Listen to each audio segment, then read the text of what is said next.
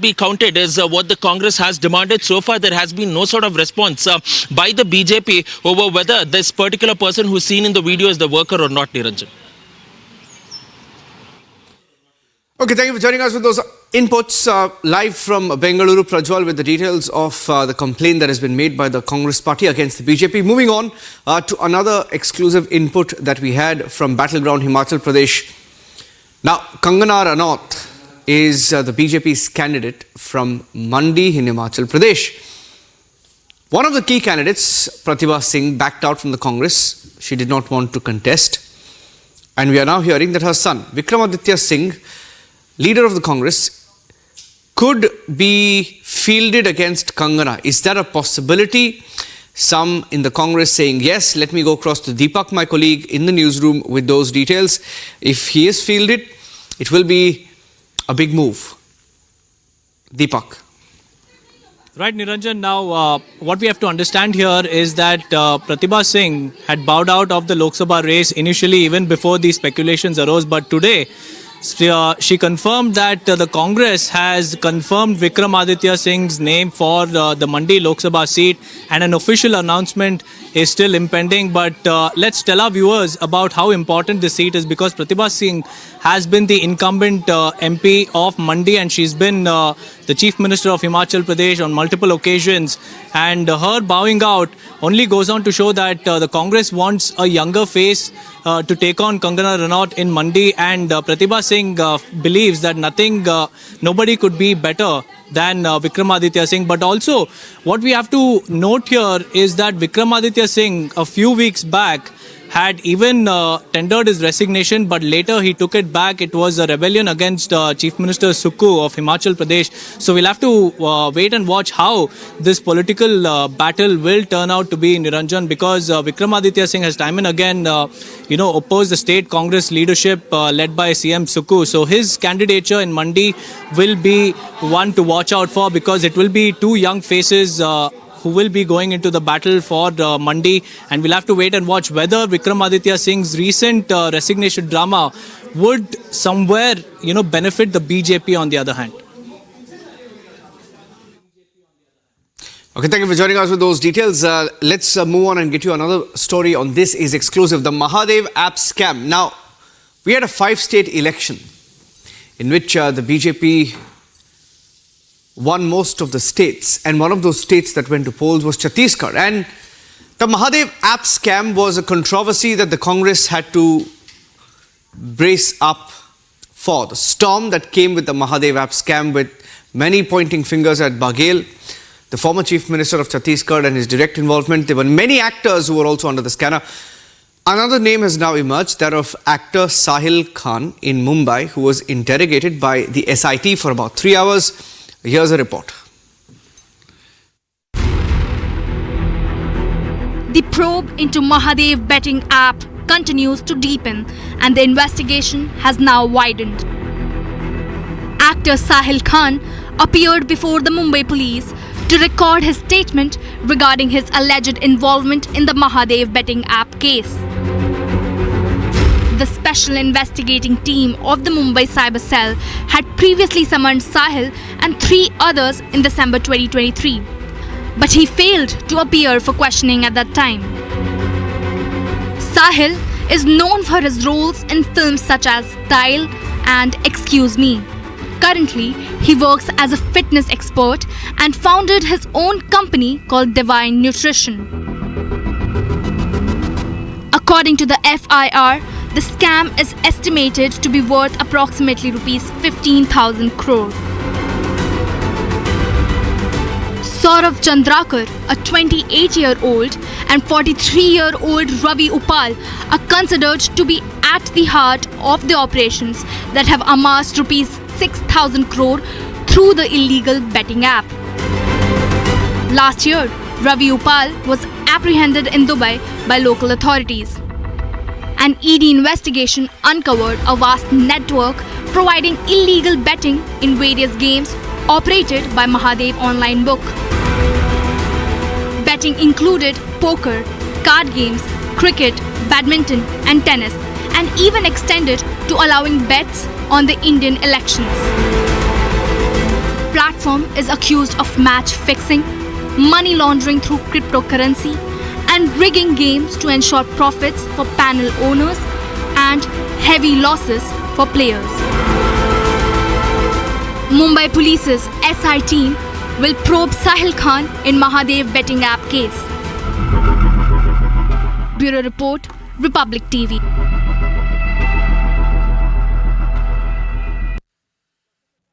सत्यप्रकाश, साहिल खान का इन्वॉल्वमेंट क्या है और कोई एक्टर है बॉलीवुड में जिस पे स्कैनर अभी है पुलिस का?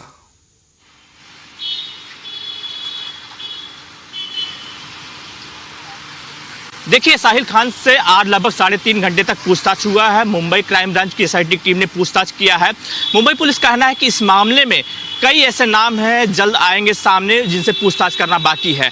साहिल खान से बात किया हमने तो उन्होंने कहा कि इस मामले में लगभग जो पूछताछ किया गया, जो सवाल पूछा गया हमसे, उस सारे सवाल का हमने जवाब दिया। जब भी मुंबई पुलिस बुलाएगी तब हम मुंबई पुलिस के सामने हाजिर होंगे। लेकिन एक बात सामने आया है कि जो इसका मास्टरमाइंड है उसके बारे में लगातार मुंबई पुलिस पूछताछ कर रही है। साहिल खान इस बात को लेकर वो लगातार इनकार कर रहे हैं। हो सकता है कि मुंबई पुलिस आने वाले दिनों में कई ऐसे स्टार हैं जो फिल्म जगत से हैं, उनको भी बुलाकर इस मामले में पूछताछ कर सकती है। जी, Thank you for joining us with those details, Satya. So the investigation into the Mahadev app case continues with more actors, more personalities under the scanner. Let's move on and get you some more election-related breaking news updates right now from Bihar, where the RJD, a member of the India Alliance, released its manifesto. 24 promises made. They call it the Parivartan Patra. And here's what is inside it. The RJD has released its poll manifesto, promising 24 things. The Parivartan Patra touches upon various issues regarding the development of Bihar. Bihar में जो हम लोगों ने कहा है उस चीज़ को हम लोगों ने किया है। आरक्षण की सीमाएं बढ़ाई है, हम लोगों ने जाति आधारित गणना कराई है। अब प्रधानमंत्री भी आए तो एक वादा बताओ बिहार के लिए क्या किया। हम लोग तो स्पेशल पैकेज देंगे 1,60,000 करोड़ का। हर एक लोकसभा क्षेत्र में हम लोग जो है 4,000 करोड़ रुपया देंगे। Dedicated special package. The principal opposition in the state has mocked the manifesto. 20 crore नहीं बोले, इसके लिए धन्यवाद। As has the BJP. Lalu Prasad ji के परिवार ने ये नहीं बताया कि 1 करोड़ लोगों को रोजगार देने के नाम पर जमीन कितना लेंगे। जमीन लेने की तैयारी है। लालू प्रसाद जी का पूरा परिवार सिर्फ और सिर्फ भ्रष्टाचार कर सकता है। With the LJP questioning the RJD's track record. चुनावी समय में वादे बड़े बड़े किए जाते हैं, बातें बड़ी बड़ी कही जाती हैं, पर हकीकत जब खुद सत्ता में आते हैं तो उसके बाद पता चलता है फिर बहाने बनाए जाते हैं। The BJP took the opportunity to tag the India Alliance. वो महिला आकर घोषणा कर देती हैं 6 गारंटी की। ममता बनर्जी जी अपना घोषणा पत्र लेकर आ जाती है। अब लालू प्रसाद यादव जी, तेजस्वी जी अपना घोषणा पत्र लेकर आ जाते हैं। ये तो टुकड़े टुकड़े गैंग का गठबंधन है। Will the RJD's promises and by definition the vision connect with the people? We will find out on June 4th. Bureau Report, Republic TV.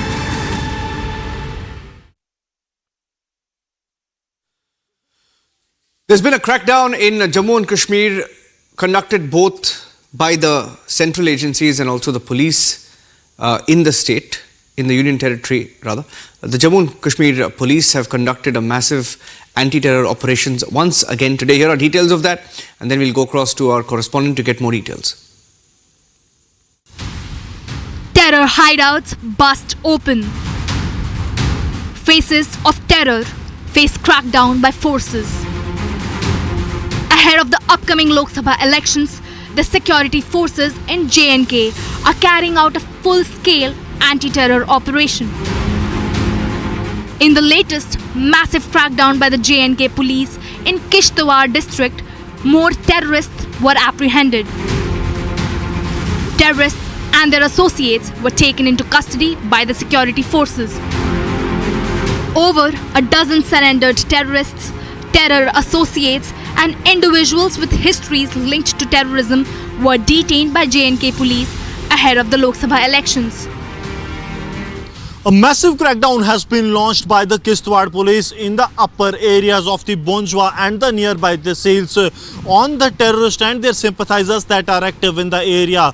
Early today morning, multiple teams of the Kishtwar police carried out searches at the residences of the surrendered terrorists as well as the overground workers and the history sheeters that are involved in the terror crimes. The teams that were led by the SSP Abdul Qayyum raided multiple houses, and over a dozen of the history sheeters, the surrendered terrorists and the overground workers have been detained as a precautionary measure after the inputs from the central agencies that they may try to foment trouble in the upcoming Lok Sabha polls, and ahead of that a precautionary action has been taken. In days to come in the other tehsils and the subdivisions, there will be similar kind of actions that will be followed by the Kishtwar police as well as in the Doda and the Ramban to ensure that the peaceful elections takes place. The elections in the Chenab Valley are slated to take place in the first phase, that is on the 19th of April, and so after that there will be complete restrictions on the movement that has been notified by the district magistrate.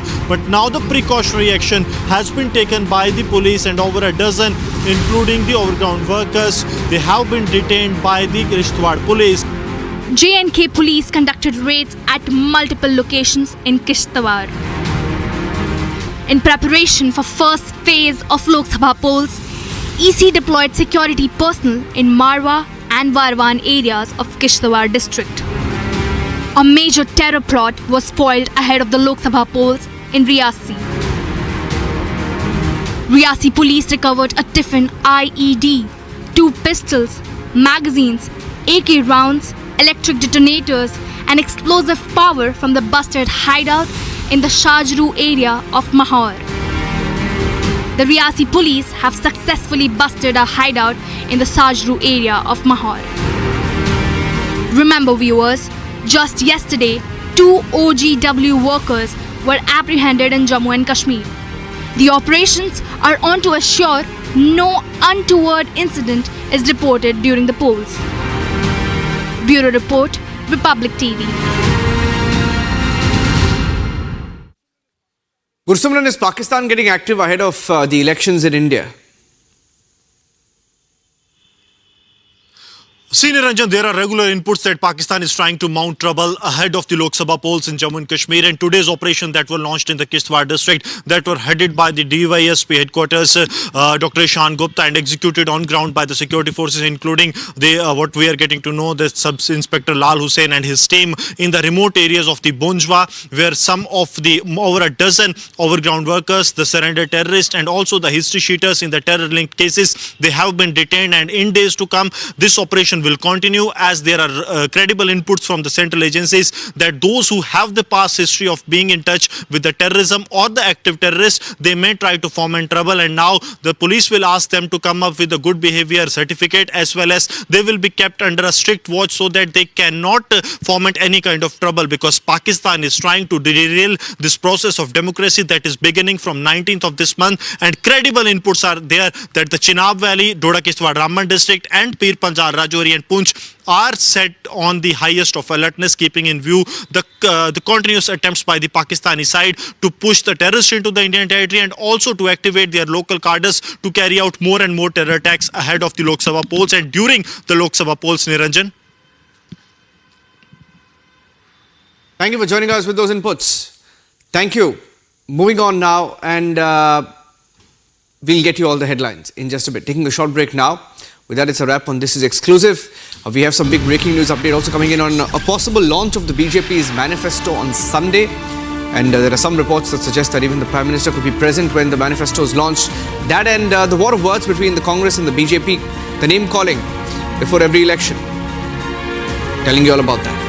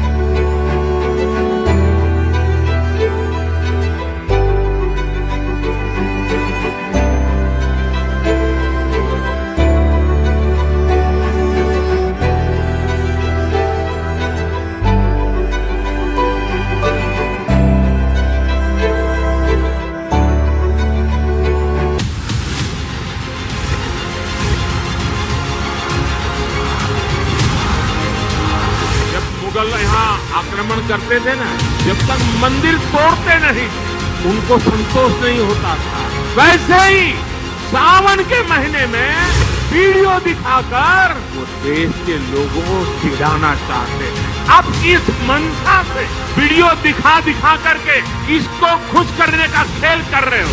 ये इनकी मुगलिया सोच है, लेकिन ये लोग नहीं जानते जनता जब जवाब देती है तो बड़े बड़े शाही खानदार के युवराजों को बेदखल होना पड़ता है।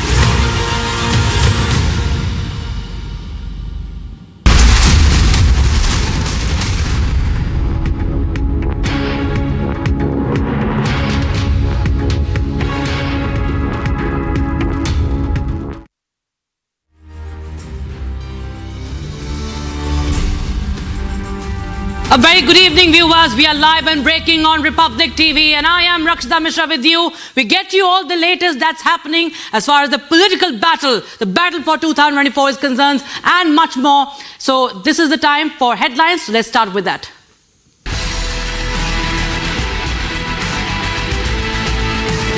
Karnataka Chief Minister Siddharamaiah calls Prime Minister Modi enemy of democracy, accuses him of upholding ideologies of Hitler.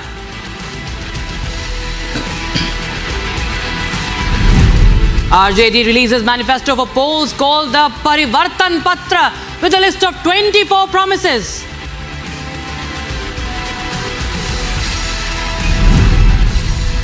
Union Home Minister Amit Shah holds a mega roadshow in Tamil Nadu's Kanyakumari with Union Minister Radhakrishnan.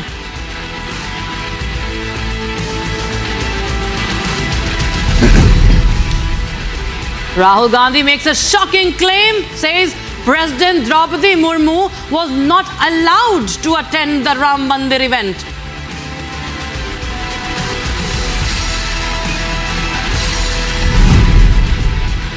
Election Commission sleuths seize over 1 crore of cash in Bengaluru along with 2 vehicles.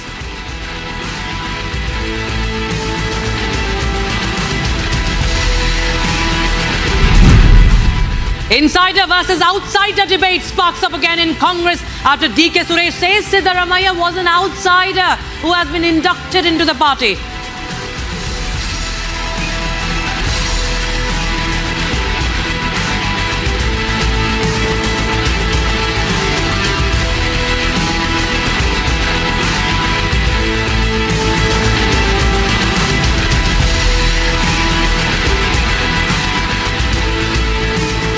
Start from Karnataka right now. The battle for the Lok Sabha seat of Bengaluru Rural is heating up. The BJP has fielded CN Manjunath to fight the sitting MP from Congress, DK Suresh. Now, will the Saffron Party be able to wield its magic in this seat, or will DK Suresh, the brother of DK Shiv Kumar, return to his seat? Here's a report. Take a look. The fight for Bengaluru Rural is getting fierce. The constituency covers Kunigal, Rajarajeshwari Nagar, Bengaluru South, Anekal, Magadi, Ramanagaram, Kanakpura and Channapatna regions. DK Suresh of the Congress and CN Manjunath of the BJP will lock horns to stake claim over the constituency. In the 2019 election, DK Suresh won Bengaluru Rural, the only Lok Sabha seat that the Congress could secure in the city. The BJP swept the remaining 3 Lok Sabha seats from Bengaluru. Bengaluru Rural witnessed a 64.89% voter turnout in 2019, with the Congress-JDS alliance candidate DK Suresh retaining the seat with a margin of 2 lakh votes against BJP's Ashwath Narayana Gowda. Suresh secured 8.78 lakh votes. P. Chinnappa came third with 19,972 votes. Republic walked the campaign trail with BJP CN Manjunath. Doctor, 38 years of service in the medical field and also being the director of Jaideva Institute of Cardiology as well, you have served at your maximum capacity for the people too. The question at this point of time, why politics now when you have had an amazing career when it comes to your profession as well? 38 years. See, I have worked as a cardiologist at Sri Jaideva Institute of Cardiovascular Sciences for 35 years, as you mentioned. Then I served as a director for 18 long years. And most important, during this 18 years, there is a metamorphosis. There is incredible changes that has taken place in a government institution. And I have shown the country, rather than we have shown the country that a government institution, government heart institution or a government health institution can function like a 5-star corporate hospital. In this journey of our goal, we have totally achieved to satisfaction, and the bed strength of this institution during my tenure was increased from 300 to 2,000 cardiac beds exclusively for heart care. That makes it the largest, one of the largest heart care destination in Asia. That is one. And affordable healthcare. Yeah. Another thing, I myself coined 3 slogans and literally followed these 3 slogans. That is treatment first, payment next. Okay. Second is life is more important than the file. And third is humanity is priority. Under these 3 slogans during my tenure, we have treated 75 lakh outpatients and conducted 8 lakh procedures and operations put together. That includes angiogram, angioplasty, stent, pacemakers, and device closures and open heart surgeries and all. Most important aspect of my journey is I saw to that no patient goes untreated for the want of money. Because this is where you have to make a big difference. You may be having degrees, you may be having excellent skill. Ultimately, whether a common man is benefited out of your skill, out of your expertise, that is important. Why vote for Mr. Manjunath this time? Manjunath, no need to talk about Dr. Manjunath. He is a well-known figure. It's already in the public. It's not only in terms of administration, he knows how to do. Jaideva, where he has taken, where Jaideva was. The same thing, Bengaluru Rural will get the opportunity. If Manjunath sir will definitely win. And Bengaluru Rural, he'll make it one of the best constituency in India. That's for sure. And Manjunath sir, with his ability to meet people, understand, he knows what to do. So no need to talk about it. Definitely, there is already, we can see in Congress, a lot of things are happening. For example, you have to see, they have nominated 7 people as Manjunath. That shows their fear. You're saying that the Congress is afraid? Yes, they are. Certainly they are. They are definitely afraid of Dr. Manjunath. There is no doubt about it. Polling will take place for all 4 Bengaluru Lok Sabha seats on April 26th. Will CN Manjunath be able to take on the sitting MP DK Suresh? Tune into Republic TV on the 4th of June to find out. Bureau Report, Republic TV. Some more news now. Congress leader Rahul Gandhi has revealed that 22 people in India have the same wealth as 70 crore people and claimed that Prime Minister Modi extended support to them. He argued that unemployment, inflation and participation are not the main issues, but Prime Minister's activities are. Hindustan में 22 लोग हैं जिनके पास उतना ही धन है जितना 70 करोड़ हिंदुस्तानी लोगों के पास है। नरेंद्र मोदी 24 घंटा इन 22-25 लोगों की मदद करते रहते हैं। Former Jammu and Kashmir Chief Minister and National Conference leader Umar Abdullah will not discuss Mia Altaf's health status until he confirms his absence from the elections. पहले चॉइस के उम्मीदवार पे तो मियां साहब ही थे और फिलहाल जब तक हम मियां साहब के मुंह से नहीं सुनते कि वो इलेक्शन नहीं लड़ सकते, हमारे उम्मीदवार मियां साहब ही रहेंगे। अभी देखते हैं आगे क्या करना होगा। UP Chief Minister Yogi Adityanath has urged Chief Minister Pushkar Singh Dhami to address pending problems in Uttar Pradesh and Uttarakhand. He attributed the problems to Congress, which created issues like partition, terrorism, Naxalism, casteism, corruption and separatism. Yogi added, saying that Narendra Modi has transformed India and it has emerged in the last decade as a new country. MNS chief Raj Thakre announced his support for Narendra Modi on Gudi Padwa, saying that he had initially opposed the Modi government due to its progress in schemes like Ram Mandir and NRC. He also emphasized that Modi has made significant steps in India's progress and will present important schemes for Maharashtra.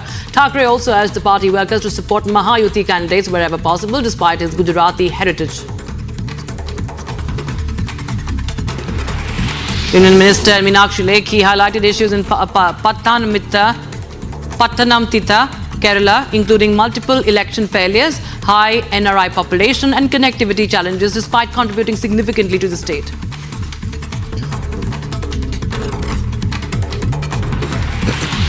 Chief Electoral Officer of Mizoram, Madhu Vyas, announced that the entire team is prepared for the upcoming Lok Sabha elections.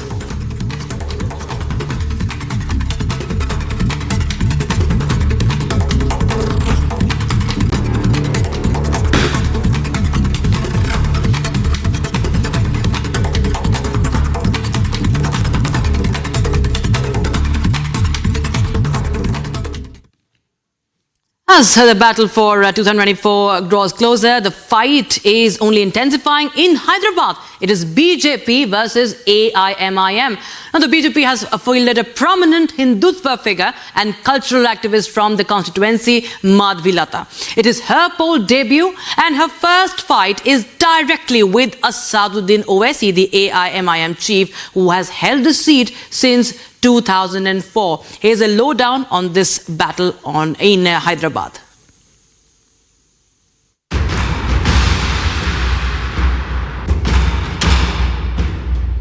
The city of Nizams is excited to witness one of the biggest political clashes. It's BJP versus AIMIM in Hyderabad. BJP's Madhvi Lata, a BJP debutant, is up against AIMIM chief Asaduddin Owaisi, a four-time MP. The battle this time is that of ideologies. A prominent Hindutva figure, she has actively campaigned against regressive practices such as triple talaq and fought for the rights of Muslim women. This is something that Owaisi has time and again challenged. When the triple talaq was scrapped in 2019, Owaisi opposed the centre's move. That is not all. Owaisi also questioned the Citizenship Amendment Act.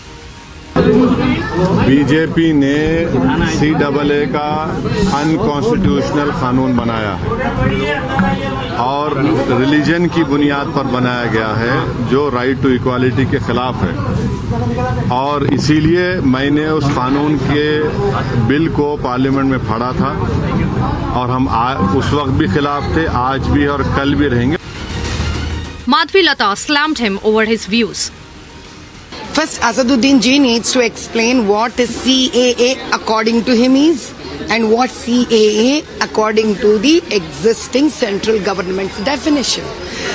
Unfortunately, every time Asad ji wanted to manipulate the law, the acts and whatever the central party if it is non-Congress.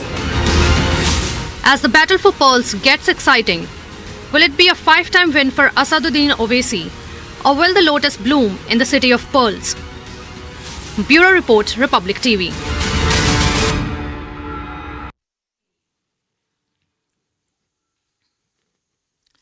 Now, ladies and gentlemen, just ahead of the elections, there is no end to abuse politics. This time, it is the Karnataka Chief Minister, Siddaramaiah, who has stoked a new row. He says that Modi adheres to the ideas of Mussolini and Hitler. And the question is, will this abuse politics backfire once again on the Congress party in the 2024 elections? We'll discuss about it. But here's what Siddaramaiah had to say and the BJP reactions that have followed.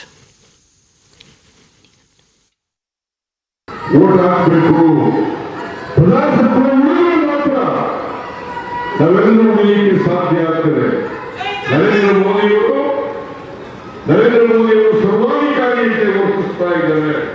ಪ್ರಜಾಪ್ರಭುತ್ವದ ವಿರೋಧಿ ನರೇಂದ್ರ ಮೋದಿಯವರು. ಯಾಕೆಂದ್ರೆ ಅವರು ಇದ್ದರನ್ನ ಸಿದ್ಧಾಂತದಲ್ಲಿ ನಂಬಿಕೆ ಇಟ್ಟಿರ್ತಕ್ಕಂಥವರು ನರೇಂದ್ರ ಮೋದಿ. ಮುಸಲ್ಮಾನಿ ಸಿದ್ಧಾಂತದಲ್ಲಿ ನಂಬಿಕೆ ಇಟ್ಟಿರ್ತಕ್ಕಂಥ ಬಿಜೆಪಿಯವರು. ಯಾಕೆಂದರೆ ಸಂವಿಧಾನ ಬಾಬಾ ಸಾಹೇಬ್ ಅಂಬೇಡ್ಕರ್ ಅವರು ಸಂವಿಧಾನ ರಚನೆ ಮಾಡಿ ಈ ದೇಶದಲ್ಲಿ ಜಾರಿ ಮಾಡುವಾಗ ಅದನ್ನು ವಿರೋಧ ಮಾಡಿದವರು RSS ಬೇಕಾಗ್ತದೆ. ಅದಕ್ಕೋಸ್ಕರ ಸಂವಿಧಾನ ರಕ್ಷಣೆ ಆಗಬೇಕಾದ್ರೆ ಪ್ರಜಾಪ್ರಭುತ್ವ ಉಳಿಬೇಕು ಅನ್ನೋದಾದ್ರೆ ಕಾಂಗ್ರೆಸ್ ಗೆಲ್ಲೇಬೇಕು. ಕಾಂಗ್ರೆಸ್ಸಿನ ಅಭ್ಯರ್ಥಿ ಗೆಲ್ಲೇಬೇಕು. ನೀವೆಲ್ಲ ಕಾಂಗ್ರೆಸ್ ವೋಟ್ ಮಾಡ್ತೀರಿ ಅಲ್ವಾ? ವೋಟ್ ಮಾಡ್ತೀರಿ ಅಲ್ವಾ? Mr. Siddaramaiah has given the statement of Narendra Modi is a Hitler. And I condemn the statement of Siddaramaiah. Modi is number one leader in the entire country. And the world also. He is the world leader.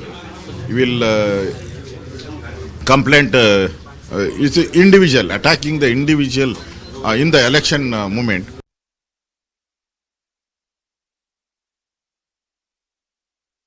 And now we should focus to the much-awaited manifesto of the BJP.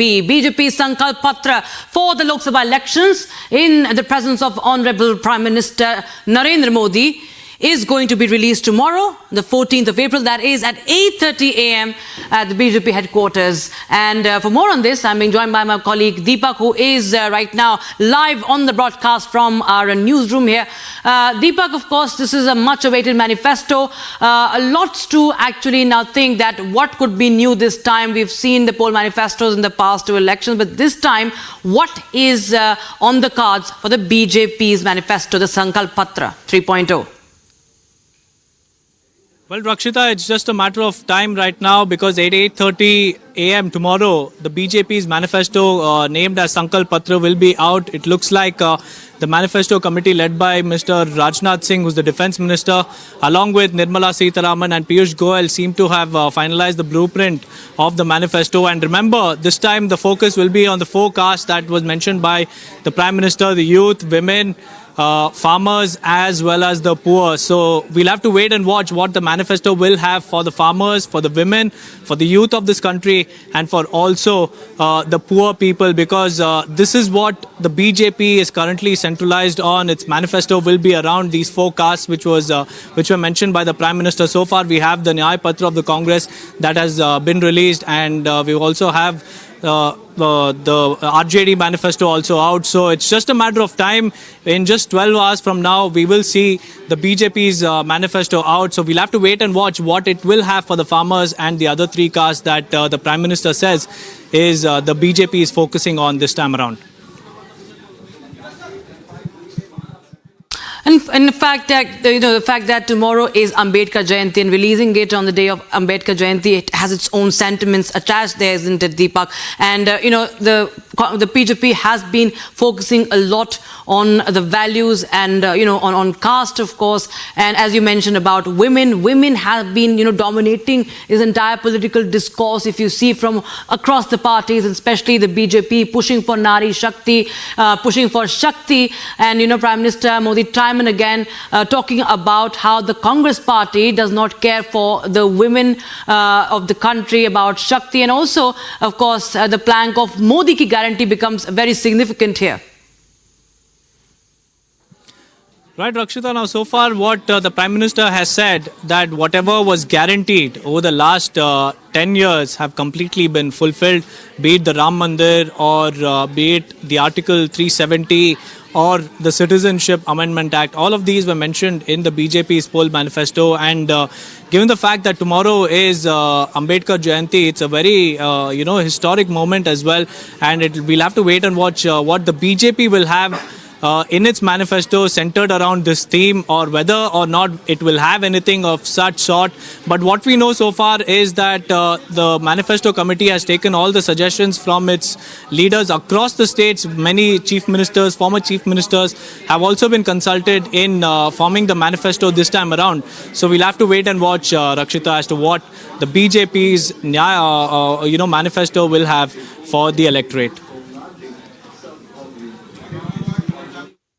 In fact, absolutely, if you see 2019 Sankalp Patra also, Deepak, there were mentions, there was promise of Article 370 abrogation also, there was focus was on the national security also, but one nation, one poll is also one of the very important issues that the BJP will be looking to push for. Thank you so much, Deepak, for joining us here, but we will move on to some other stories right now. Now, the RJD Janata Dal of Bihar, leader of RJD, Tejasvi Yadav, viewers, has released its party manifesto, and he has termed this manifesto Parivartan Patra, change for this time in the elections, and there are 24 promises that have been made for the 2024 Lok Sabha elections. In fact, the former Deputy Chief Minister Tejasvi Yadav has promised jobs, infrastructure, subsidies, besides giving government jobs to the youth and giving a special status to Bihar. More details in this report.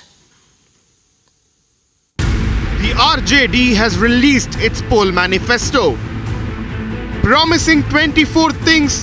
The Parivartan Patra touches upon various issues regarding the development of Bihar. Bihar में जो हम लोगों ने कहा है उस चीज़ को हम लोगों ने किया है।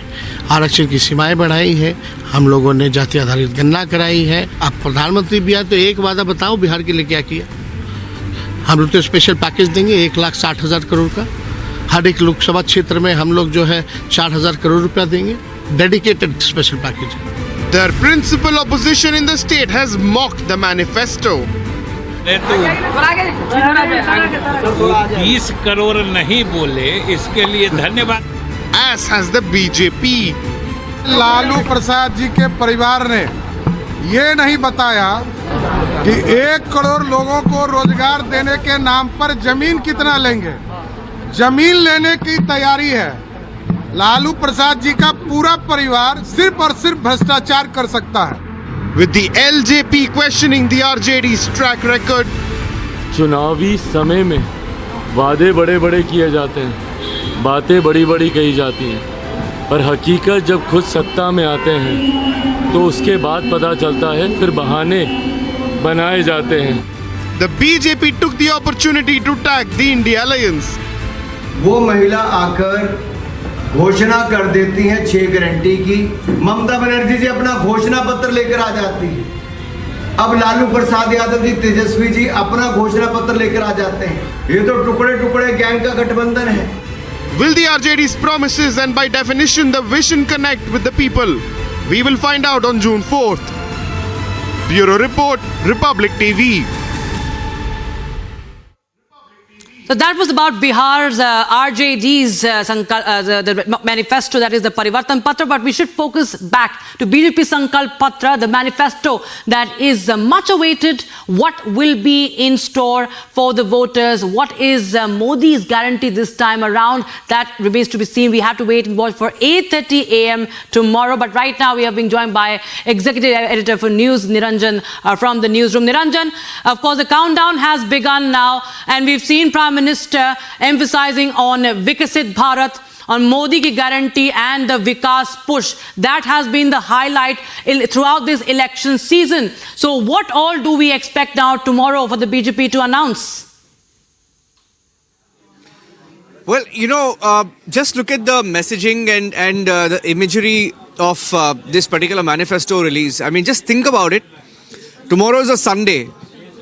I'm just giving you an example. Rakshita, tomorrow is a Sunday, and at Sunday morning 8:30, when you say the Prime Minister is going to come out at 8 o'clock, 8:30 in the morning, and we're hearing it's at 8:30 in the morning, you have the Prime Minister who, by some accounts, just sleeps for about 3 to 4 hours.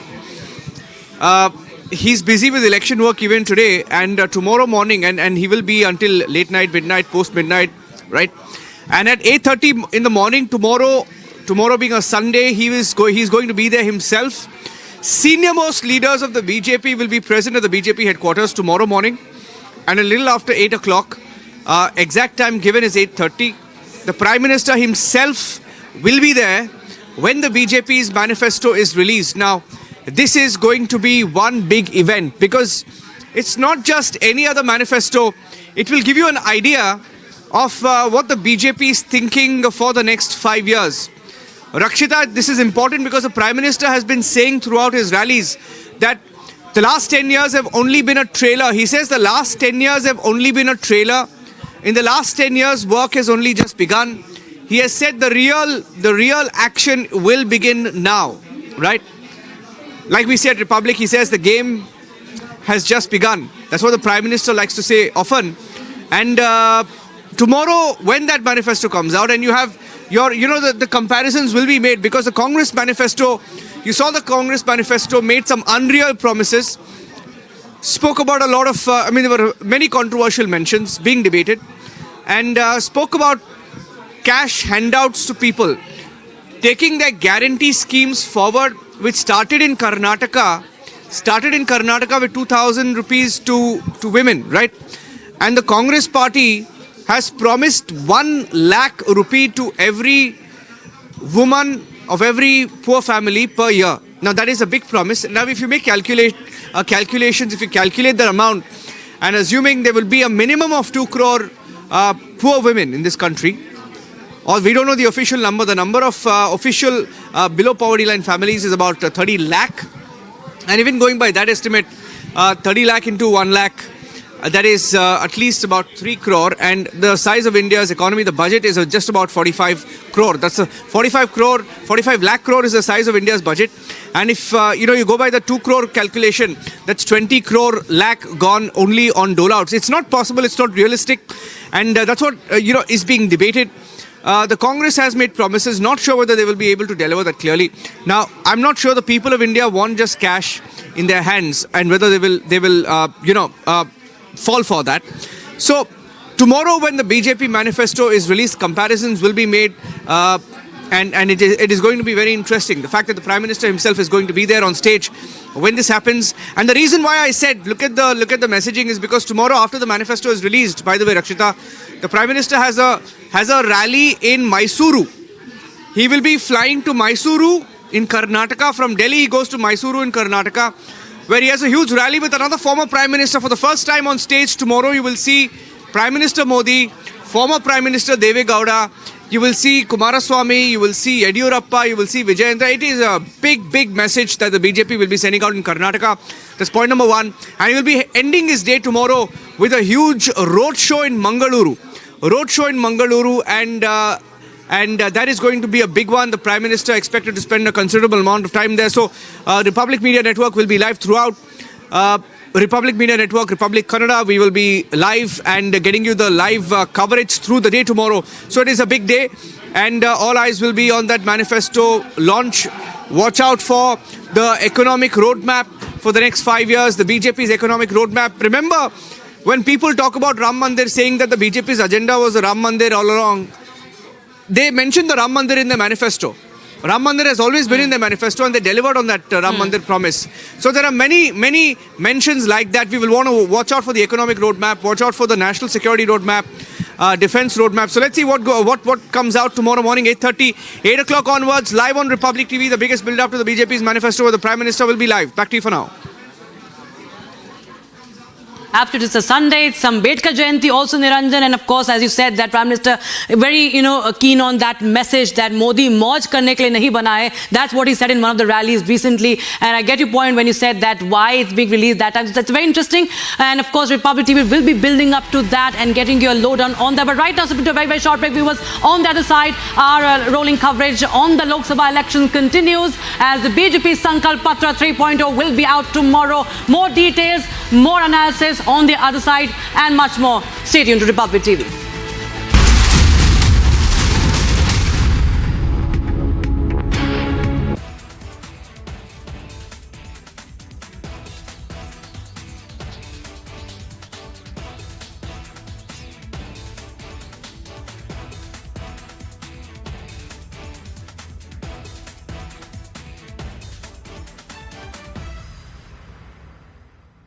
Good evening and welcome, viewers. The BJP says that the fact that the bombers behind the Bengaluru blast in the Rameshwaram cafe were the fact that they were found in Bengal today proves that Bengal under Mamata Banerjee is a safe haven for terrorists. Big charge to make, and that might not be entirely correct. But will Mamata Banerjee be bold enough to accept that Islamist terrorism is a threat to the entire world and to India. Would secularities like Mamata Banerjee and the Vadra Congress government in Karnataka both accept that it was a terrible mistake to downplay the Rameshwaram cafe blast as a result of a possible feud between business rivals, rather than what it was, a terrorist incident, a terrorist attack? Would Mamata Banerjee and secularities and pseudo-secularities like the Congress and all these other secularities in the India Alliance accept that they are uncomfortable even acknowledging radicalized Islamist terrorism as a reality because of their own vote bank reasons? And that this is the reason why terrorists feel more safe in some states of India today than in others. In some states, they know there is a bulldozer approach. I'm sure the bulldozer approach, and you know which states I'm talking about. I'm sure the bulldozer approach does not make terrorists feel very comfortable there, so that after carrying out a blast, that is the first state that they go to. Ladies and gentlemen, in an election season, the incidents of today and the fact that the Rameshwaram cafe bombers, the terrorists, have been found in Bengal has a direct bearing on a necessary national debate around issues of terrorism and the approach of political parties towards it.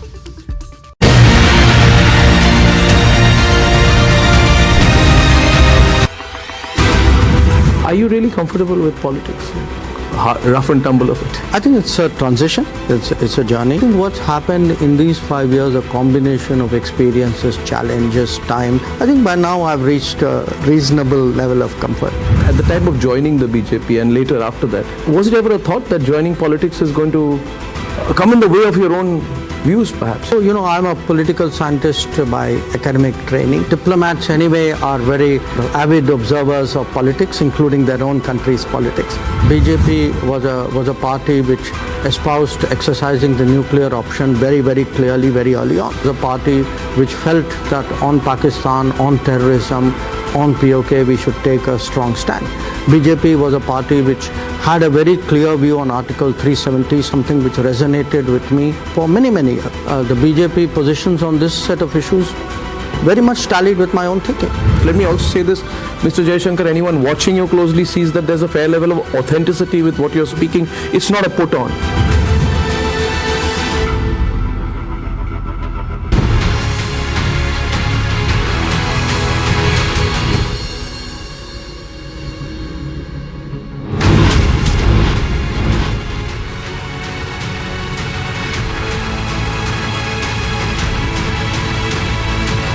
Republic accesses CCTV footage of the accused in the Bengaluru blast case.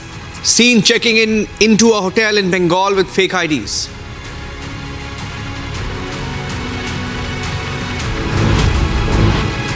Mahadev app investigation continues. SIT team of the Mumbai Police Crime Branch interrogating Sahil Khan for about 3 hours.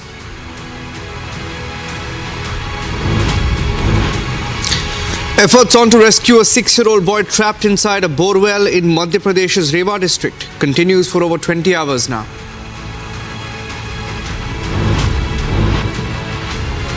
Massive crackdown by the Jammu and Kashmir police on terrorists and their associates in Kishtwar district. Is Pakistan getting active?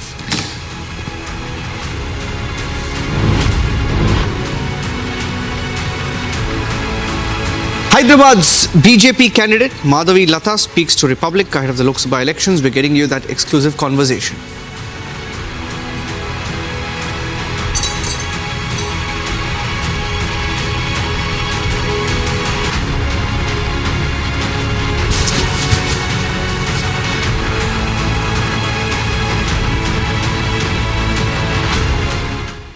The BJP is releasing its Sankalp Patra or Manifesto tomorrow. It's a big day. On Sunday morning, you have the Prime Minister who will be on stage at the BJP headquarters a little after 8 a.m. 8 a.m. in the morning, the Prime Minister on stage.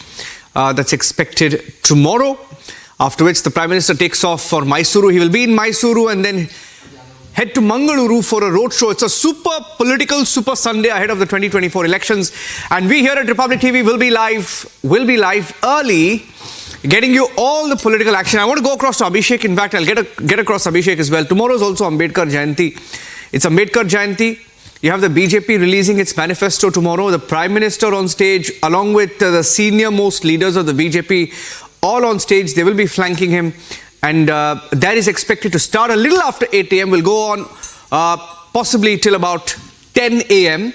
And then the action will shift to Karnataka tomorrow, where the Prime Minister will be on stage with another former Prime Minister, H.D. Devegowda, and campaigning in Mysuru. And after which he will go to Mangaluru for a roadshow. So just telling you viewers, it is a big Sunday that we have in front of us as we head towards the Lok Sabha elections. The first phase, of course, will be on the 19th of April.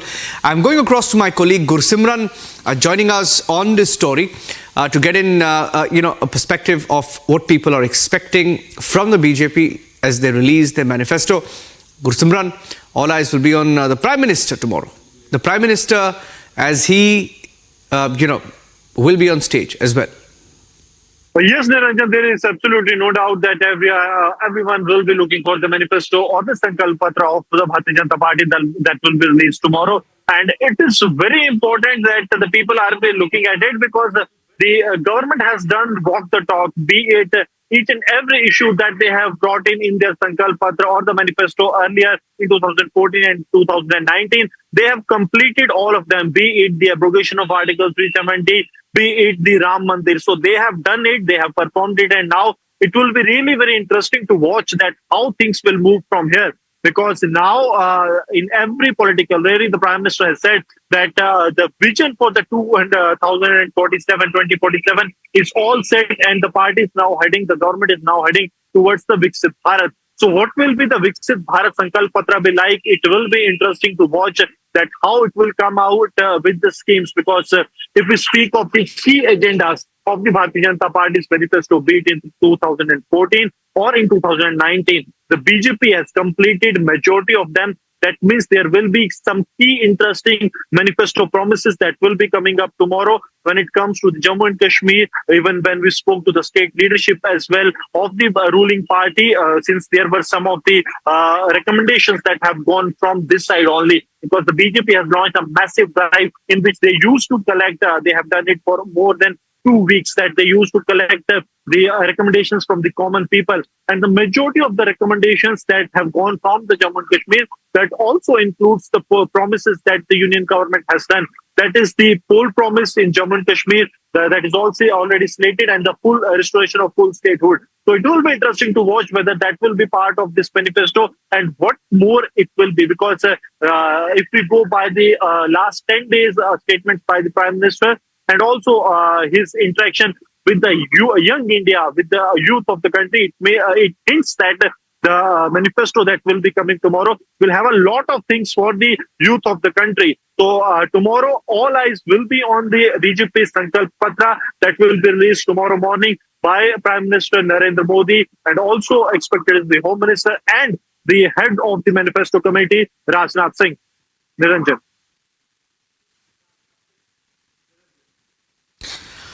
Okay, stay with me. Tomorrow, I'm just taking our viewers through some of the details. The Prime Minister has been saying in the recent rallies that he says the real picture, he says whatever has happened in the last 10 years is only the trailer. He says the real picture or the real action will begin now. And he has been warning that his government will not stop going after those corrupt.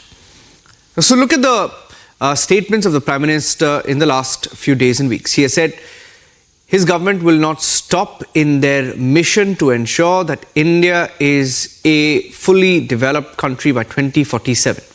So you can expect an economic roadmap for India 2047. You can expect something for India's youth, something for women. And tomorrow is also Ambedkar Jayanti. So there will be something in that document for every section of society.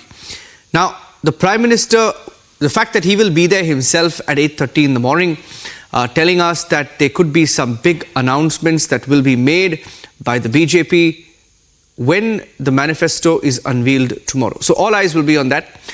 So join us live on Republic TV, on Republic Media Network, on all our sister channels, Republic TV, Republic Bharat, Republic Bangla and Republic Kannada, as we get you the full details of the Manifesto 1 and get you that Super Sunday. Tomorrow is a Super Sunday because it's not just the Manifesto, but you also have the Prime Minister in battleground Karnataka, where he will be doing a big rally with another former Prime Minister. He will be on stage with Devegowda, and then there is also a roadshow. So watch out for that, a political Sunday coming up, big political Super Sunday coming up. Ashwin is with me live. Ashwin, are you there?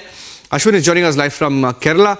He's a correspondent there, and he's also been moving from Kerala to Tamil Nadu and getting us a sense, a pulse of the mood on the ground. Ashwin, the manifesto of the BJP, the manifesto of the Congress party has been debated, right? What are the expectations from the BJP's manifesto tomorrow, Ashwin?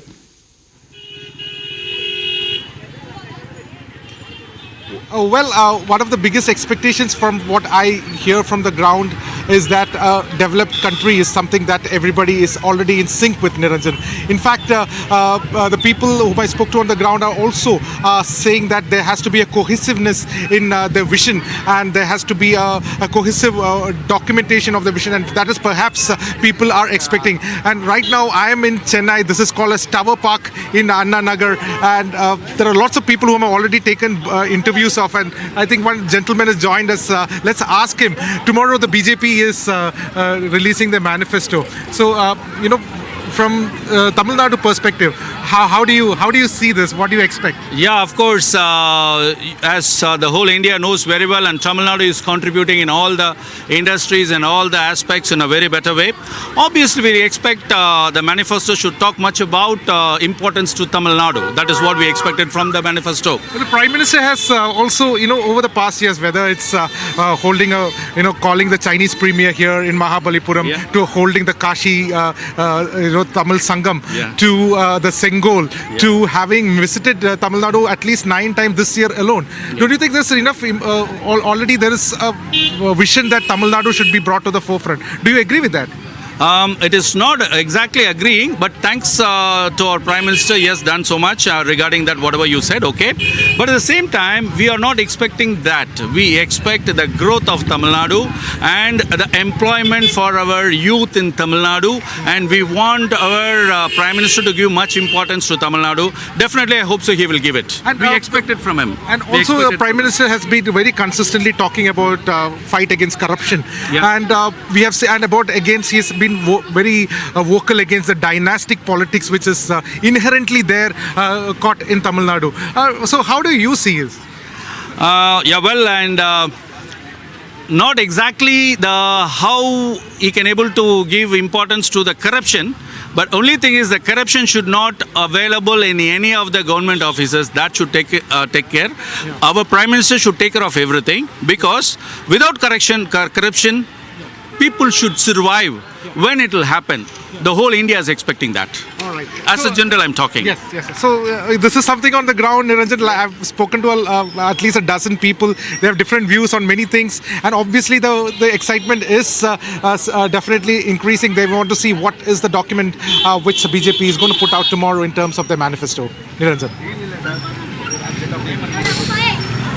Yeah, thank you for that. Let me also go across to Riyanka. Riyanka is joining me live from the national capital. Riyanka, just getting in a sense of what people expect from the BJP. The BJP, of course, has questioned the Congress manifesto, but all eyes will be on them tomorrow. What are some of the general expectations from the different sections of society?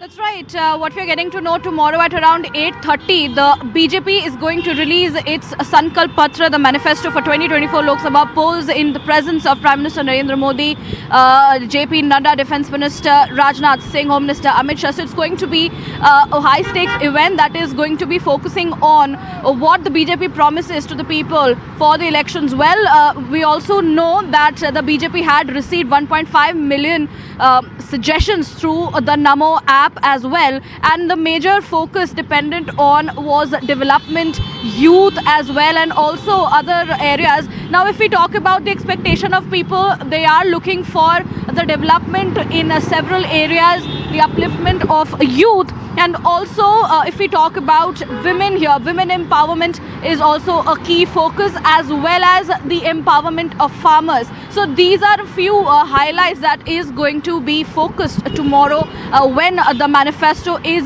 released. So we will take a look at this significant development that come up.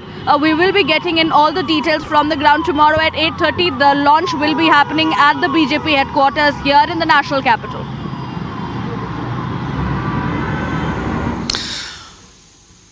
All right, thank you for joining us with those details, Ashwin, Gurusimran and Riyanka.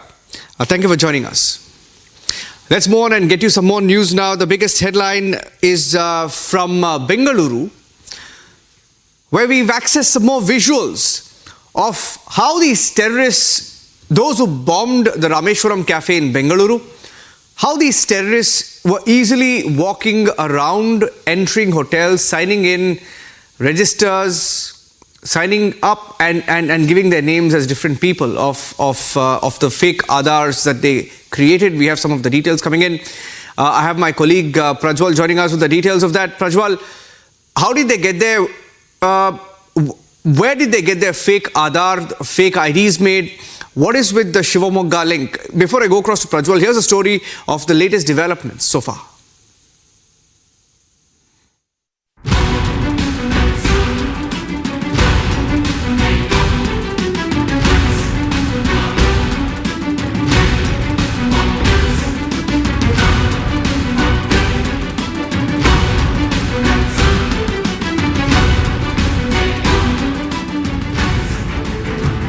A devastating bomb blast laid waste to one of the most popular cafes in Bengaluru on the 1st of March. India's top anti-terror agency NIA was roped in to lead the hunt for the terrorists who had orchestrated the attack. And now within 45 days, the agency has busted the vicious ISIS terror nexus and the terrorist trio responsible for the devastation. Terrorist Musawir Hussain Shazib, who had placed the bomb at the cafe, and Abdul Mateen Taha, the mastermind of the blast, were arrested from Bengal.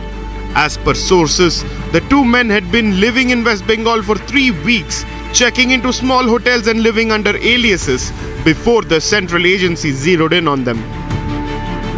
The two arrested terrorists were produced at an NIA court, which granted a 3-day transit remand, following which they were brought back to Bengaluru. Republic also managed to access CCTV footage from the hotels where the two accused were staying in. The two terrorists, who claimed they were from Maharashtra, had moved from hotel to hotel in different parts to avoid suspicion. They had also presented different fake Aadhaar cards at each hotel they were in. The two accused were brought to Bengaluru during the wee hours of Saturday morning and taken to the detention cell in Madiwala. Later on Saturday, the two terrorists were sent to St. John's Hospital for medical checkup and then produced before a magistrate. The special court of the NIA's magistrate has now gone ahead and granted the National Investigation Agency a 10-day custody of both the accused, Abdul Mateen Taha as well as Musafir Shazib Hussain as well. And it is being understood that both the accused will be taken to the blast site as well, and a spot inquest will be conducted to essentially go ahead and understand as to what happened during the course of going ahead and placing the bomb. And they will also be looking at the mode of payments through the dark web via crypto wallets for all these anti-national activities which had been carried out by various ISIS modules across the course of time in Karnataka. Meanwhile, CM Siddaramaiah congratulated the NIA team's efforts. Thank NIA and also the Karnataka police people. They could able to trace the accused persons and arrested them in Kolkata. ಅವರು ಈಗ ಕಲ್ಕತ್ತಾದಿಂದ ಇಲ್ಲಿ ಬೆಂಗಳೂರು ಬರ್ತಾರೆ. ಅವರು ವಿಚಾರಣೆ ಮಾಡಿದ್ಮೇಲೆ ಗೊತ್ತಾಗುತ್ತೆ ಏನು ಅಂತ. With the blast mastermind now in custody for the next 10 days, it remains to be seen as to what else the NIA is going to uncover regarding the ISIS terror nexus and its foreign handler. Bureau Report, Republic TV. There's an update on the Mahadev betting scam. It's a scam that broke out before the 5 state elections last year. A former chief minister was under the scanner. Several actors in Bollywood under the scanner. The latest name being Sahil Khan, an actor in Mumbai who was interrogated by the SIT for about 3 hours today. Here's a full story.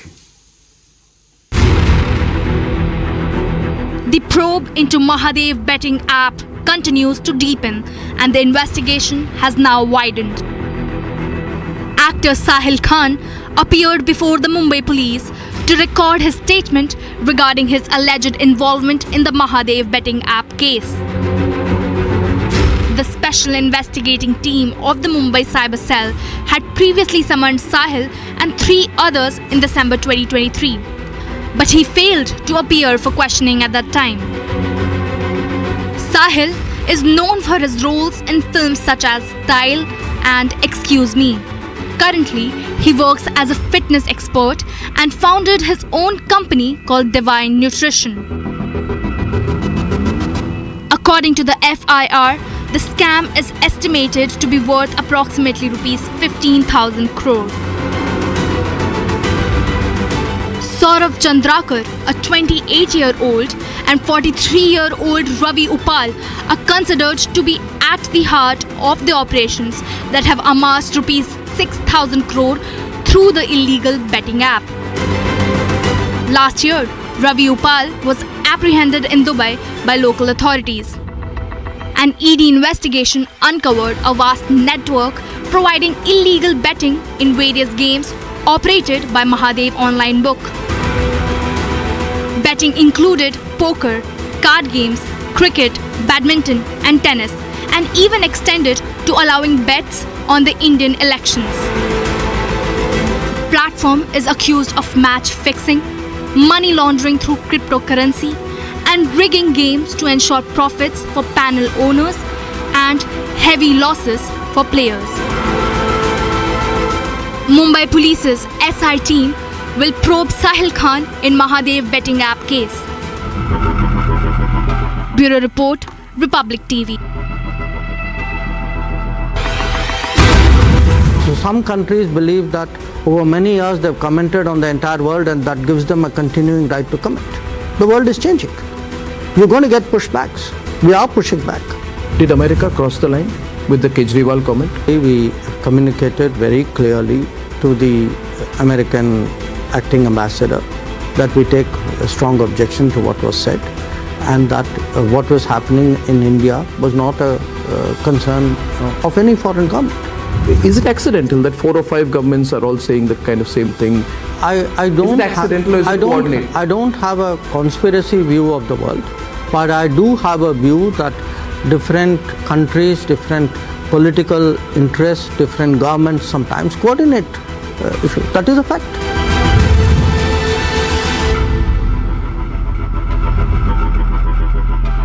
QS and THE, the world's foremost university rankings organizations, have ranked Amity amongst the top 3% universities globally, making it among the very few Indian universities to be included in both rankings. Yet another top ranking for Amity University.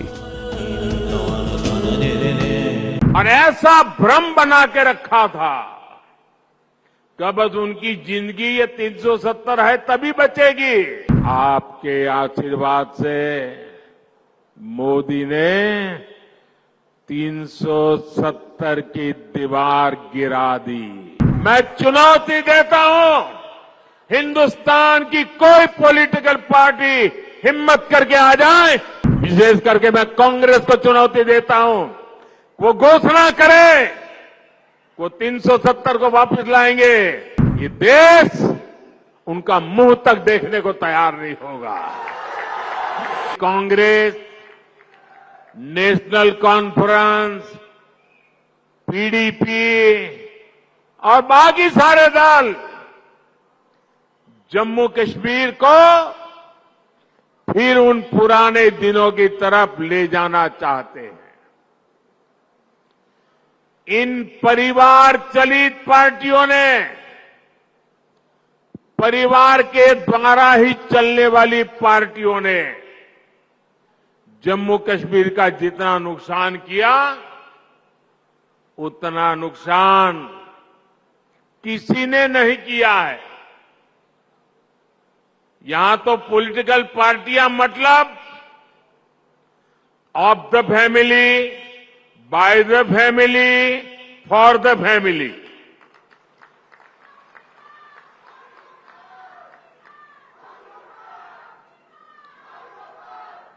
सत्ता के लिए इन्होंने जम्मू कश्मीर में 370 की ऐसी दीवार बना दी थी कि जम्मू कश्मीर के लोग बाहर नहीं झोंक सकते थे और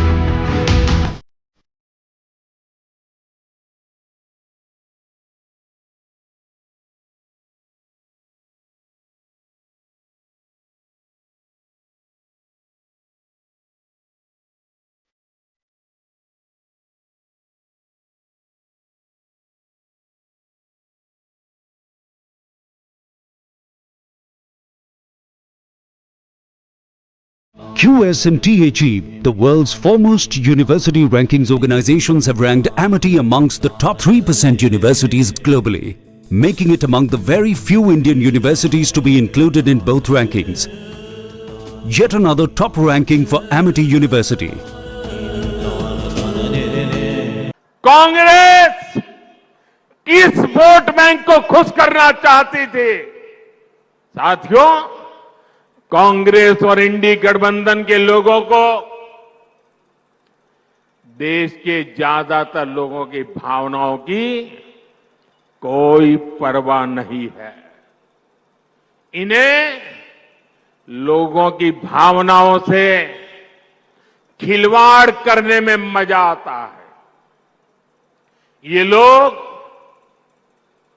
सावन में एक सजा याफ्ता, जो सजा कोर्ट ने जिसको सजा की है, जो जमानत पर है, ऐसे एक मुजरिम के घर जाके सावन के महीने में मटन बनाने का मौज ले रहे हैं।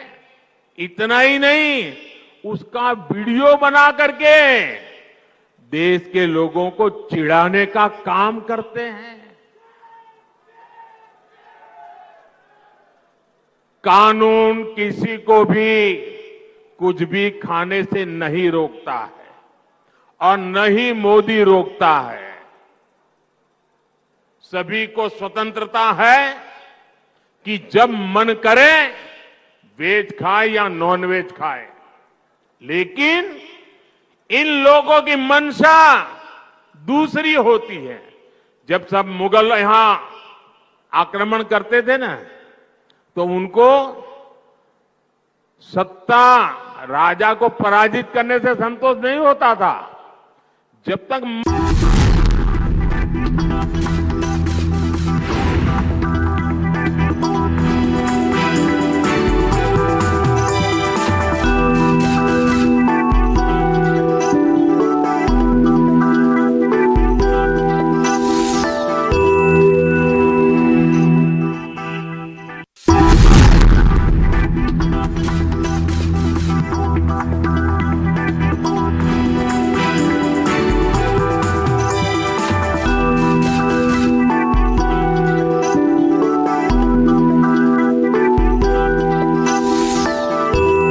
US and THE, the world's foremost university rankings organizations, have ranked Amity amongst the top 3% universities globally, making it among the very few Indian universities to be included in both rankings.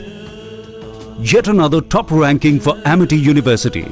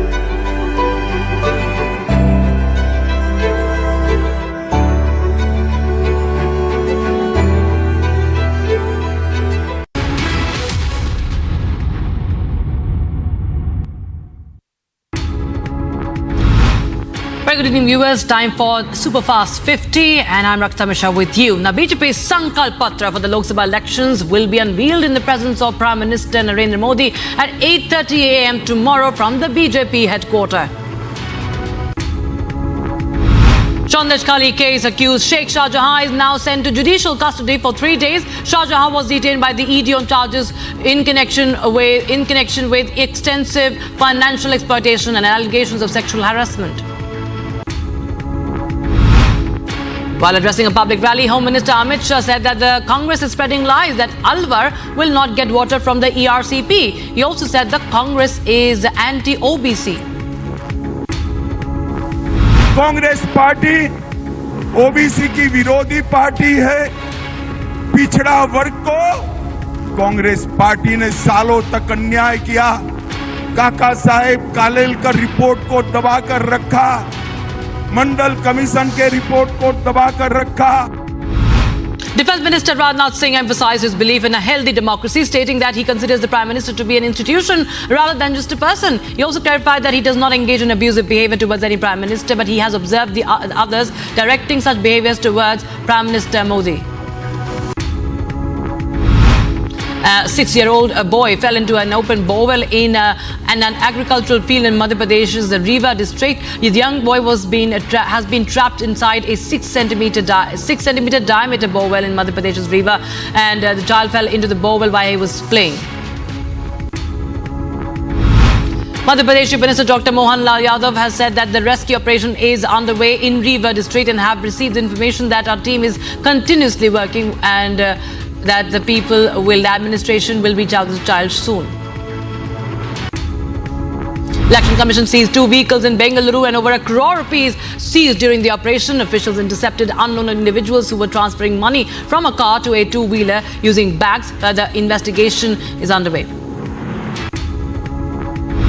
State BJP Chief K. Annamalai and party's candidate from the Coimbatore constituency conducted a door-to-door campaign in the area. He was accompanied by Union Finance Minister Nirmala Sitharaman during this campaign, and Coimbatore, remember, is scheduled to go to polls on the 19th of April, which marks the first phase.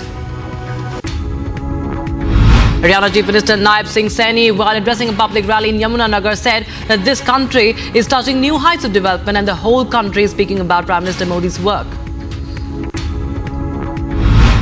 Union Minister Meenakshi Lekhi and BJP candidate Anil K. Antony released their manifesto for Pattanamthitta constituency, highlighting the government's focus on making health facilities accessible and encouraging the country to become a medical hub. However, connectivity issues remain a challenge.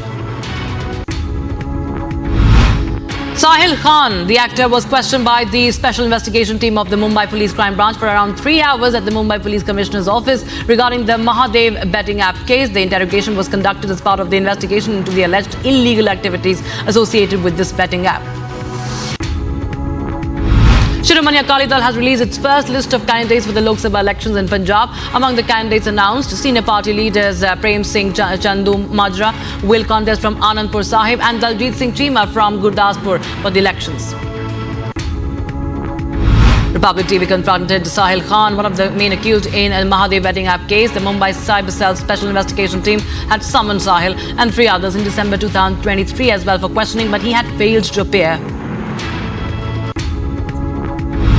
During the speech, Uttar Pradesh Chief Minister Yogi Adityanath emphasized that the BJP believes in solving problems. He mentioned that leaders like himself and Pushkar Singh Dhami have successfully addressed the issue posed by the Congress party, which had been causing problems for the people of the country. Congress leader Rahul Gandhi says that the manifesto was made thoughtfully. He's talking about the Congress manifesto, and it was not made in a closed room. Rahul Gandhi says that it was made after talking to thousands of people and that this is people's manifesto. Former Haryana Chief Minister Manohar Lal Khattar criticized the Congress party's election manifesto, referring it to as Nyaya Patra that suggests that the Congress should first focus on ensuring justice within their own party before making promises to the public. Rahul Gandhi took a turn to attack Prime Minister Modi and his government by saying that President Murmu was barred from Ram Temple consecration ceremony as she is an Adivasi. Congress leader Rajiv Shukla, after the Himachal Pradesh CEC meet, said that the discussion was on how to win all the 4 seats in Himachal Pradesh and also decided on the candidates for the 2 seats. He also said that further discussion will continue for remaining 2 seats. Supreme Court will hear on the 15th of April the petition filed by the Muslim side against transferring the cases of land dispute between Shri Krishna Janmabhoomi and Shahi Eidgah to Allahabad High Court for hearing. The bench of Justice Sanjeev Khanna and Justice Dipankar Datta will hear the case. Chief Electoral Officer of Manipur, Pradeep Kumar Jha, announced that the voters were given the option to vote either at their original polling station or at a special polling station. This initiative was specifically implemented to accommodate displaced people. As part of this effort, special polling stations were set up at 94 locations to facilitate voting for individuals who have been displaced.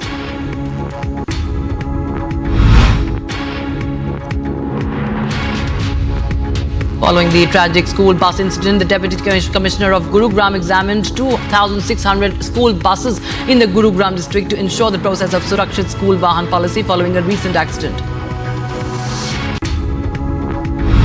Operation Meghdoot, in 1984 Indian military operation, involved IAF helicopters transporting troops and supplies to Siachen Glacier, the world's highest battlefield, to thwart Pakistan's claim and maintain control.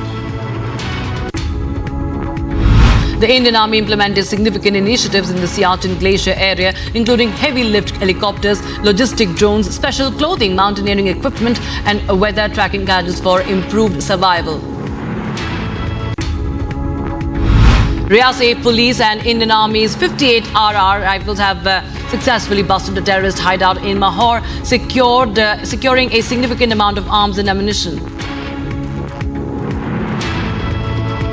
The Indian Army's sustainability efforts, including adopting renewable.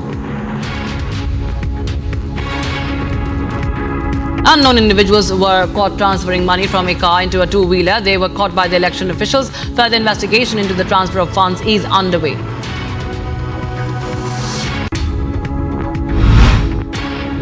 A fire broke out in a slum near Sudhir Shah College in Dum Dum, causing explosions and prompting firefighters to respond. A level 1 fire broke out on the 3rd and 4th floor of a government office in Bandra East in Mumbai with no reported injuries.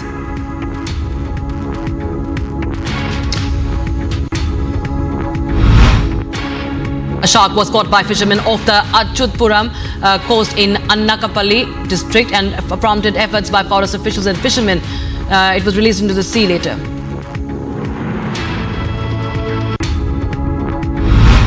Australian Prime Minister Anthony Albanese has said an investigation into the stabbing attack which led to the deaths of 6 people and the suspect including should be carried out. China's top official Zhao Leji reaffirmed ties with North Korea during a meeting with Kim Jong-un in Pyongyang.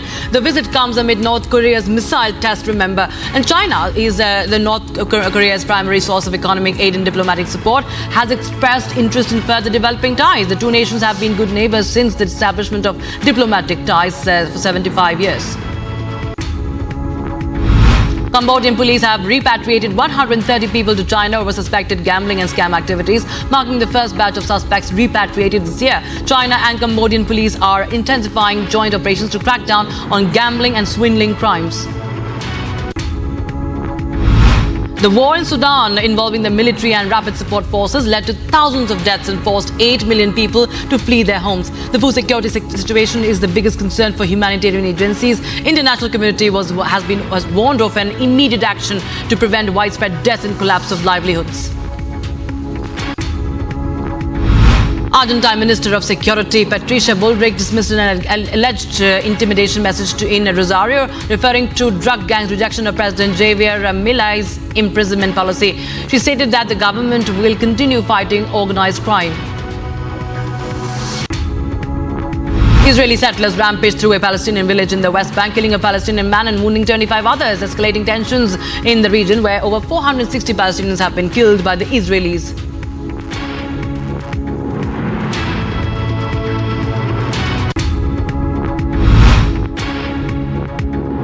8 people, including 2 children, died in Tokmak, a Russian-occupied town, after Ukrainian forces shelled residential areas, with 13 residents hospitalized. Ukraine has not commented on these claims, however.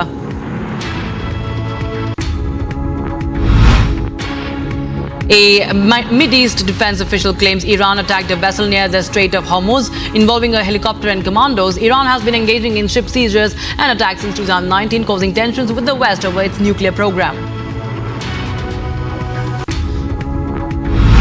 Over 40 people were stranded in a cable car accident in southern Turkey. Also, news from United Kingdom. Well, the Foreign, Commonwealth and Development Office of the United Kingdom has added Pakistan to its list of countries that it states are too dangerous for UK citizens to travel to.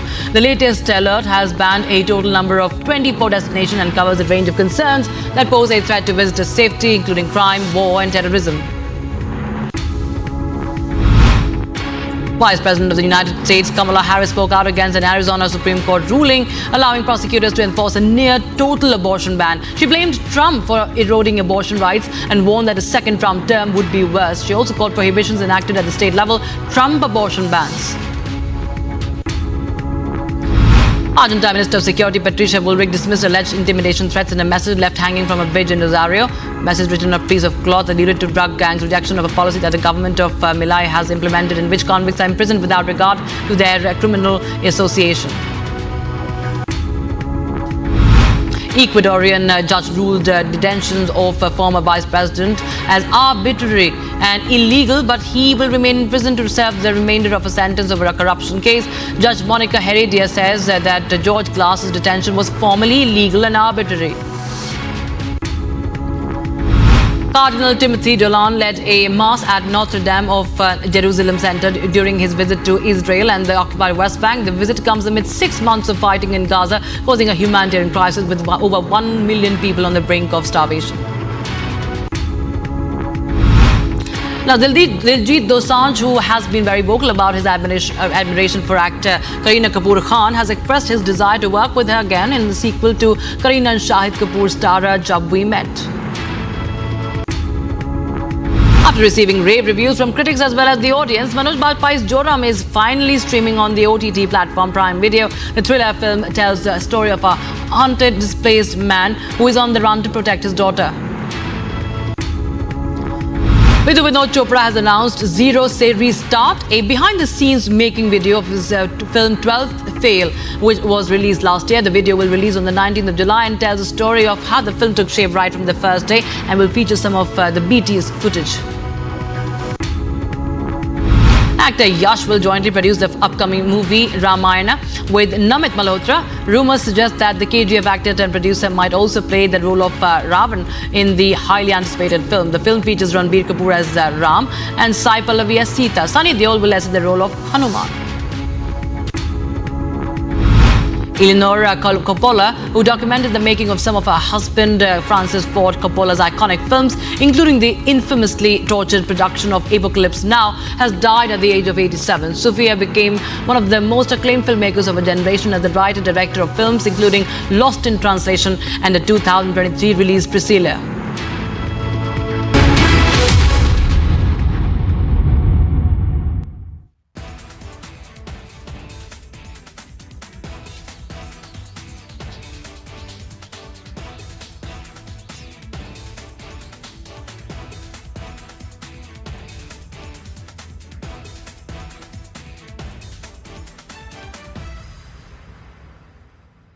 Good evening and welcome, viewers. The BJP says that the fact that the bombers behind the Bengaluru blast in the Rameshwaram cafe were the fact that they were found in Bengal today proves that Bengal under Mamata Banerjee is a safe haven for terrorists.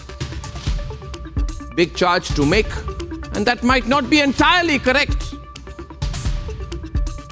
But will Mamata Banerjee be bold enough to accept that Islamist terrorism is a threat to the entire world and to India? Would secularities like Mamata Banerjee and the Vadra Congress government in Karnataka both accept that it was a terrible mistake to downplay the Rameshwaram cafe blast as a result of a possible feud between business rivals, rather than what it was, a terrorist incident, a terrorist attack? Would Mamata Banerjee and secularities and pseudo-secularities like the Congress and all these other secularities in the India Alliance accept that they are uncomfortable even acknowledging radicalized Islamist terrorism as a reality because of their own vote bank reasons? And that this is the reason why terrorists feel more safe in some states of India today than in others. In some states, they know there is a bulldozer approach. I'm sure the bulldozer approach, and you know which states I'm talking about. I'm sure the bulldozer approach does. West seems to have a very enthusiastic interest of late, Mr. Jaishankar, on the domestic politics, especially before the elections. It's not accidental. I mean, it doesn't appear accidental. I'm sure not to you either. So I think politically this needs to be countered. Alternative narratives need to be out there. And by the way, we are today confident enough, strong enough and independent-minded enough that we will not be swayed by what you are saying. So it won't matter to us? We will do our own thing and we will counter it by our actions. So will the pressure work? My way of responding to 10 years of pressure, one is by answering back, but the other is by doing things in India. That when you have a government which says, look, this is a democracy that delivers, we will use technology, we will do good governance, we will ensure that socio-economic benefits will be delivered on a mass scale, and this will expose the people who espoused an earlier model. This is one way of doing it.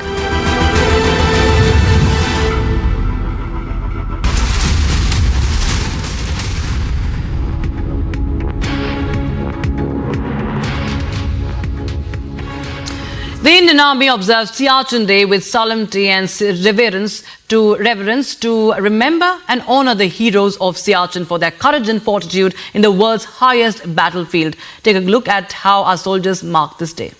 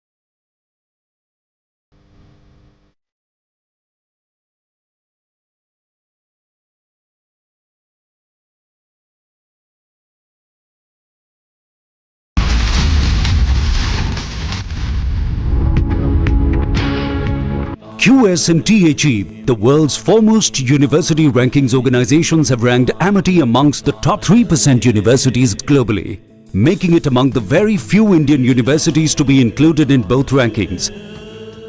Yet another top ranking for Amity University. Congress किस vote bank को खुश करना चाहती थी? साथियों, कांग्रेस और इंडी गठबंधन के लोगों को देश के ज्यादातर लोगों की भावनाओं की कोई परवाह नहीं है। इन्हें लोगों की भावनाओं से खिलवाड़ करने में मजा आता है। ये लोग सावन में एक सजायाफ्ता, जो सजा कोर्ट ने जिसको सजा की है, जो जमानत पर है, ऐसे एक मुजरिम के घर जाके सावन के महीने में मटन बनाने का मौज ले रहे हैं। इतना ही नहीं, उसका वीडियो बना करके देश के लोगों को चिढ़ाने का काम करते हैं। कानून किसी को भी कुछ भी खाने से नहीं रोकता है और न ही मोदी रोकता है। सभी को स्वतंत्रता है कि जब मन करे वेज खाए या नॉन वेज खाए, लेकिन इन लोगों की मंशा दूसरी होती है। जब सब मुगल यहां आक्रमण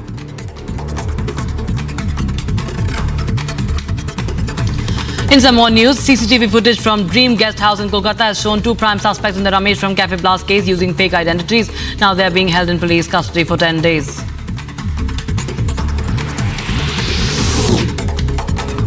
Congress candidate Murli Lal Meena in Dausa argued that the Eastern Rajasthan Canal project required the need to be declared as a national project due to the water crisis. He said that Prime Minister Modi's promise to declare it as a national project, it took 5 years.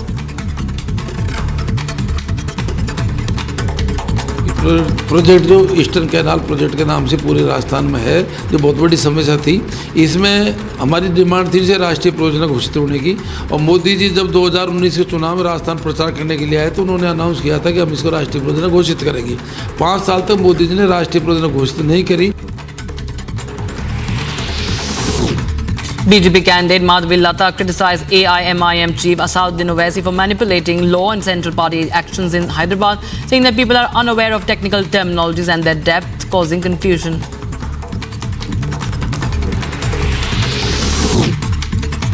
Former Bihar Deputy Chief Minister and RJD leader Tejas Yadav lambasted Nitish Kumar for his compulsion to support the BJP and contest elections. He called for a special status for Bihar and promised a 1,60 crore rupee package and dedicated packages for every Lok Sabha seat in Bihar.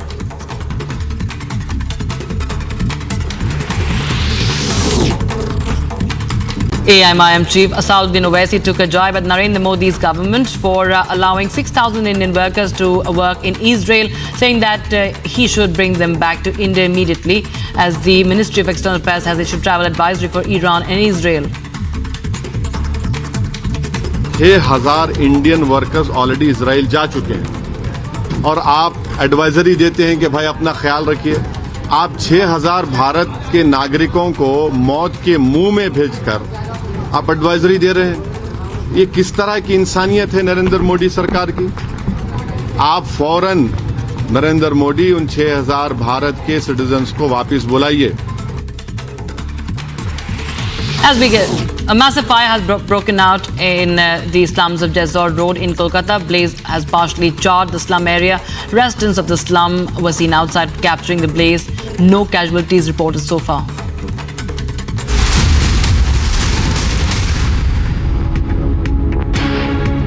Kane, sir, your dinner. On a tile? It's antibacterial. Easy to clean. But plates? Clean by. It's a tile lad. IM Plus technology से बने world class tiles. Tile हो तो simple हो। Kane sir, your dinner. On a tile?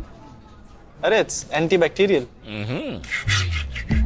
Scratch resistant also. For plates? Kane bhai, it's a tile ad. IM Plus technology से बने world class tiles. Tile हो तो simple हो।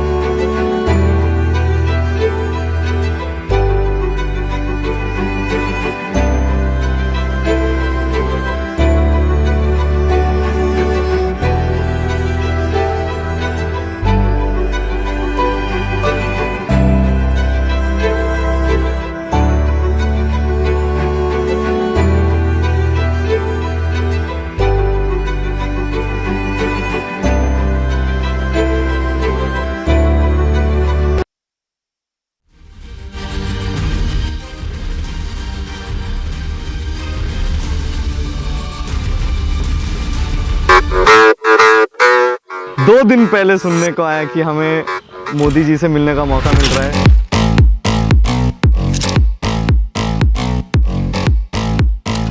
Too fast, too much has happened. ये तो मुझे भी यकीन नहीं हो रहा है, सच्ची बताओ तो कि मैं यहाँ हूँ। वो एक्साइटमेंट अंदर रखना है ना, वो बहुत मुश्किल था मेरे लिए। सबसे पहले तो हमको देख के ऐसा लगा कि हमारे जो ड्रीम्स थे वो रियलिटी में बदल गए। आई थिंक ये वंस इन अ लाइफ वाला एक चीज़ हो गया जो मैं आई थिंक कभी नहीं भूल पाऊंगी। He is a global leader. Getting to meet him is insane.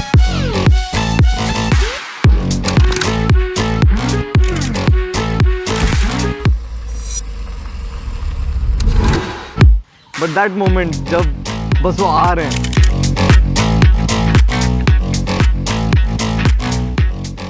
that was like heart beat stop हो जाने वाला मोमेंट था वो।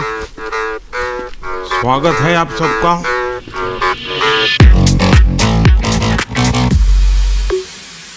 Once he came and sat in front of us, I'm sure सब लोग wonder कर रहे थे, wait, is the same person जो हम टीवी पे देखते हैं? जब सामने बैठे थे तभी भी धक धक हो रहा था बहुत।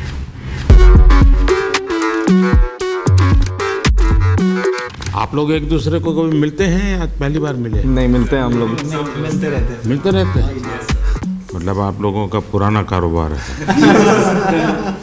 तो जब आपको ये सूचना मिली होगी तो क्या लगा आप लोगों को? इस मोमेंट तक यकीन नहीं हो रहा था कि ये कुछ होने जा रहा है ऐसा। नहीं, पहले मिलेंगे फिर ही हम लोग सेलिब्रेट करेंगे, क्योंकि मालूम नहीं कैसे कब। हाँ, ऐसे आजकल तो फेक की दुनिया है ना। सर अभी भी नहीं लग रहा है कि आप सामने। अच्छा, होने दीजिए। मेरे को यकीन नहीं हुआ पहली बात तो कि आपने बुलाया। तो सर एक बार लगा कि जो आपसे बात करने का मौका मिलेगा डेफिनेटली हम लोग फ्रंट फुट में आ जाएंगे, और हमारा जो सबका एक गोल है ना वो आज वैलिडेट हो गया सर। वो गेमिंग की जीत हो गई सर, आप बुलाए वो आज इंडस्ट्री जीत गई। जो थोड़े दिन पहले नेशनल क्रिएटर्स अवार्ड हुआ था, इवन उस टाइम को भी हमें यही लगा था कि फाइनली इतने सालों के बाद ऐसे लग रहा है कि क्रिएटर्स गवर्नमेंट इज रिकॉग्नाइजिंग हमारी क्रिएटिविटी। जो हम यूट्यूब पे करते, जो हमें लगता था कि हाँ हमारी लोग देख रहे हैं, फैंस देख रहे हैं, यही हो रहा है। बट आप लोगों ने उस क्रिएटिविटी वाले अवार्ड में भी अप्लाई किया था? मैं तो गया था सर। हम तो बिल्कुल आपके इतने दूर बैठे हुए थे उस टाइम पे, उसमें भी यकीन नहीं हो रहा था। अपना परिचय बता दीजिए पहले सबका। नमस्कार सर, मेरा नाम अनिमेश अग्रवाल है। मैं 28 साल का हूँ। मैं गुवाहाटी असम से हूँ। मैं बहुत ही यंग एज में पढ़ाई कर रहा था जब मैं सीए का। कोई यंग एज में पढ़ाई करता है? जी सर, वही मतलब कंपेयर टू कि अभी भी 28 साल का ही मैं खुद को यंग ही मानता हूँ, तो मैं और यंग की बात कर रहा हूँ। तो मैं सीए का पढ़ाई कर रहा था। मैं सीए फाइनल्स तक पहुँचा था और मैं CFA और FRM की भी लेवल 1 दे चुका था। मैंने अपने माता पिता से 1 साल का ब्रेक मांगा था अपने पढ़ाई से गेमिंग की करियर को परस्यू करने के लिए। जब मैं 2018 में स्टार्ट किया, मैं सोच के घुसा था कि 1 साल मैं गेमिंग में पूरा दूंगा और कुछ बनने की कोशिश करूंगा। तो परिवार में क्या रिएक्शन आया? सर क्योंकि मैंने पढ़ाई करके रखी थी और मेरे पास बैकअप बहुत स्ट्रांग था कि गेमिंग में कुछ नहीं कर पाता, वापस जाके पढ़ाई कंटिन्यू कर पाता, तो इसलिए माता पिता हमेशा सपोर्ट किए हैं इस चीज़ को। और फिर मेरा गोल यही है कि मैं गेमिंग को इंडिया में आगे बढ़ाऊँ और सबको, जो भी युवा फॉलो कर रहे हैं हम सभी को, इतने बड़े बड़े इन्फ्लुएंसर्स को, उनको करेक्ट डायरेक्शन दिखाऊँ गेमिंग से अच्छा क्या कर सकते हैं और उसी की तरफ काम आगे करने की कोशिश चल रही है सर। मुसीबत ये हो जाएगी कि जब भी अब कोई ठग बोलेगा किसी को भी तो आप दिखाई देंगे और कोई आपको देखेगा तो कहेगा यार ये तो अच्छे इंसान है, उसको ठग कैसे बोल रहा सर वो चीज़, लेकिन एक चीज़ अच्छी है कि गेमिंग में थोड़ा नाम बना लिया तो गेमिंग वाले लोग अब ठग से अच्छे नज़र से मुझे देख रहे हैं। ठग से ठगते नहीं। हाँ, और मैं दुनिया एकदम भी ठगी नहीं कर रहा हूँ सर। मेरा नाम अंशु बिष्ट है, वैसे मेरा गेमिंग नाम गेमर फ्लीट है सर। मैं आता हूँ हल्द्वानी, नैनीताल, उत्तराखंड से। तो मैं सर वैसे लोअर मिडिल क्लास फैमिली से आता हूँ। मेरे पापा एक प्राइवेट स्कूल में 30 साल तक उनने बस कंडक्टरी करी थी ताकि मैं और मेरी दीदी को वो स्कूल में पढ़ा सकें। मैंने थोड़े ट्यूशन्स पढ़ाने स्टार्ट करे बच्चों को, 1-2 जॉब्स ले रही, फिर अपना खुद का कंप्यूटर बनाया एक। सर आर्थिक स्थिति इतनी अच्छी नहीं थी तो उनका बनता है कि ऐसे सोचना कि आप समझ रहे हो ना कि आपका बच्चा बस कंप्यूटर में बैठ के चिल्ला रहा है दिन भर, क्योंकि सर थोड़ा होता है कि मतलब चिल्लाना इन द सेंस कि मतलब खुश होना, कि तभी लोग देखते तो खुश होते हैं ना कि अरे वाह इसको कितना मजा आ रहा है, तो उन्हें मजा आता है। यानी आपको एक्टिंग भी करनी पड़ती है थोड़ी बहुत, ताकि व्यूअरशिप बढ़े। तो हाँ सर करनी तो पड़ती है सर। सबसे बड़ा ब्रेक थ्रू क्या है आपको इस दुनिया में? सबसे बड़ा ब्रेक थ्रू सर कि मतलब अगर आपको पता चल जाए कि आप क्या करना चाहते हो इन दी एंड। सर जैसा आपका है कि आप देश को आगे ले जाना चाहते हो, आप देश को एक स्तर पे ले जाना चाहते हो बहुत, तो वैसे ही मेरा भी था कि मतलब मैं भी कुछ ऐसा करूं कि दुनिया वाहवाही करे। मेरा नाम नमन माथुर है और लोग मुझे मॉडल के नाम से जानते हैं। मैं पला बड़ा मुंबई में ही हूँ, नवी मुंबई में। और जब मैं 4 साल का था मेरे पापा गुजर गए थे।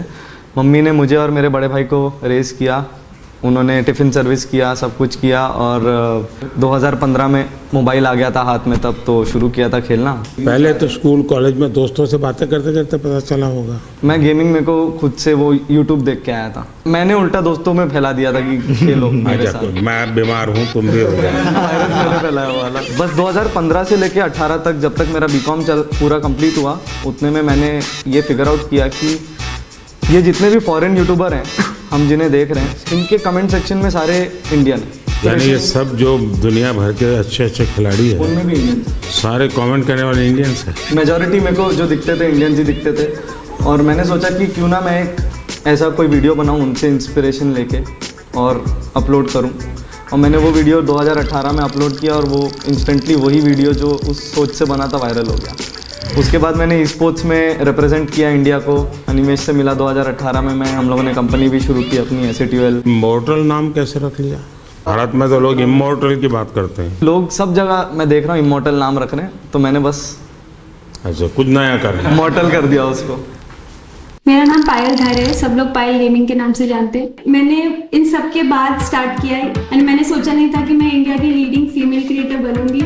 मैं बहुत ही छोटे गांव से हूँ, मैं MP में एक छिंदवाड़ा करके जगह है, इंदौर के पास में है, तो मैं वहाँ की रहने वाली हूँ। मुझे गेमिंग में इंटरेस्ट था बट घर पे फैसिलिटीज़ नहीं थी। 12th तक भी हमारे पास घर पे फ़ोन नहीं था खुद का, तो गेमिंग में थोड़ा थोड़ा इधर उधर देखते रहते थे, या दोस्त के जो भाई वगैरह है वो कैफेज जाते थे गेम खेलने, तो वहाँ से थोड़ा बहुत नॉलेज आया कि गेमिंग भी कुछ होता है। तभी के टाइम पे यूट्यूब पे गेमिंग पॉपुलर होने लगी थी इंडिया में भी, तो मैंने सोचा कि क्यों ना मैं भी इसको एक ट्राई दूँ और लड़कियों को भी एक ऐसा ऑप्शन मिले कि इसमें भी आप करियर बना सकते हो। लड़कियों का इसमें आना कितना संभावनाएं बढ़ती हैं? सबसे बड़ी चीज़ यही है कि पेरेंट्स बहुत घबराते हैं कि बाहर जाके काम ना करें, एंड कई फैमिली में थोड़े रिस्ट्रिक्शंस भी होते हैं कि बच्चियों को मौका नहीं दिया जाता, तो उनके लिए ये बहुत ही अच्छा स्टेबल करियर ऑप्शन है। एंड जब मैंने शुरू किया था तो मेरे पास भी 100-200 ऐसे लड़कियों के मैसेज आते हैं कि हमने आपको देख के स्टार्ट किया, तो सर थोड़ा घबरा रही हूँ मैं। थोड़ी सांस लीजिए फिर बात करते हैं। मेरा नाम मिथिलेश पाटनकर है, मेरा गेमर नेम मिथपैट है। मैंने जो ट्राई किया है कि हमेशा से यूनिक कंटेंट देना है एंड आई थिंक उसी की वजह से लोग मुझे पसंद करते हैं। तो गेमिंग, एंटरटेनमेंट, मिमिक्री, ये सब मिलके मैं बनाता हूँ मेरे वीडियो। पूरा सलाड बना देते मैं चाहता था कि इंडिया से एक ऐसा कंटेंट मैं बनाऊं जो बाहर के लोग भी देखें, लोग अप्रिशिएट करें। आज से 2 साल पहले एक स्ट्रीमी अवार्ड्स होता है, बोलते हैं कि this is one of the best award. So international category में I was the only Indian to get nominated and Los Angeles में अवार्ड होता है। So I got that award and I think that is also one of एक बहुत proud opportunity थी मेरे लिए ये। नमस्कार सर, मेरा नाम तीर्थ मेहता है। मैं भुज कच्छ गुजरात से हूँ और मैं 2014 से हार्टस्टोन नाम की एक गेम है उसमें compete कर रहा हूँ। तो भुज में ये बीमारी कहाँ से आई? सर ये तो ऐसा है ना कि हर कोने कोने में फैली हुई है अभी तो। लोग आपको कच्छ में जानते हैं कि ऐसे कुछ कर रहे हैं आप? हाँ, अभी तो मतलब बहुत सारे लोग लेकर के जाना पड़ता है। नहीं अभी तो क्या आप मुझे देखिए मेरे पास तो ये है। हाँ मतलब इनिशियली तो किसी को पता नहीं था, बट जब से ये मेडल हासिल हुआ है तब से काफ़ी मतलब कहे तो सब पहचानने लगे हैं। हेलो सर, मेरा नाम है गणेश और लोग मेरे को एस के रॉसिया से जानते हैं और मैं बेंगलुरु से हूँ और मैं एक प्रोफेशनल ई स्पोर्ट्स एथलीट हूँ। जो मैं जब से कॉलेज में मैं गया, दोस्त लोग ने मेरे को गेम को इंट्रोड्यूस किया और जब मैं खेला अचानक से उधर जो भी लोग खेलते हैं उन सबसे अच्छा खेलने लगा। तो मेरे दिमाग में आया कि ये चीज़ मेरे को असली में मज़ा आता है करने में और इस पे मेरे को कुछ बड़ा करना है। मैं जब 17 ईयर ओल्ड था, मैं इंडिया को रिप्रेजेंट किया 2017 इंडोनेशिया में। तो जब मेरा सक्सेस मिला और मैं I could take the responsibility, मेरा माँ बाप का जो ड्रीम था घर बनाने का वो मैं कराया और दोनों को जॉब से रिटायर कराया और अभी सब रिलेटिव्स बोलती बस। आई वाज लाइक धक हो रहा था पूरा कि क्या बात करूँ उनके सामने, बट आज जब मिला आई जस्ट लाइक जो भी मन में है, जो भी मेरा स्टोरी है, जो मेरे को जानता है वो सब बोल दिया मैं उनके सामने।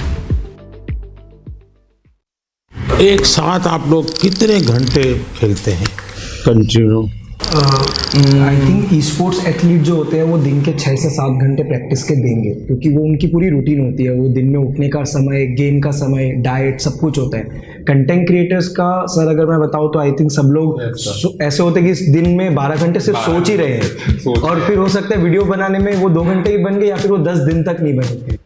हमारे देश में क्रिएटिव की दृष्टि से गेम की दुनिया में कंट्रीब्यूशन कितना होगा? पिछले 2 साल में जो कंटेंट बन रहा है इंडिया में यूट्यूब पे, वो बहुत नेक्स्ट लेवल बन रहा है। लाइक सब ऑफकोर्स लोगों के पास फोन्स आ गए हैं, सबके पास अभी इंटरनेट एक्सेस आ गया, तो हम लोग ऐसा नया नया कंटेंट देख रहे हैं इंडिया में जो आई थिंक वर्ल्ड में किसी ने बनाया नहीं है। मैं शौक हो जाता हूँ कि इंडिया में इतना सस्ता है, इतना मतलब अच्छा है। इवन फॉर एग्जाम्पल अगर गेमिंग बाजू में रखे तो एग्जाम्पल यूपीआई भी इट्स ऑल्सो सिस्टम जो बाहर इतना अच्छा नहीं, मतलब कोई सिस्टम नहीं है जो इंडिया में। It's a blessing. गेमिंग की दुनिया में आज करोड़ों बच्चे हैं, उनको ये मालूम है कि हमारे यहाँ इंटरनेट इतना सस्ता है, उसी के कारण उनके लिए अपॉर्चुनिटी बनी है। पता है? बिल्कुल पता है सर। मैं तो खुद ही मानता हूँ सर कि पूछोगे ना वो सबसे पहले बोलेगा फ्री इंटरनेट। यहाँ पे जो भी बैठा है हम सब, हमारी शुरुआत ही ऐसी हुई है सर। जिस तरह से free internet, cheapest internet I think India के टॉप 5 चीपेस्ट कंट्रीज में आते हैं। तो सर आज के दिन भारत में 15,000 गेम डेवलपर्स कहे जाते हैं एंड 1400-1500 से ज़्यादा गेम स्टूडियोज भी है। सर वैसे तो भारत में अगर आप देखो जो गेमिंग है 5 से 6 साल पहले ही बूम होनी शुरू हुई।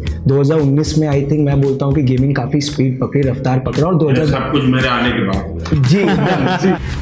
एक ऐसी घटना बताइए किसी के साथ आपको गेमिंग के दरमियान कुछ हो रहा, आपने कहा और एक स्पार्क कर गया, ऐसा कुछ याद आता है? मेरे तो लाइव चैट में आया था, एक लड़का बोला था कि मेरा ब्रेकअप हो गया, तो मैंने बोला था कोई बात नहीं, तेरा भाई तेरे साथ है। देखिए मान लीजिए कि मैं एक बिल्कुल स्टूडेंट हूँ और मुझे कुछ मालूम नहीं है ये गेमिंग की दुनिया क्या है। परसेप्शन का ही मुझे पता है जो ये बच्चे टाइम खराब करते हैं, पता नहीं दिन भर उसी में बैठा रहता है। मुझे याद है मैं परीक्षा पे चर्चा कर रहा था तो मैंने ऐसे कहा कि ये कुछ बच्चे ने मुझे उलट पुलट पूछा, मैंने कहा तो ये पबजी वाला लगता है, ये पबजी वाला है क्या?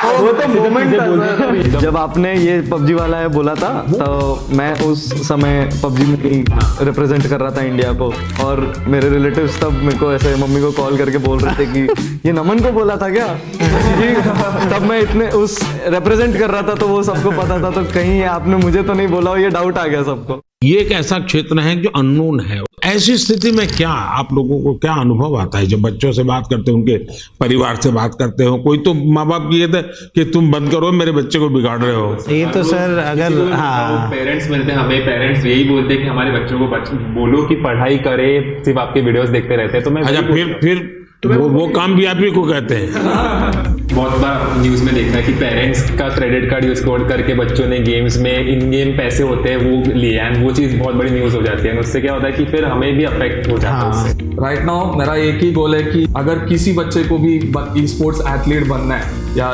बहुत स्किल लेवल पे टॉप लेवल पे खेलना है, उनको मैं कैसे गाइड करूं, उनका पेरेंट्स को मैं कैसे गाइड करूं, बिकॉज ये अवेयरनेस बहुत कम लोग के पास है। हर में ऐसा लगता है कि जैसे स्पोर्ट्स एक एक्टिविटी जरूरी है या डांसिंग सीखना, माँ बाप चाहते हैं कि बच्चे को आना चाहिए, क्योंकि वो भी एक व्यक्तित्व के विकास का एक हिस्सा है। लेकिन ऐसी चीजों को प्रतिष्ठा मिलने में सदियों की एक पुरुषार्थ रहा है। अगर देखी जाए हमारा देश स्पोर्ट्स में हमेशा बहुत आगे रहा। आज के दिन भारत का one of the most popular sport cricket है, पर अगर 1983 वाली वर्ल्ड कप नहीं जीती तो मे बी सब लोग उतना क्रिकेट में नहीं जाते, और अगर मे बी देश में एक सचिन तेंदुलकर जैसे बड़े नाम नहीं आते तो सब लोग वो बनना नहीं चाहते।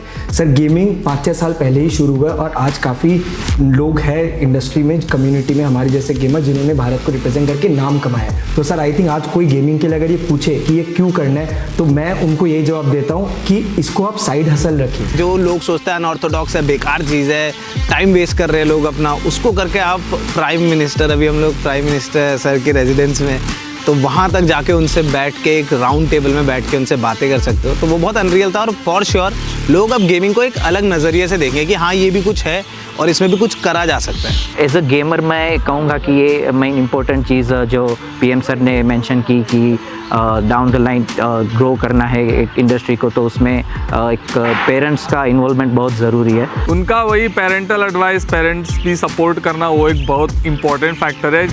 आपकी दृष्टि से मुझे बताने जैसी कोई चीज आपको लगती है, यार आपको कुछ मन में प्रश्न है, तो आप क्या कोई रेगुलेटरी बॉडी हो सकती है? रेगुलेट शब्द ठीक नहीं होगा, वरना सरकार का स्वभाव होता है हर चीज में हाथ डालना। सरकार का मूल नेचर ये है। अब दो चीजें होती है कि या तो आप उनको दबाने की कोशिश करो या तो कानूनी सारे बंधन लगा करके उनको अलग करो। दूसरा है कि आप चीज को समझो, समझ करके हमारे देश की रिक्वायरमेंट के अनुसार उसको मॉडिफाई करो, उसको कुछ कानून नियम व्यवस्था के अंदर ढांचा में लाओ, उसकी एक प्रतिष्ठा बढ़ाओ। अगर प्रतिष्ठा बढ़ जाती है तो फिर बुरा करने वालों को बहुत देर लगती है। मेरी तो कोशिश है कि देश की स्थिति इतनी आगे ले जाए हम कि 2047 तक खास करके मध्यम वर्गीय परिवारों की जिंदगी से सरकार बिल्कुल बाहर निकल जाए, वरना ये कागज लाओ, वो कागज लाओ, ये दो, यहाँ क्यों गया, वहाँ क्यों गया, उसी में ही जिंदगी फंसी हुई है। सरकार की जरूरत गरीब को होती है, उसको मुसीबत के समय सरकार मिलनी चाहिए। सर आई थिंक एक चीज़ जो डेफिनेटली करा जा सकता है ईज़ ऑफ बिजनेस के लिए, सर ई स्पोर्ट्स को आइडेंटिफाई किया जाए। ई स्पोर्ट्स को बहुत टेक्निकली जैसे स्पोर्ट्स आइडेंटिफाई हुआ है, एक अलग से आइडेंटिफाई हो जाए कि स्किल बेस्ड गेमिंग है, इसमें कोई पैसों का गेम में पैसे लगा के पैसे जीतने वाला खेल नहीं है। सर अगर वो आइडेंटिफाई हो जाती है और सबको पता चल जाता है ये across all government bodies and all bodies जिनके साथ हमें फाइनेंशियल ट्रांजेक्शन भी करना पड़ता है, वो बहुत महत्वपूर्ण होगा। रेगुलेटरी बॉडी जैसा कि आपने कहा कि बंदिश वाली अभी इंडस्ट्री बनी नहीं है क्योंकि अभी बढ़ रही है, तो खुले में बढ़ने देंगे, पर साथ में अगर पुश मिलेगा तो कुछ साल बाद आई थिंक इंडस्ट्री रेडी रहेगी कि सरकार आके उसमें नहीं, इसको कोई बंदिश की जरूरत नहीं, खुले में ही जाना चाहिए, तभी जाकर के ये फले फूलेगा। अगर बंदिश आएगी तो नहीं होगा। क्या आपको ये फेस करना पड़ता है गेमिंग एंड गैम्बलिंग, इन दोनों की लड़ाई आपके सामने आती होगी, तब आप कैसे हैंडल करते हैं? मतलब वो ऐसा समझते हैं कि हम जो पास टाइम मानते होंगे, वेस्ट टाइम मानते होंगे। हाँ, जैसे हम मतलब गेम्स खेलते हैं वो काफ़ी अलग रहती है, बट वो ऐसे समझते अच्छा ये तो हम जैसे लूडो खेलते हैं वैसी कोई गेम हो गई। बट वैसा नहीं है। वो हम कह सकते हैं कि चेस जैसी एक कॉम्प्लेक्स गेम्स हम मोस्टली खेलते हैं, जिसमें बहुत सी मेंटल स्किल्स भी चाहिए रहती है, फिजिकल स्किल्स भी चाहिए रहती है। सर आरएनजी और स्किल बेस्ड गेम को बहुत हाई लेवल पे डिफरेंशिएट करें। सर आज भारत के एथलीट्स आके ओलंपिक्स में प्रपोज है, एशियन गेम्स, कॉमनवेल्थ गेम्स में प्रपोज है। आप लोग एक काम कीजिए, ये जो क्या समस्या है आपकी, मुझे कभी मेल कर दीजिए मेरे ऑफिस में, एग्जैक्टली क्या प्रॉब्लम फेस करते हैं आप। इधर लाइक पेरेंट्स को जब उनके बच्चे लोग बोलते हैं कि गेमर बनना है, पेरेंट्स लोग को समझ में नहीं आता कि एक्चुअल गेमर क्या होता है, क्या करता है। गेमिंग मतलब गेमिंग, गैम्बलिंग भी समझ जाते हैं। तो उस रिगार्डिंग मोदी जी बहुत अच्छा एक्सप्लेनेशन किया कि गेमिंग अलग होता है, गैम्बलिंग भी अलग होता है, और हमने भी बहुत सारी चीज़ें एक्सप्लेन किया। अब इतने सारी मात्रा में बच्चे जुड़ चुके हैं, उनको आप रोक नहीं सकते, तो उनको आप सही रास्ते पर ले जा सकते हो। तो सही रास्ते पर ले जाना है तो आपको लगता है डूज एंड डोंट्स, पढ़ाई करो, ये तो ठीक है, हम कह दिए तो पढ़ाई करो, और क्या क्या बातें आप सोचते हैं कि जिसको उसको केयर करना चाहिए। बच्चे बिल्कुल चाहते हैं कि यही करे, तो हम लोग सर, मैं तो हमेशा अपनी स्ट्रीम पे क्लियर बोलता हूँ, कोई भी आके बोले कि भैया मुझे भी आपके जैसा बनना है, तो मैं तो साफ बोलता हूँ, भाई अगर तुम्हें मेरे जैसा बनना है तो जैसे मैं चला वैसे चलो।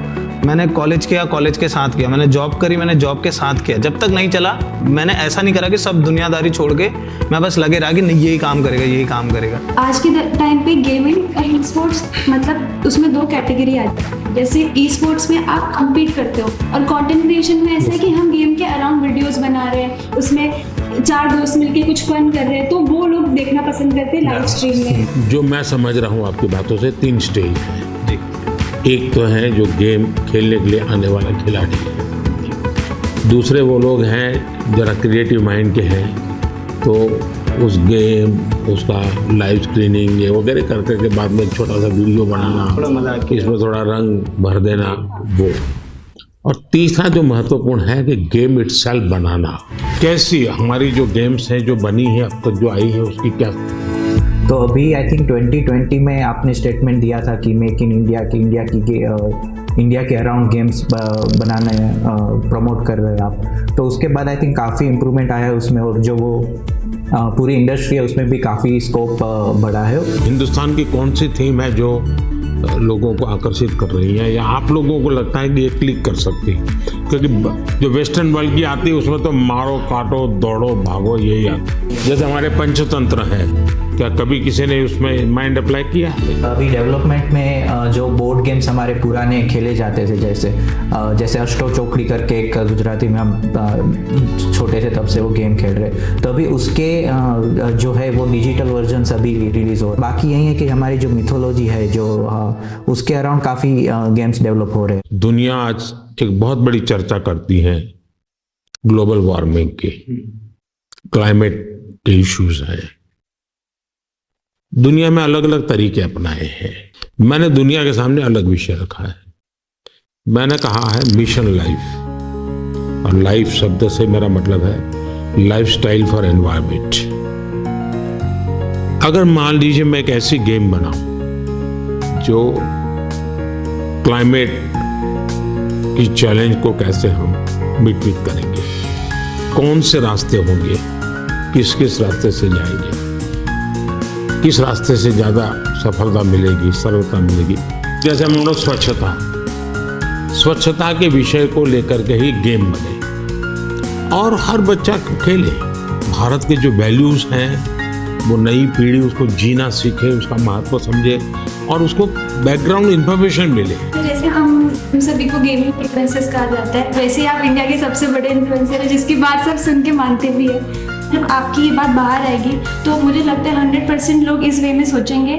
सर यहाँ पे जो आप कह रहे हो ना, वैसे एक कैटेगरी है, जैसे शूटिंग गेम्स हो गए, वैसे एक कैटेगरी है गेम्स फॉर चेंज करके, जिसमें जैसे आपने जो ग्लोबल प्रॉब्लम्स बताया, या फिर ऐसे छोटे छोटे जैसे अफ्रीका में ऐसी बहुत सी कंट्रीज है जो स्पेसिफिकली वहाँ की पॉवर्टीज़ कम करने के लिए या वहाँ के कोई जो लोकल इश्यूज़ है उसको अवेयरनेस उसके लिए बढ़ाने के लिए ऐसी गेम्स स्पेसिफिकली स्टूडियोज़ बनाते हैं। तो आई थिंक ऐसे गेम्स इंडियन स्टूडियोज़ भी कैचअप कर सकते हैं। मुझे विश्वास है कि डाउन द लाइन 2-3 साल में तो ऐसे गेम्स आएंगे जाएंगे भी और वो आगे जाके पॉपुलर भी होंगे, जो कहेंगे हम कि सिर्फ इंडिया के भी नहीं बट ग्लोबल प्रॉब्लम्स को भी एड्रेस करेंगे। मुझे उनकी एक बात जो बहुत अच्छी लगी एंड शायद मैं भी उस चीज़ को बहुत ज़्यादा कैरी फॉरवर्ड करूँ, अपने ऑडियंस तक भी पहुँचाऊँ, वो ये रहेगा कि आप गेम डेवलपमेंट में घुसो, थोड़े से ऐसे गेम्स डेवलप करो जो हमारे कल्चर या इंडिया कैसे चलता है या हमारा क्लाइमेट या व्हाटएवर ज्योग्राफी, इन सब चीज़ों को देखकर ऐसे गेम्स बनाओ एंड उन चीज़ को हम लोग पुश करने की पूरी कोशिश करेंगे। तो I guess this is something that I would take from him. उन्होंने जो इन्वायरमेंट के लिए चीज़ें बताई कि जो गेम डेवलपर्स हैं उनको इन्वायरमेंट पे फोकस करके इंडिया की ऐसी गेम बनाना चाहिए जिसमें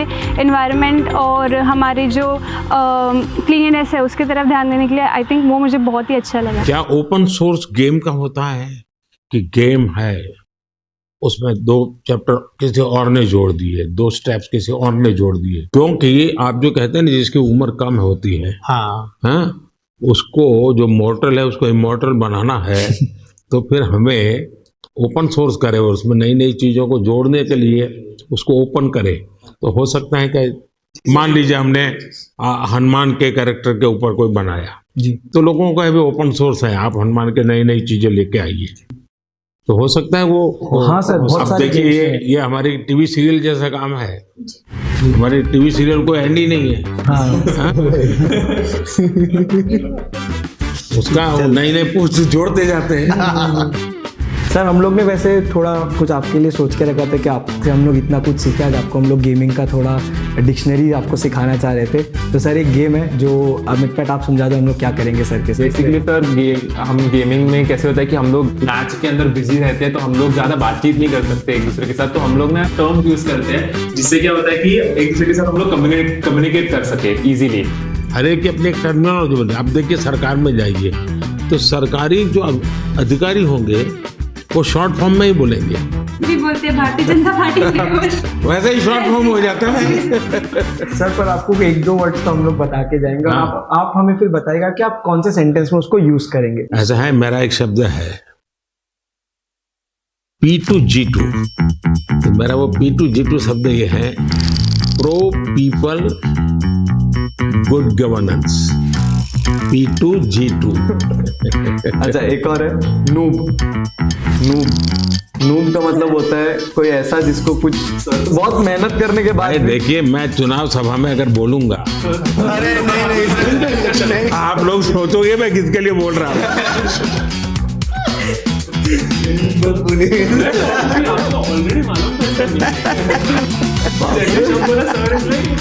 समझ गया।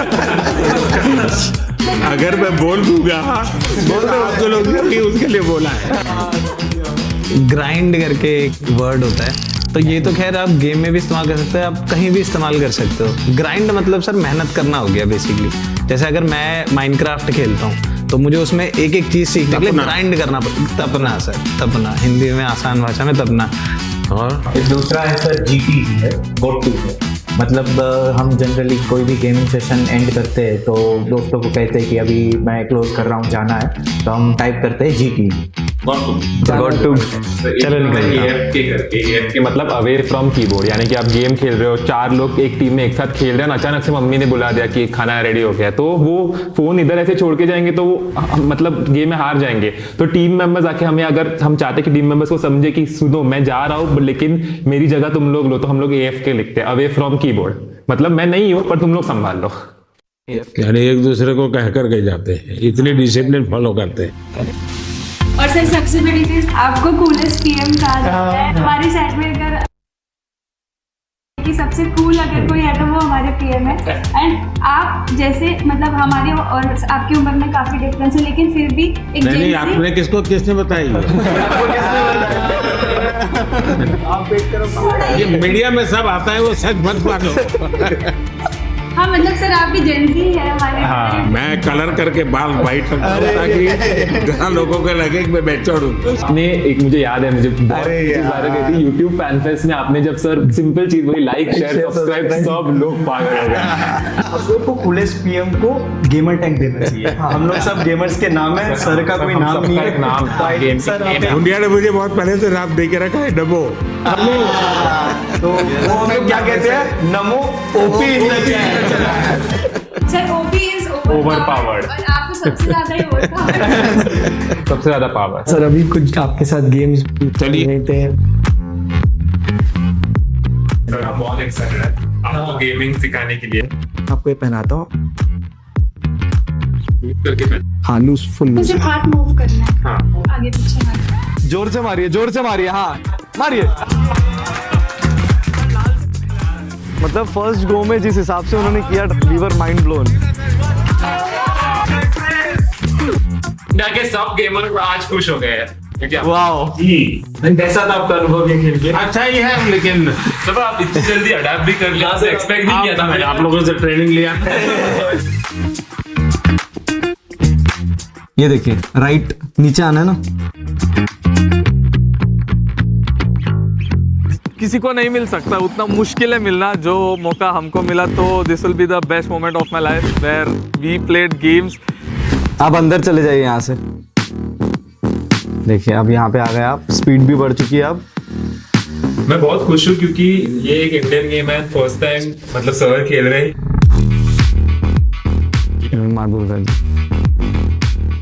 क्या बात है, पहुंच गए। गेम इतनी है कि नहीं गेम तो बहुत बड़ा है। इनको मिलेगा एक त्रिशूल मिलता है यहाँ पर, तो वो त्रिशूल लेके फिर उनको आगे बढ़ना होता है। ये देखिए ये त्रिशूल है यहाँ पे, तो जैसे ये इन्होंने ई दबाएंगे तो इनको ये त्रिशूल मिल जाएगा। अब इनको पहला हथियार अपना वेपन मिल चुका है। अब ये लेके वो आगे लॉर्ड विष्णु एंड माँ दुर्गा के गाइडेंस से अपने भाई को बचाएंगे। ये पूरे गेम का शुरुआत और पहलू है।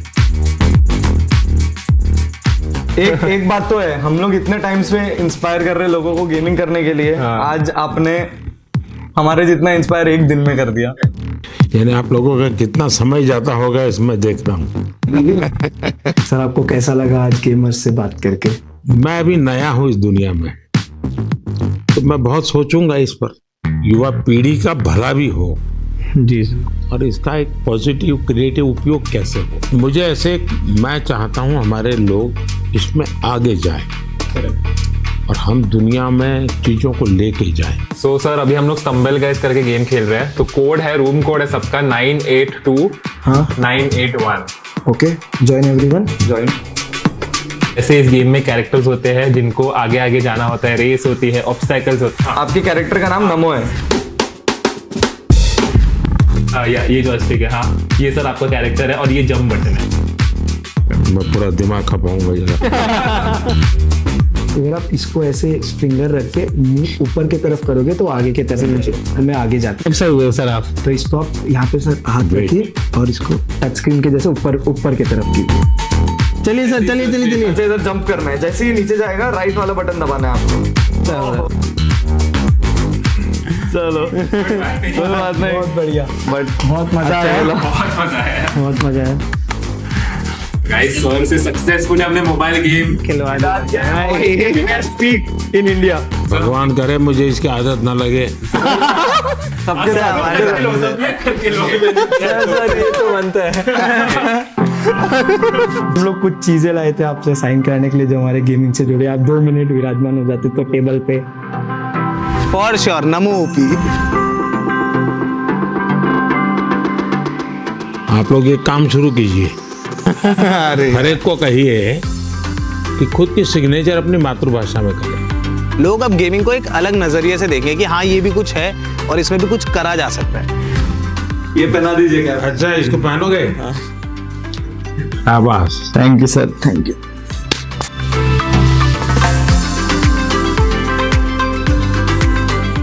सर आपके साथ मुझे कैसे फोटो डिस्कस कर दो जैसे गेम में हम। हाँ चलिए। I think Indian gaming peaked today. Who is the biggest influencer in India? It's our Prime Minister. हमने उनसे मिले।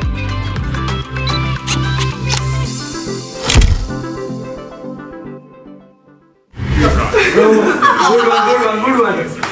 भाई यकीन नहीं हो रहा ना। Good stuff.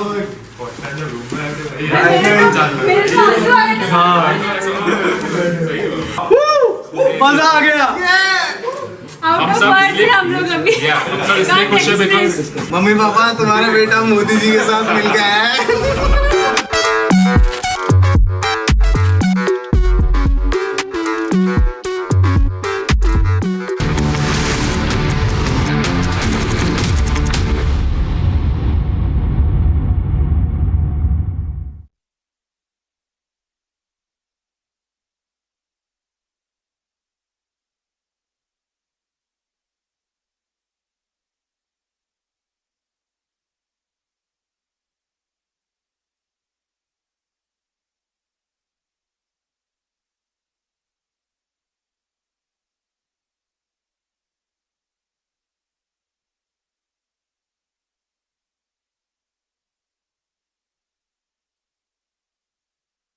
Kane, sir, your dinner.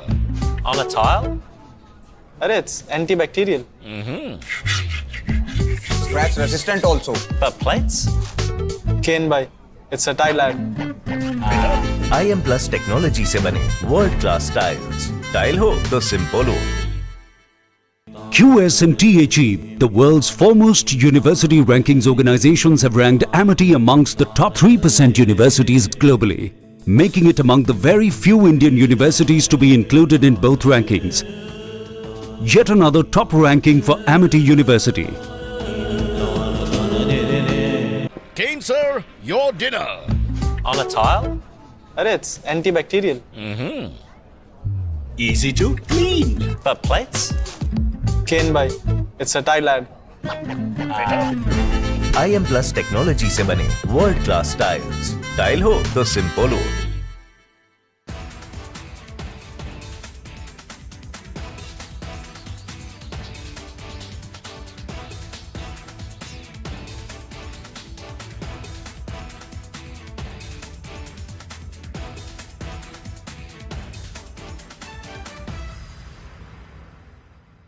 Good evening and welcome viewers. The BJP says that the fact that the bombers behind the Bengaluru blast in the Rameshwaram cafe were the fact that they were found in Bengal today proves that Bengal under Mamata Banerjee is a safe haven for terrorists.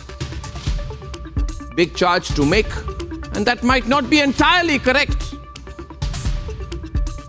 But will Mamata Banerjee be bold enough to accept that Islamist terrorism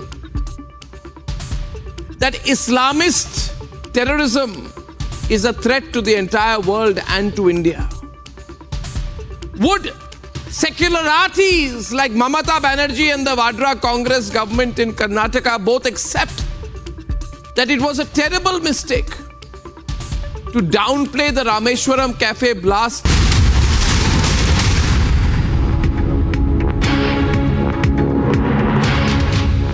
Hello, very warm welcome viewers. We are live in Breaking Republic TV and I am Rakhta Mishra with you this Saturday. Let's get started with all the top story making headlines.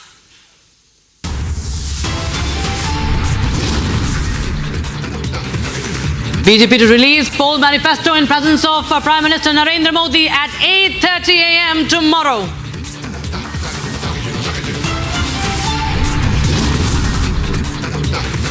Battle for Mandi heats up. Sources tell Republic that Congress mulling to field Vikramaditya Singh from Mandi.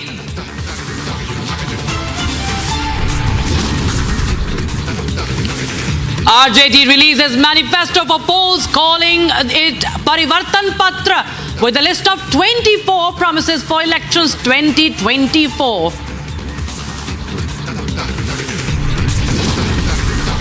NIA gets 10-day custody of Bengaluru cafe blast mastermind Taha and bomber Shazib, who were nabbed from Kolkata.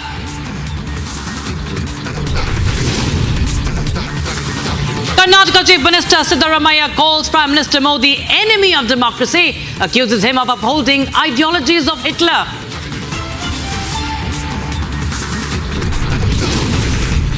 A mass stabbing spree at Bondi Junction Mall in Sydney has left at least 6 dead and multiple people critically injured.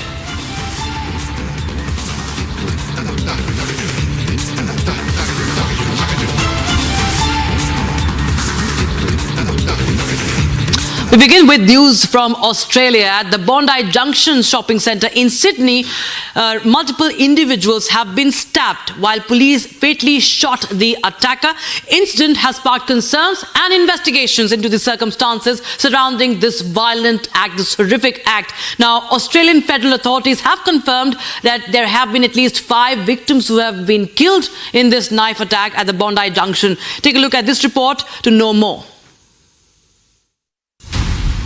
It's a Saturday, and it being the weekend, families from across Sydney were at a mall near Bondi Junction. Australia was shocked by its deadliest attack in 8 years. 2 men, one armed with a long knife, went on a stabbing rampage in the mall. 6 people have been killed and several others injured, including a 9-month-old baby. in the mass stabbing at a busy shopping mall in Sydney. The visuals going viral on social media showed people running for their lives. Some ran, leaving all their belongings, and some locked themselves inside shops. There were some lying in a pool of blood, and some of them were trying to help the injured escape from the stabber. Listen in to this heart-wrenching testimony.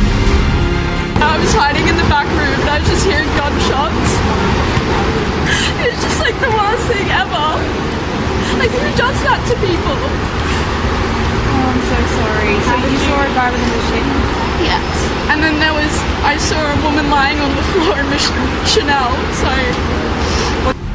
The suspect, who police said acted alone, was shot dead at the scene by a lone officer.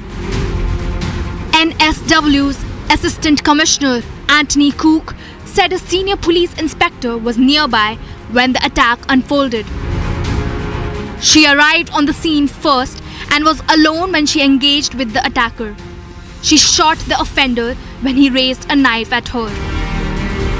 The Prime Minister of Australia condoled the incident and expressed regret over the attack.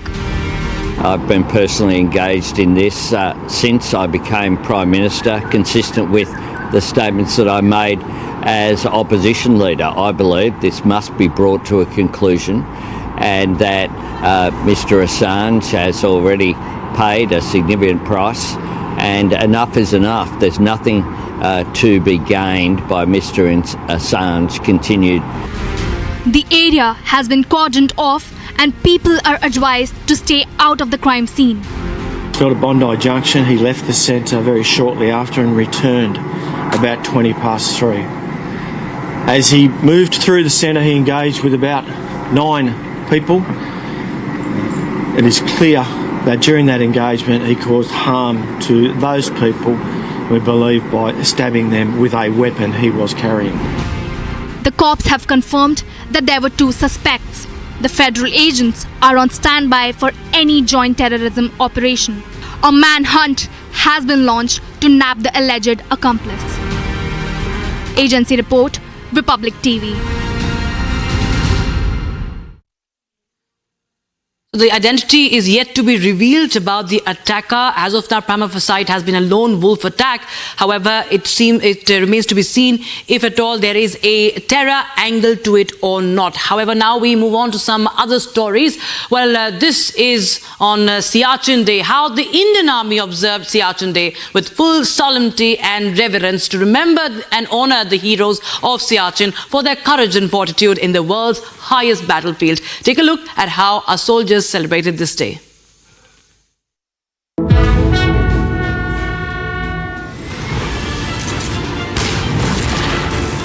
13th April 1984, with Operation Meghdoot, Indian Army redefined high-altitude warfare.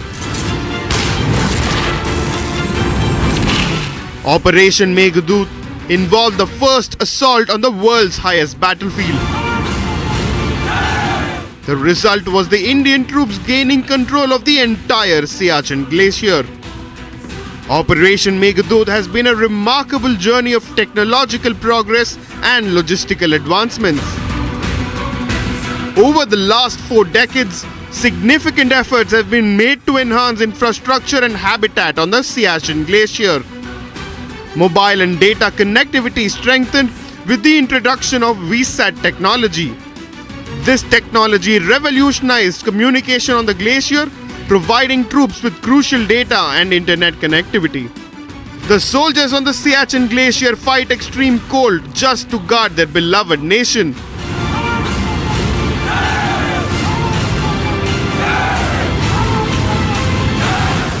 '40th Siachen Day.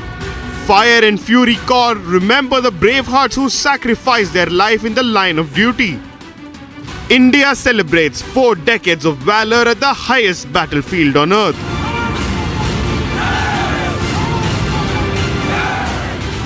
Bureau Report, Republic TV.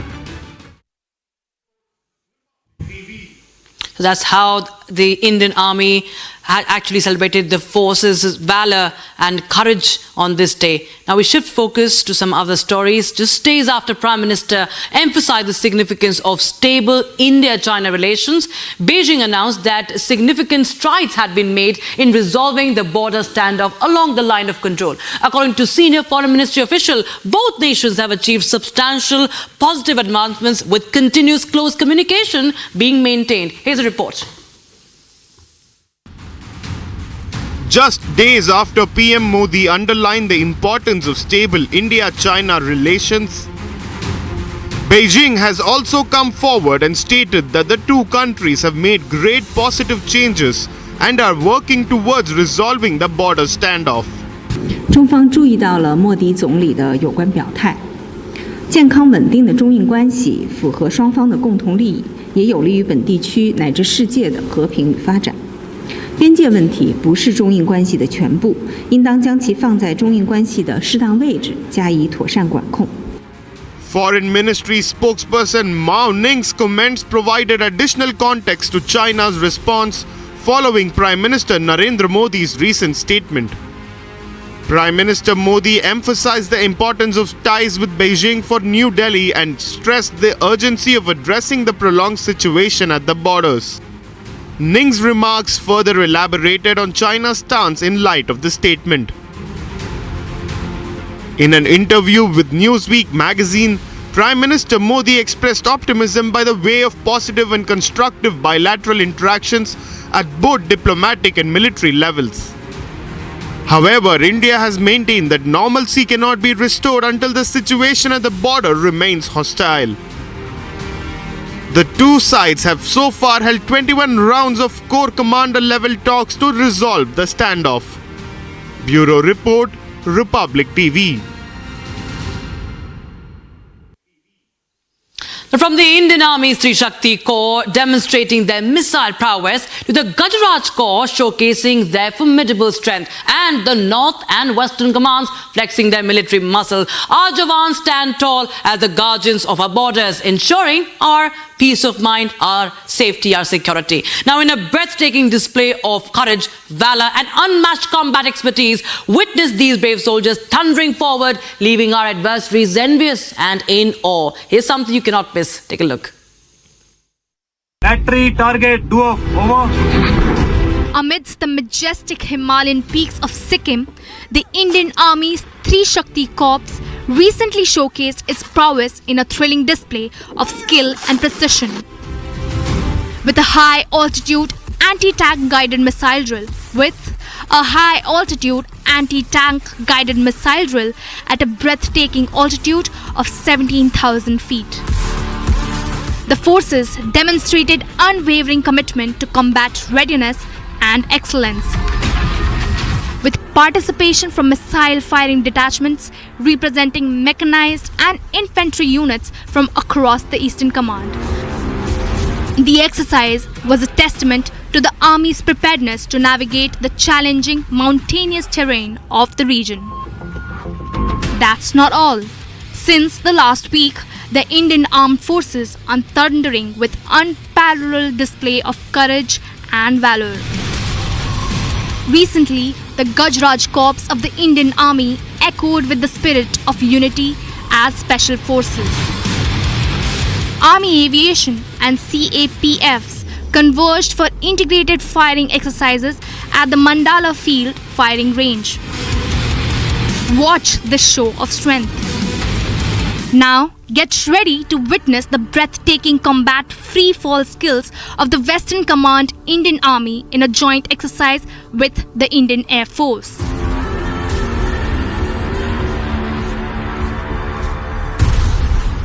Northern Command also put on show of military might.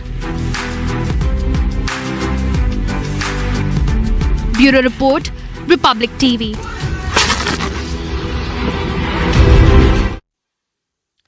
And now slogans of Modi hai to mumkin hai were raised and posters were also waved inside Bhopal's Aliganj Haidari Mosque.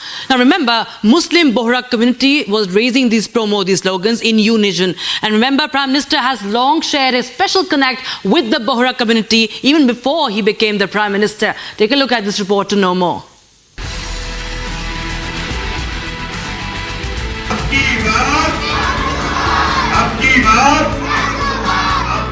Watch as a Muslim Bohra community waved posters of Prime Minister and raised Ab Ki Baar 400 Par pledge.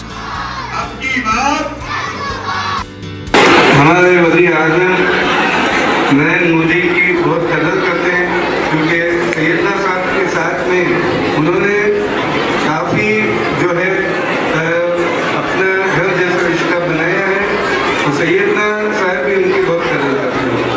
हम आपसे दुआ करते हैं कि खुदा आपको कामयाबी दे। BJP candidate Alok Sharma, who was also present, was given a warm welcome by the Bohra community. Prime Minister Modi has shared a special connect with the Dawoodi Bohras for past many years. Bureau Report, Republic TV. Shifting focus to Karnataka now, the terror nexus responsible for the Bengaluru cafe blast, which left 10 people injured on the morning of 1st of March, has been busted. The mastermind behind the blast is Taha and the bomber Hussain. They were both nabbed from Kolkata, where they were hiding, and they have been brought back to Bengaluru, where a judge granted them a 10-day NIA custody. Take a look at this report to know the latest. A devastating bomb blast laid waste to one of the most popular cafes in Bengaluru on the 1st of March. India's top anti-terror agency, NIA, was roped in to lead the hunt for the terrorists who had orchestrated the attack. And now, within 45 days, the agency has busted the vicious ISIS terror nexus and the terrorist trio responsible for the devastation. Terrorist Musawir Hussain Shazib, who had placed the bomb at the cafe, and Abdul Mateen Taha, the mastermind of the blast, were arrested from Bengal. As per sources, the two men had been living in West Bengal for 3 weeks, checking into small hotels and living under aliases before the central agency zeroed in on them. The two arrested terrorists were produced at an NIA court, which granted a 3-day transit remand, following which they were brought back to Bengaluru. Republic also managed to access CCTV footage from the hotels where the two accused were staying in. The two terrorists, who claimed they were from Maharashtra, had moved from hotel to hotel in different parts to avoid suspicion. They had also presented different fake Aadhaar cards at each hotel they were in. The two accused were brought to Bengaluru during the wee hours of Saturday morning and taken to the detention cell in Madiwala. Later on Saturday, the two terrorists were sent to St. John's Hospital for medical checkup and then produced before a magistrate.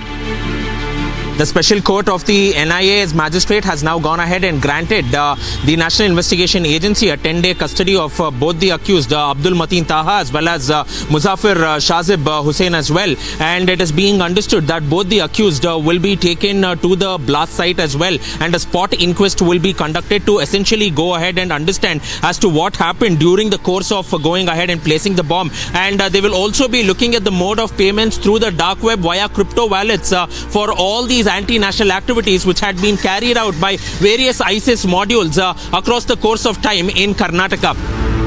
Meanwhile, CM Siddaramaiah congratulated the NIA team's efforts. Thank NIA and also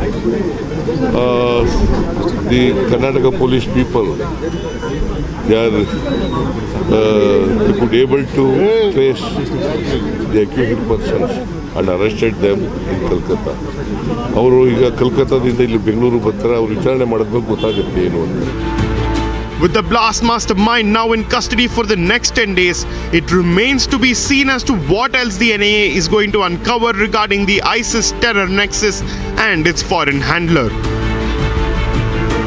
Bureau Report, Republic TV. And polls are just a few days away, and a unique voter awareness initiative, a parasailing activities, were arranged to create voter awareness. The activity was part of the SWEEP, SWEEP outreach initiative planned for Chennai. Take a look at this report to know more.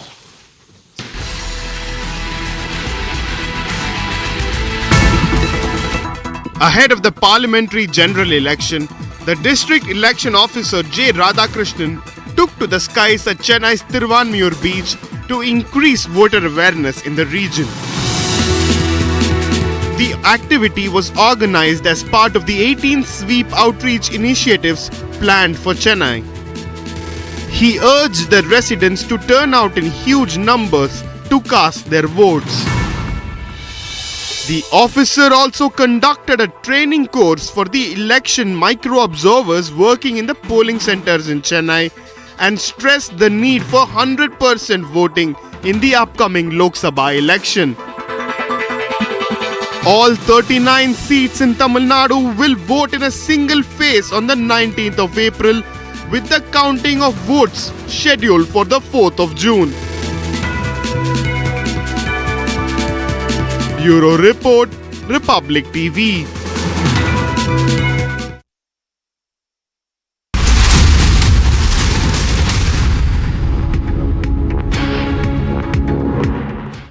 Kane, sir, your dinner. On a tile? Arey, it's antibacterial. Easy to clean. But plates? Kane bhai, it's a tile lad. IM Plus technology से बने world class tiles. Tile हो तो simple हो।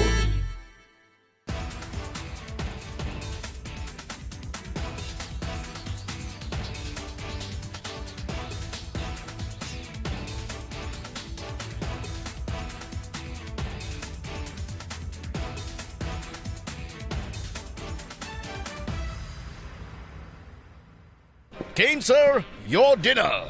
On a tile? Arey, it's antibacterial. Scratch resistant also. But plates? Kane bhai, it's a tile lad. IM Plus technology से बने world class tiles. Tile हो तो simple हो। Election time. Will there be reasons for abuse of artificial intelligence? Well, that's the question most have around AI now. The best news is how India has very fast gained leadership in AI implementation across fields. India's leadership in artificial intelligence is showing results in the fields of finance, health, education, and more. A recent study by IBM titled the IBM Global AI Adoption Index 2023 revealed that a staggering 59% of surveyed Indian enterprises have actively deployed AI in their businesses. This figure, as per the report, is the highest among the countries surveyed, suggesting a particularly enthusiastic embrace of AI by Indian corporations. Early adopters are leading the charge with significant investments in AI research and development and employee reskilling initiatives observed in the past 2 years. Despite this positive outlook, the IBM report also identifies roadblocks that could further impede AI adoption. The most prominent challenge is a talent gap. Companies require skilled professionals who can develop, implement, and manage AI systems effectively. A dearth of such individuals could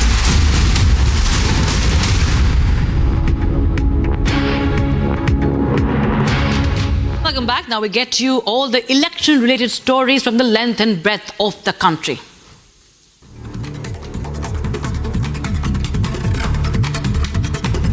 Congress leader Rahul Gandhi reveals that 22 people in India have the same wealth as 70 crore people and claimed that Prime Minister Modi extended support to them. He argued that unemployment, inflation and participation are not the main issues, but Prime Minister's activities are. Hindustan में 22 लोग हैं जिनके पास उतना ही धन है जितना 70 करोड़ हिंदुस्तानी लोगों के पास है। नरेंद्र मोदी 24 घंटा इन 22-25 लोगों की मदद करते रहते हैं। Former Jammu and Kashmir Chief Minister and National Conference leader Umar Abdullah will not discuss Mia Altaaf's health status until he confirms his absence from elections. Listen in. पहले चॉइस के उम्मीदवार पे तो मियां साहब ही थे और फिलहाल जब तक हम मियां साहब के मुंह से नहीं सुनते कि वो इलेक्शन नहीं लड़ सकते, हमारे उम्मीदवार मियां साहब ही रहेंगे। अभी देखते हैं आगे क्या करना होगा।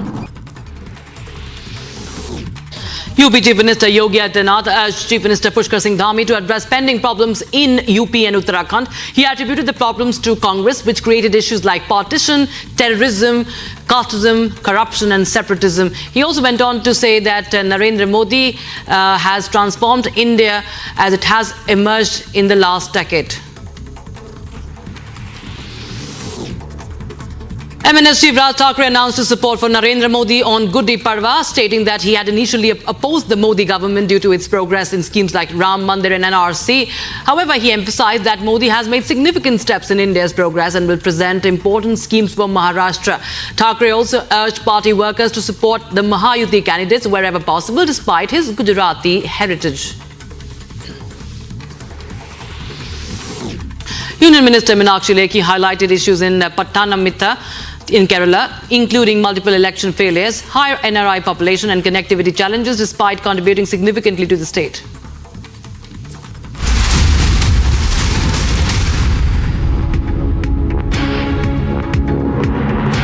Kane, sir, your dinner. On a tile? It's antibacterial. Easy to clean. But plates? Kane bhai, it's a tile ad. IM Plus technology से बने वर्ल्ड क्लास टाइल्स टाइल हो तो सिंपल हो QS&T achieved the world's foremost university rankings. Organizations have ranked Amity amongst the top 3% universities globally, making it among the very few Indian universities to be included in both rankings. Yet another top ranking for Amity University. Kane, sir, your dinner. On a tile? It's antibacterial. Scratch resistant also. But plates? Kane bhai, it's a tile ad. IM Plus technology से बने world class tiles tile हो तो simple हो कांग्रेस किस vote bank को खुश करना चाहती थी? साथियों, कांग्रेस और इंडी गठबंधन के लोगों को देश के ज्यादातर लोगों की भावनाओं की कोई परवाह नहीं है। इन्हें लोगों की भावनाओं से खिलवाड़ करने में मजा आता है। ये लोग सावन में एक सजायाफ्ता जो सजा कोर्ट ने जिसको सजा की है, जो जमानत पर है, ऐसे एक मुजरिम के घर जाके सावन के महीने में मटन बनाने का मौज ले रहे हैं। इतना ही नहीं, उसका वीडियो बना करके देश के लोगों को चिढ़ाने का काम करते हैं। कानून किसी को भी West seems to have a very enthusiastic interest of late, Mr. Jaishankar, on the domestic politics, especially before the elections. It's not accidental. I mean, it doesn't appear accidental. I'm sure not to you either. So I think politically this needs to be countered. Alternative narratives need to be out there. And by the way, we are today confident enough, strong enough and independent-minded enough that we will not be swayed by what you are. So it won't matter to us. We will do our own thing and we will counter it by our actions. So will the pressure work? My way of responding to 10 years of pressure, one is by answering back, but the other is by doing things in India. That when you have a government which says, look, this is a democracy that delivers, we will use technology, we will do good governance, we will ensure that socio-economic benefits will be delivered on a mass scale. And this will expose the people who espoused an earlier model. This is one way of doing it.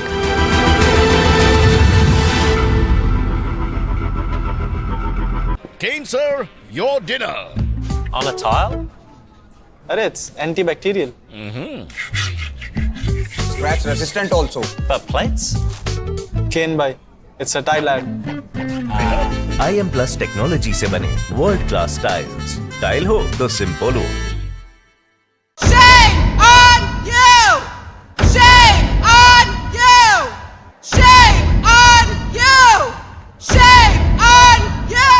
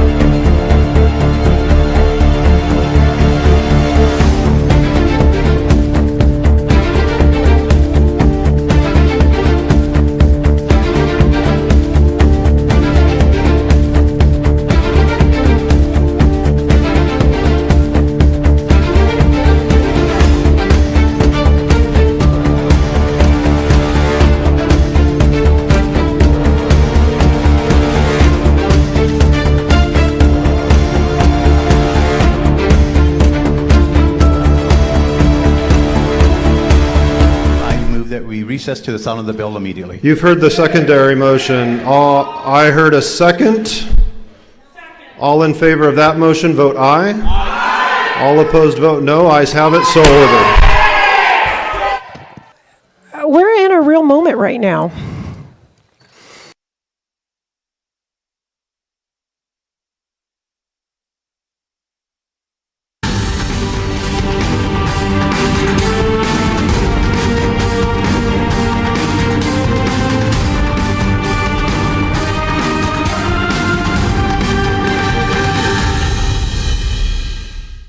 Mr. Jaishankar, thank you. I've really been looking forward to this, and great fan of your style, the way you speak, the way your forthright nature, and your vocabulary and your style. Coming from you, Arnab, that's a high compliment. No, I want to get rid of the fanboy part first.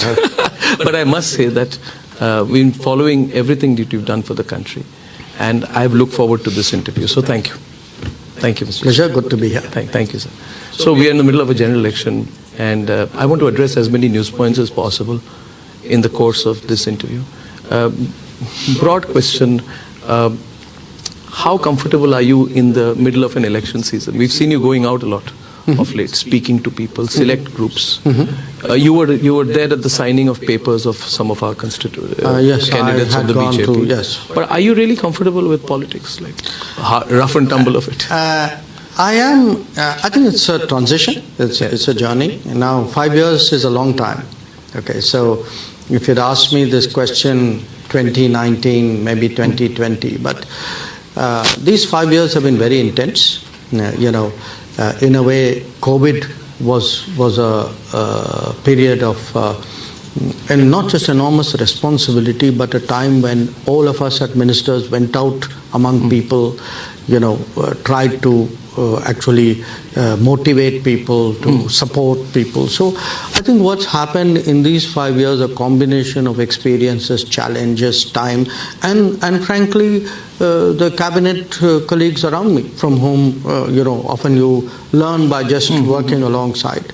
I think the combination of all of this, I think by now I've reached a reasonable level of comfort. I'm sure with seasoned diplomat you manage the political issues well, but at the time of joining the BJP and later after that, was it ever a thought that joining politics is going to come in the way of your own views, perhaps? Because you're not a career politician. I mean, did you feel, you'll have to compromise or change your line on some issues, or come into agreement with something the BJP thinks for you personally may not be against, as a lateral entrant, and you're much more than a lateral entrant? Is that at the back of your mind somewhere? No, I wouldn't say that, because mine was a peculiar case. Okay. Yes.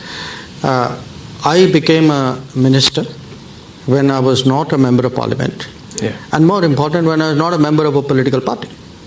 Okay, so on the day I was sworn in as a minister, I was not a member of the BJP. Okay, and I must say it was not that anybody pressed me to become a member. They gave me my space, they gave me my time. So in fact, I think I had quite a few weeks to think it over, and for me the occasion was I was preparing to file my own nomination papers to Rajya Sabha in Gujarat. I could have filed it as an independent. Why didn't you?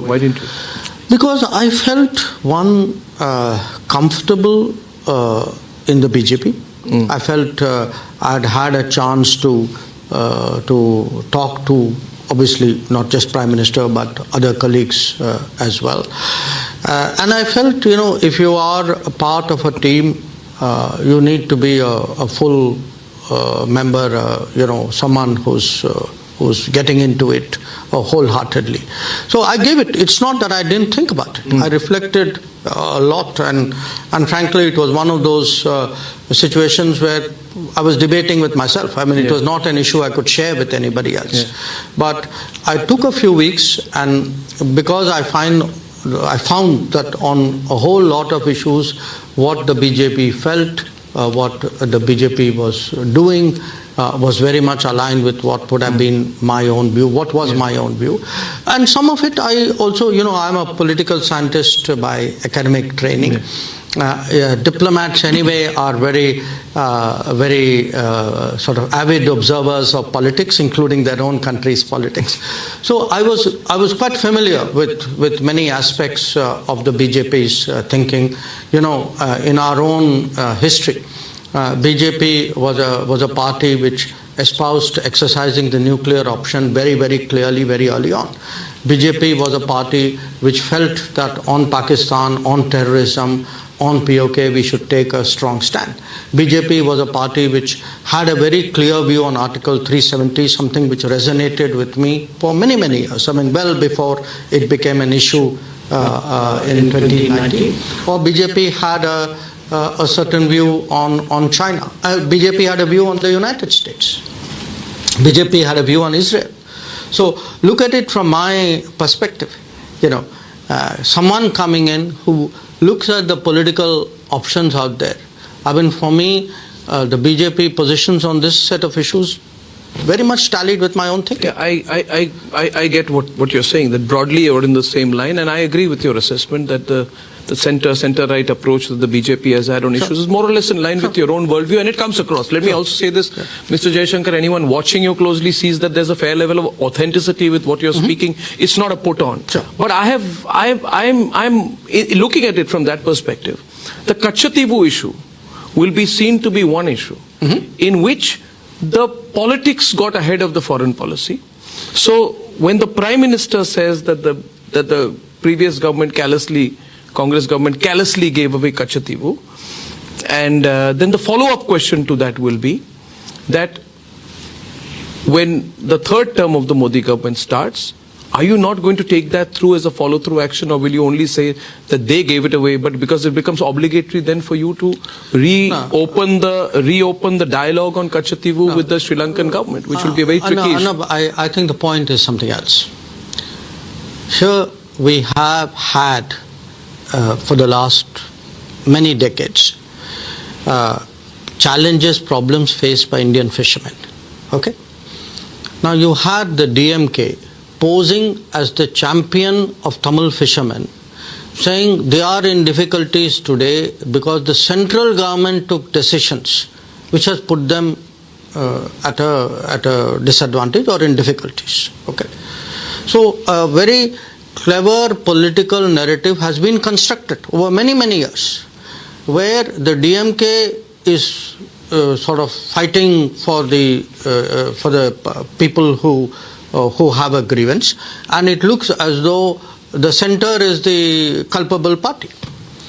Now, what the record actually showed was DMK was very much party to the decisions. Okay, and so. Considering how much of an issue they had made this, made it in parliament, made it a consultative committee, took it up in politics. You saw Annamalai's interview, how much Chief Minister was raising it. Chief Minister Stalin has himself written to me 21 times. 21 times raising issues of Tamil fishermen. So I think it was time that the public learnt, saying, okay, yes, we all recognize there's a problem. Now let's be honest. Who's responsible for it? Who was culpable? Who did it? And who went along with it? Agreed. And the real issue is, beginning from day one, they had mastered this practice of saying something in parliament and saying something. That's what politicians are good at. No. But this kind of politics should not be encouraged. May I intervene? Yeah, sure, please. Sorry to interrupt. I saw the papers, and personally, I was appalled. I also saw the entire interaction that was going on. I don't know the exact date, between the then Foreign Secretary giving a briefing to Mr. Karunanidhi, I think it's 1974, yes, correct, on what happens, and he's laid it out. That this is the view of the central government, there could be Chinese influence, we need to have a good relationship, and hence we are taking this decision. To which Mr. Karunanidhi responds by saying that is there any other way, but finally gets convinced and then says effectively that I'll go along with you, but I'll have to take a slightly low-key angle on this or a different angle in local politics. Because I have to help you manage it. Because I have to help you manage it. So it's crazy that between the center and the state, then DMK and Congress, they've come to an arrangement on the whole issue. Now, okay, you can say that is politics. My point is, having done that, Now you are posing before the public and before the rest of the country as though you have nothing to do with it. This is the core point. I am again with it. This is at a time when, after all, what is an election about? An election is about different political parties going to the people saying, look, this is what we believe, this is what we stand for, and we ask you for your trust and your support on that basis. So we think that is very important that parties should come clean. If they don't come clean, history will come clean. I am totally with you on this. Totally, and I agree with you on this. Now, the question I am saying is that it's already, if anybody says it, it's already if Annamalai says it. The Prime Minister of India says it. A follow-up statement is made by the Foreign Minister of India. Then the Sri Lankan Foreign Ministry responds, saying this issue is resolved 50 years back. My specific question to you, sir, is can we now, we realize the issue of accountability, hypocrisy, giving it away, duplicity of DMK, Congress, etc. understood. Can it really be opened up now? Can the Modi 3.0 government reopen the dialogue on, can we make a claim on it? Would that not worsen our relationship? Where do we stand on that? I think right now the important issue when people are going to polls is which party was honest, which party is not.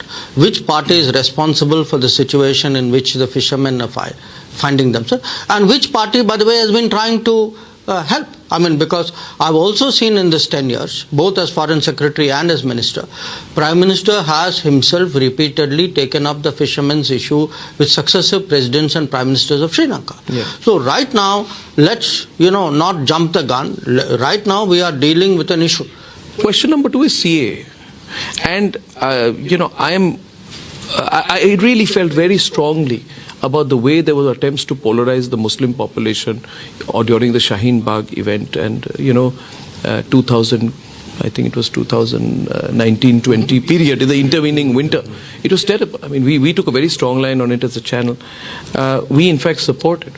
But I am curious to know, I'm going back to Sri Lanka again, that during the Sri Lankan civil war, there were some 10,000 army troops. We sent our army there to help solve the situation there. There are between anywhere 4 to 6% of Indian Tamils in Sri Lanka as per varied estimates. There is a population there. There is an agreement which has been signed between India and Sri Lanka. We have promised to repatriate Sri Lankans. A lot of it has not happened. Long and short, my question is that why would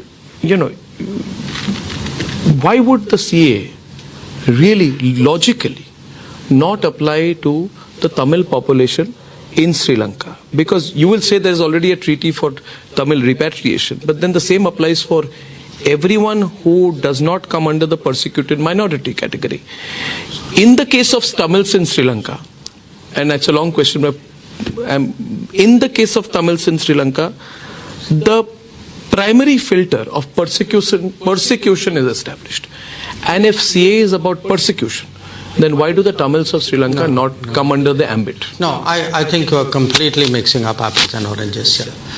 Look, the CAA is derived from a certain period and a certain set of decisions in our history, directly from the partition. It deals with the aftermath of the partition. Okay? What happened in the aftermath of the partition was that different post-partition states were left with minorities, and it was the obligation of the states to look after the minorities. Okay, and that was the basis for the Nehru-Liaquat Pact. When the Nehru-Liaquat Pact was being concluded, in fact, there were wiser voices, saner voices, which counseled, saying, look, you are trusting a Pakistani government which already has a certain mindset, a certain ideology, a certain attitude to behave like you are behaving, and they will not do that. Okay, and this is something which was very, very sharply, repeatedly, specifically, particularly Shama Prasad Mukherjee, I think, was a proponent of the view, but he was not the only one. A lot of others held that view. What we have seen after that has been actually a treatment of minorities which caused them to look for safety elsewhere.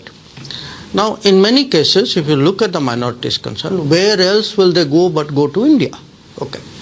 So, That was the logic of the CAA. The Sri Lankan situation is very different, because in the case of the Sri Lankan situation, the issue pertained to the what were called the Indian origin Tamils, and those were negotiated and settled through negotiations. So I think you cannot compare what was happening in Sri Lanka with what was happening with Pakistan. I think they are totally different situations. We are, through CAA, we are trying to do justice to a set of people who, in a sense, were caught on the wrong side of history, who are let down by the assumptions of the then rulers of India that they will be looked after in the place of domicile. Could the same not apply to the Tamil Hindus, that they were left on the wrong side of history? No, again, no. I think this analogy, I think, is not justified. But is there also not an assumption here that India is the natural home for Hindus? That is the argument that the BJP puts when CA. Okay, so Mr. Jaishankar, let me just give me a moment on this. The position technically as government and foreign policy is one thing, but the position politically is that India is the natural home for Hindus, and the BJP has made India the natural home for Hindus. Now, Maldives today, we all know the Islamist forces. I'm not talking Islamist politics which is going on there. It's a Muslim majority country with some 99.6% Muslims. But there is a 0.3%, 0.4% of Hindus. So if the question is that India is a natural home for Hindus, then should that lever not be open for us, that if Hindus were to be persecuted and the politics were to be sharper in Maldives, we should bring them back. Equally, allow me to complete. We do hear of persecution and torture of Tamil Hindus. This has been a persistent political issue, so why should they be excluded from the process? No. Why should partition define our present day politics? No, look, partition does define our present day politics because it was such a fundamental, you can say, mistake, and whose consequences are still being felt today. So let us not wish away partition as just another event in our history. It has had consequences. Those consequences today still continue to shape the politics and the foreign policy and the strategy of the entire Indian subcontinent. So let's keep the centrality of partition very much in view.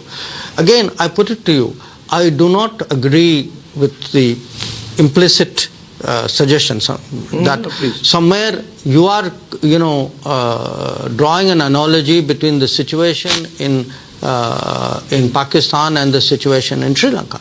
In the case of Sri Lanka, and on the contrary, it is our position that the Tamil minority in Sri Lanka should be assured a life of dignity, that they should be given equal rights.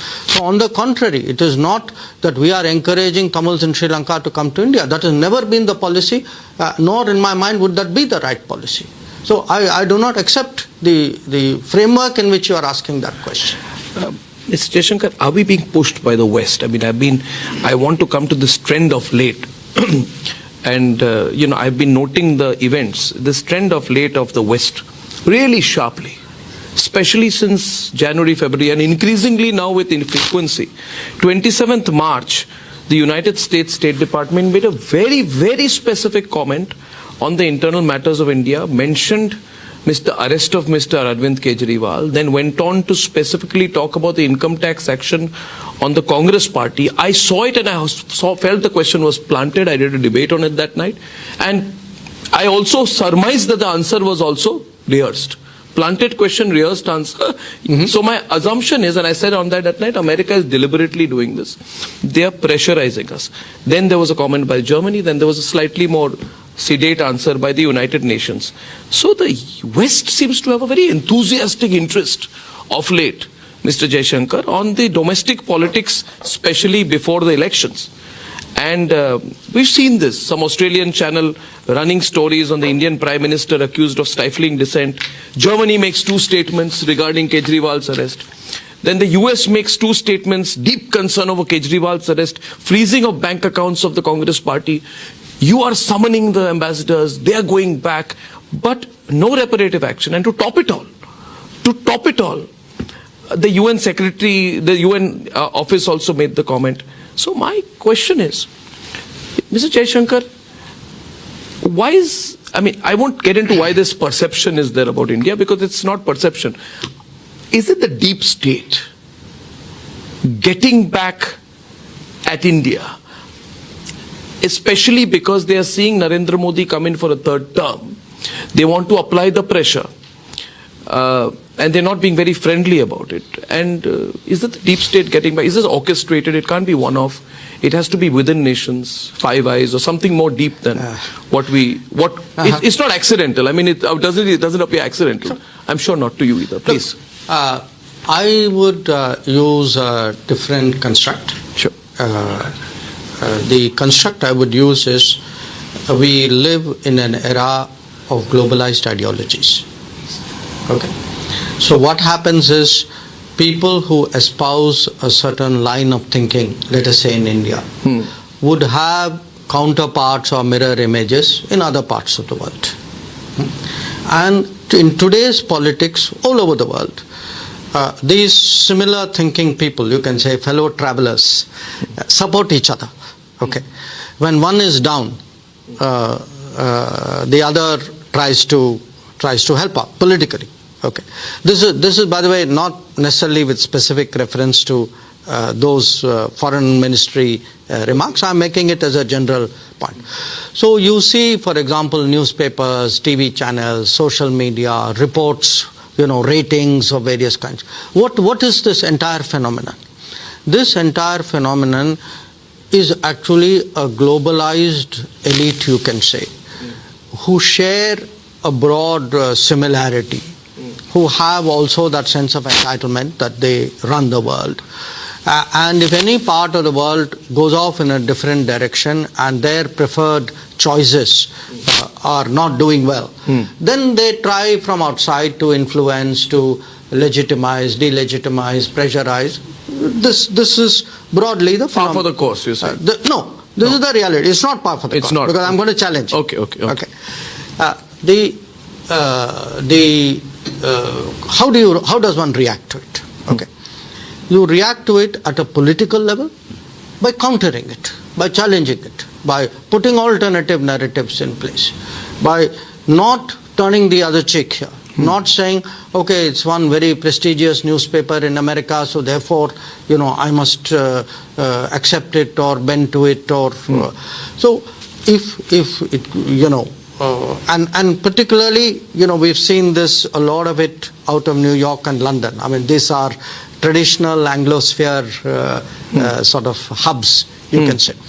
So I think politically this needs to be countered. Alternative narratives need to be out there. It has to be clearly put that the kind of vote bank politics that they espouse, the kind of special interests that they advance, the fact that they actually on the ground, while preaching a certain I would say a vision of progress. The reality is, if you look at even the globalization vision that they espouse, a narrow segment of people benefit and actually large masses get left out, which is why there is today a global reaction to it. And by the way, we are today confident enough, strong enough and independent minded enough that we will not be swayed by what you are saying. So it won't matter to us. We will do our own thing.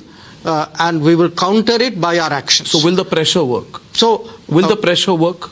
So my first answer is, my way of responding to 10 years of pressure, one is by answering back, but the other is by doing things in India. That when you have a government which says, look, this is a democracy that delivers, we will use technology, we will do good governance, we will ensure that socio-economic benefits will be delivered on a mass scale, and this will expose the people who espoused an earlier model, which was actually, this is one way of doing it. The other is when it comes to foreign offices. Okay. In diplomacy, there is an etiquette. Okay. People have manners, nations should also have manners. Sometimes people's manners are not good enough. I'm afraid occasionally that is the case of nations too. So when people with good manners, countries with good manners are not expected to comment on the internal politics of others, because once you start doing it, then what happens is you open it up. Now this is not going to help anybody at all. So the point here is to tell such countries that, look, it's in your own interest, please don't go down this path. Also when they do it, again, don't turn the other cheek. That talk to, I mean, as I tell people, look, if you comment on me, I have the right to comment on your comment. Okay. Now, how I modulate it will depend on my strategy, my interest, my timing. So this is not an era anymore, because again, part of it is, it's not a level playing field, okay? The people commenting and the subjects of their comment were historically, or at least in recent history, not on par. So some countries believe that over many years they've commented on the entire world and that gives them a continuing right to comment. The world is changing. You're going to get pushbacks. We are pushing back.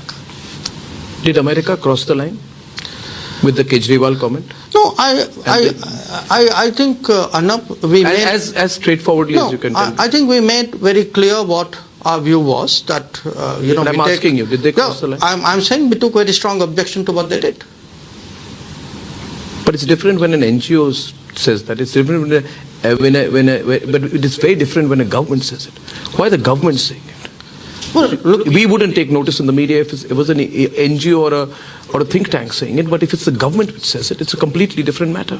Which is why we communicated very clearly to the American acting ambassador that we take a strong objection to what was said, and that what was happening in India was not a concern of any foreign government, and that people should not... Why did they continue then? Why did they persistently continue to make the comments? I cannot either dissect it or justify it or analyze it beyond a point. I mean, if I feel what you have done is not correct, why am I going into what could be your possible mindset? That's for you to worry about. So, last part of my question was that it's all happening together. Is it accidental that 4 or 5 governments are all saying the kind of same thing? It's official. It's not coming from UN, Germany, America. You know, I don't. Is it accidental or is it coordinated? I don't have a conspiracy view of the world, but I do have a view that different countries, different political interests, different governments sometimes coordinate. That is a fact. Will it affect the foreign policy of Modi 3.0? I don't think so. No? I don't think so, or it won't. No, absolutely. If all these countries were to put pressure, would it affect our domestic politics or our... What do you mean they're going to put pressure? I mean, is that going to make a difference to our election results? It won't. I mean, do you think anybody in this country wants to be told by some foreign government as to what is right and what is wrong? And if you look at these issues, here is a bottom line. You know, there is a process of, you know, there are legal issues. Okay. In these countries, does the law stop when election starts? So, do they expect the law to stop in India? Yeah. So, look, I think let's not overdo this. I mean, fine, they said something, we answered them back. We've been very clear. I mean, nobody faults us for lack of clarity, that much I can assure you. And I think that's where it stays. Now, if in their wisdom they choose to say something, then in my wisdom I will also answer. Yeah, and what you say is very assuring, very reassuring for a lot of our viewers.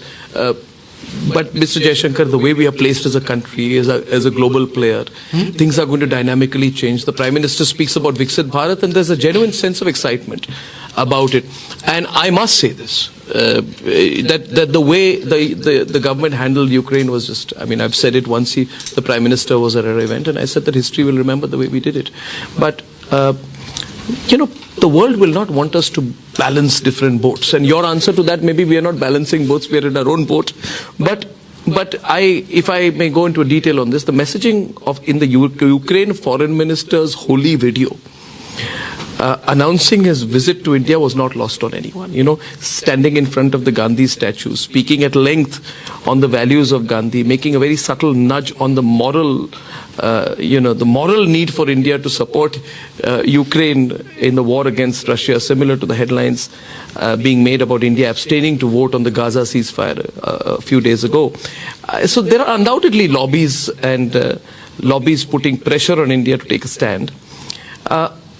Is it going to become increasingly difficult?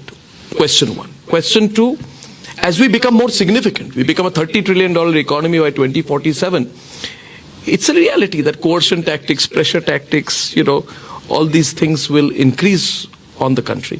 For people who are watching this interview in the context of the general election, they would want to know whether you feel these pressures will increase in the future, and therefore whether you feel whichever government comes into being or is in India over the next 5, 10, 15, 20 years, we'll have to take a little bit of a continuity route on our foreign policy. We all like to say this, that foreign policy is largely an exercise of continuity. Like anything in life, it's partly true and partly not. I can give you examples of continuity. I can give you examples of differences, sometimes sharp differences.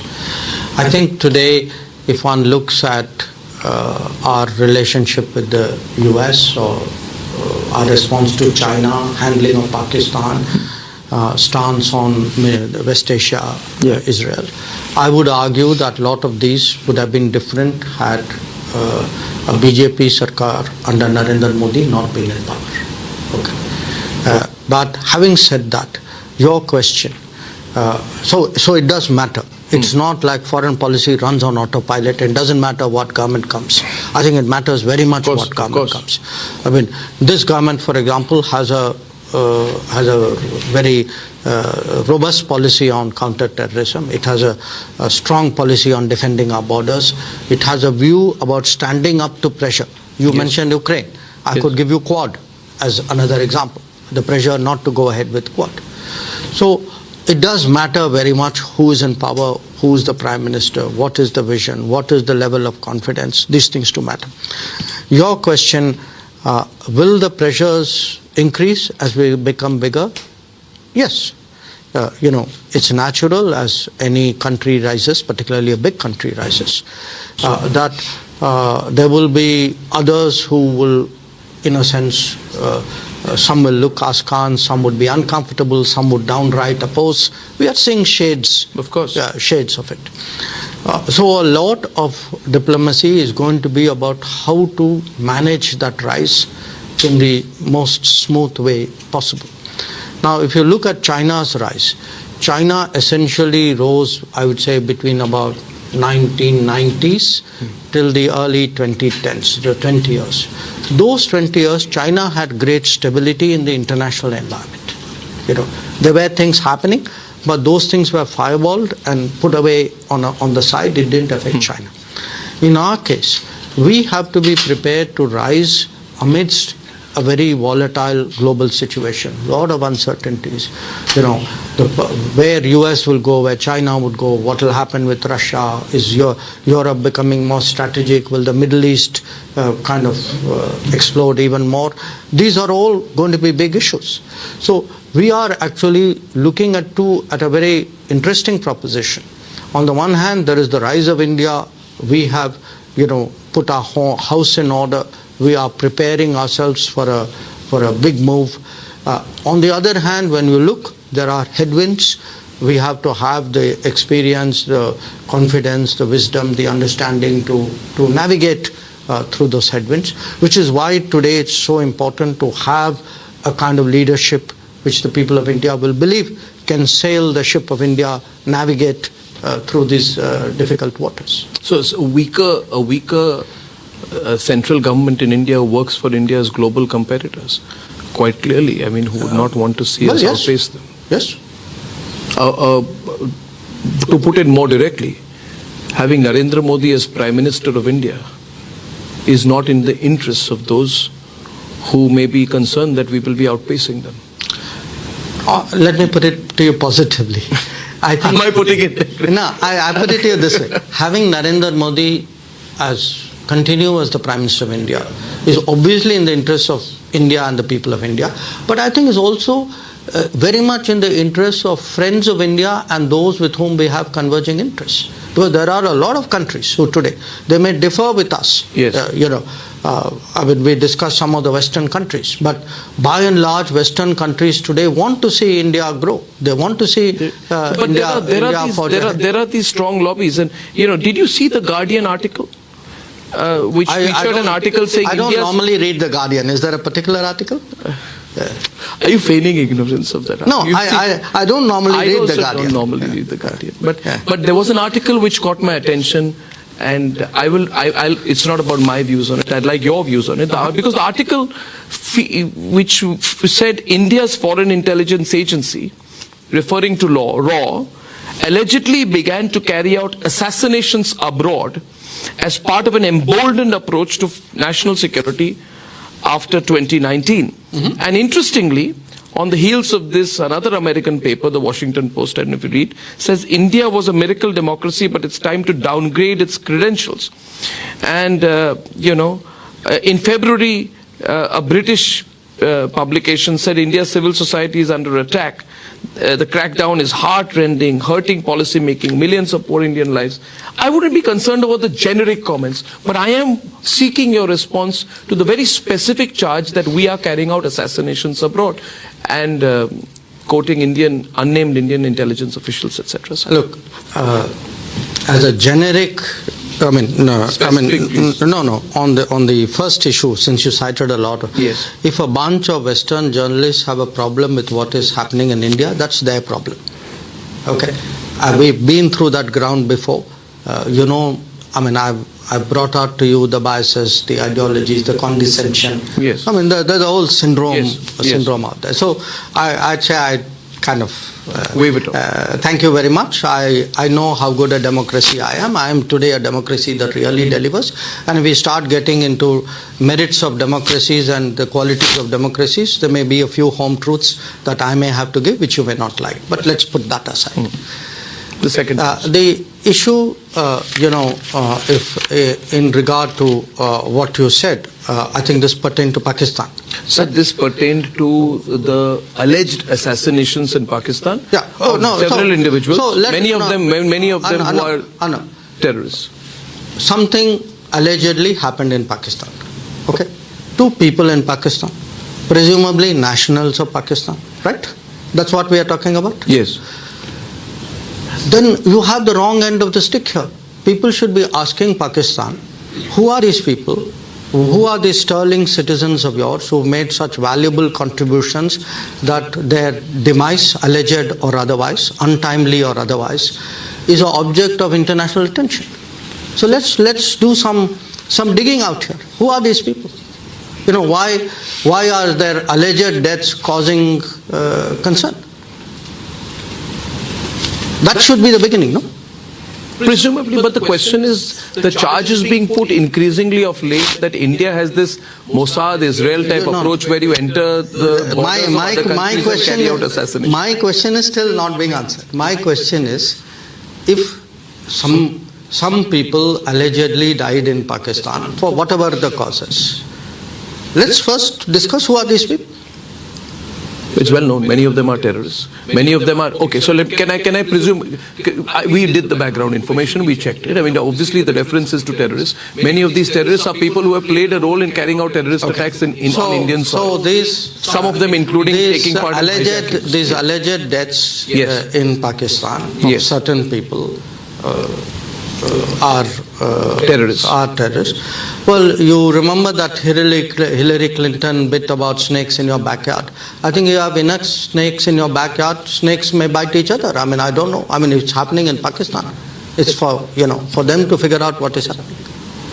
But I would only say this: the moment I see that word intelligence in any article, I can tell you what every foreign office of the world will tell you.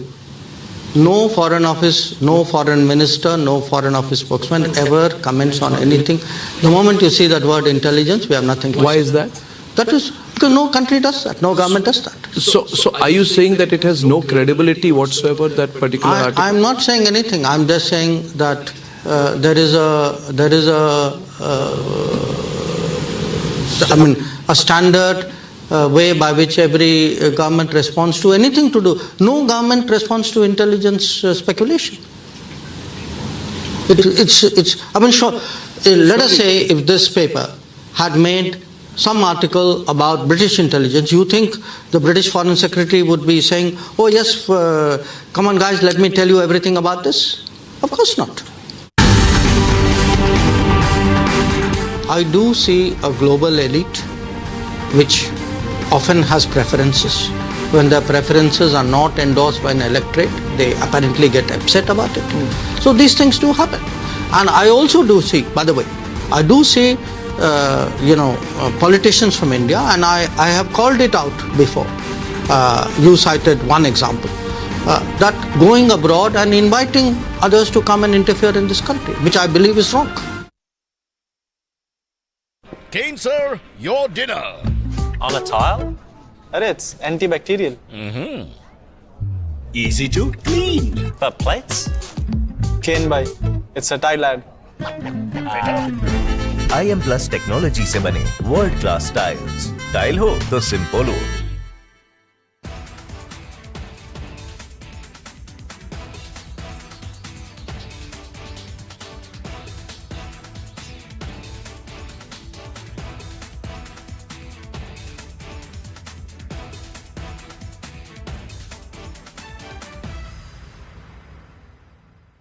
Kane, sir, your dinner. On a tile? It's antibacterial. Scratch resistant also. The plates? Kane bhai, it's a tile ad. IM Plus technology से बने world class tiles. Tile हो तो simple हो। कांग्रेस किस vote bank को खुश करना चाहती थी? साथियों, कांग्रेस और इंडी गठबंधन के लोगों को देश के ज्यादातर लोगों की भावनाओं की कोई परवाह नहीं है। इन्हें लोगों की भावनाओं से खिलवाड़ करने में मजा आता है। ये लोग सावन में एक सजायाफ्ता जो सजा कोर्ट ने जिसको सजा की है, जो जमानत पर है, ऐसे एक मुजरिम के घर जाके सावन के महीने में मटन बनाने का मौज ले रहे हैं। इतना ही नहीं, उसका वीडियो बना करके देश के लोगों को चिढ़ाने का काम करते हैं। कानून किसी को भी कुछ भी खाने से नहीं रोकता है और न ही मोदी रोकता है। सभी को स्वतंत्रता है कि जब मन करे वेज खाए या non veg. I do see a global elite which often has preferences. When their preferences are not endorsed by an electorate, they apparently get upset about it. So these things do happen. And I also do see, by the way, I do see, politicians from India, and I have called it out before. You cited one example. That going abroad and inviting others to come and interfere in this country, which I believe is wrong. Kane, sir, your dinner. On a tile? It's antibacterial. Scratch resistant also. The plates? Kane bhai, it's a tile ad. IM Plus technology से बने world class tiles. Tile हो तो simple हो।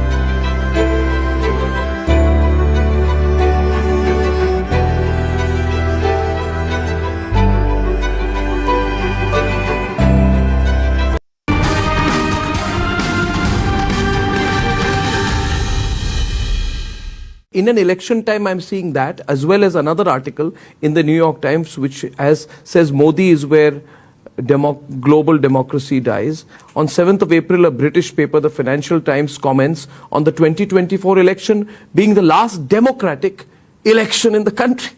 And you're smiling. So, okay, so would it be that you failed to convince the Western media, despite our stellar relationships with each of these countries, on the robustness of Indian democracy? And how do you read this increasing frequency of these articles on the eve of what is seen to be a historic election in India? I mean, obviously. Tell me one thing. I mean, you and I are sitting here in India, a week away from the polls beginning. Do any of us actually feel that our electoral process, our democracy is in any danger? On the contrary, pick up today's newspaper. What do you see? You say leader A saying this, leader B saying this, opposition party, somebody doing this deal, somebody crossing over that side. The democracy is in action. No, they may be living, I mean, they must have some view of India on some other planet. But do you not see can you actually, do you think any Indian actually believes today that our democracy is not working? But do you not see a link between Rahul Gandhi going abroad and saying the Western democracy should come and save us, and the comments coming so much so, and increasingly the State Department speaking up for them and the articles coming out? Do you not see a link between his appeal and their follow-up action? I do see, and I, in fact, early on began with that. I do see a global elite which often has preferences. When their preferences are not endorsed by an electorate, they apparently get upset about it. So these things do happen. And I also do see, by the way, I do see, politicians from India, and I have called it out before. You cited one example, that going abroad and inviting others to come and interfere in this country, which I believe is wrong. I may have my differences with you, but I don't think, look at our history. What happens when people go abroad and invite people to come? Okay, I think this is. It encourages that trend. You feel it encourages that trend? I think that's bad for the country. It's bad for the politics. It's bad for them, by the way, because it shows you are so weak that you have to go outside and ask people to come and support. So Mr. Jaishankar, we referred to it some time back. Can it all get undone? Can it all come tumbling down? I mean, we're talking about an election where everybody is sort of assuming that it's going to be a sweep for the BJP. And we've gone a certain route under the Modi government on foreign policy. It's not about 24, 29. I mean, my question to you is, we've seen what happened after the Pathankot, Balakot airstrikes. We've seen what we did with the Russian oil imports, how we took a position. But we've also seen, the word I would use is the pusillanimity of Indian foreign policy in the past. And I see this manifest, for example, in the Congress Party manifesto, which says, straying from foreign policy, that the office of the National Security Council and the office of the NSA should be brought under the oversight of a select committee of parliament. So one would argue then that would the National Security Council or Mr. Doval's office, which he holds today, come under the supervision of the Danishalis and the Mahua Maitras in the future? It's a very realistic question, because it's been put up as a proposition, whereas the world is getting specialized, domain experts. So I asked myself, were it not to be a straight election where we see a Modi victory, would it not be a matter of concern that the most populous country in the world would have its foreign policy turned on its head should the result be different? I think fortunately there won't be cause for concern. Fortunately. Yes. So I think your worries are misplaced. This time. No, look, I'm optimistic about our country. I'm not saying we don't have challenges, but since you mentioned some things, let me respond to it. First of all, you must be one of the few people who's read the Congress Manifesto. I don't know how many places. I compliment you on your hard work. I would even read the CPM manifesto. But the fact is that if you look at most countries in the world, the National Security Advisor in almost any country, I can't think of any country where they actually are treated as a part of a parliamentary oversight. Yes.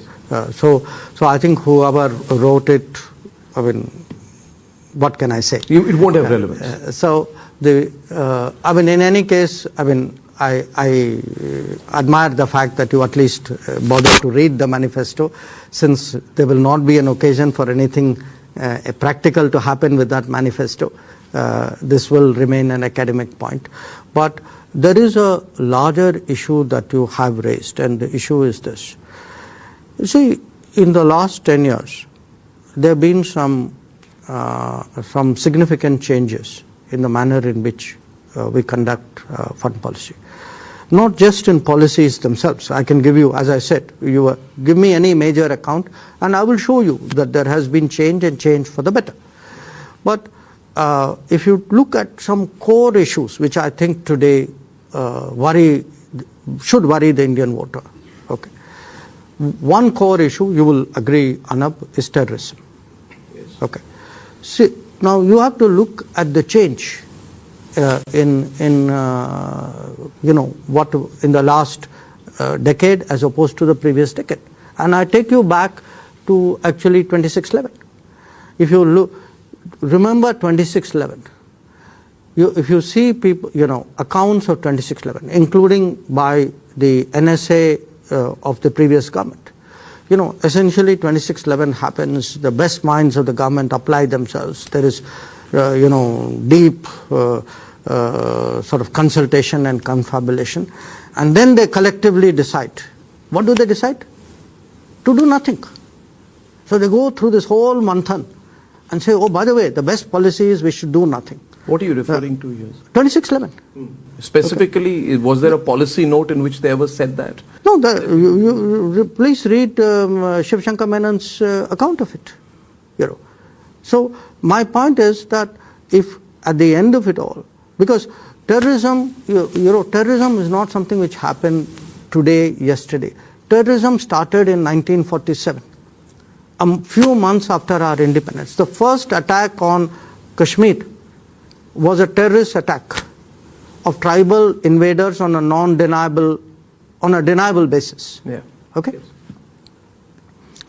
Now, instead of from day one calling out terrorism, fighting terrorism, what did we eventually do? We ended up on the conference table, no? And that's how you ended up with the ceasefire line. Now, my point is that the way to fight today, the people of India believe very deeply that there are some issues on which governments should take a strong, uncompromising stance.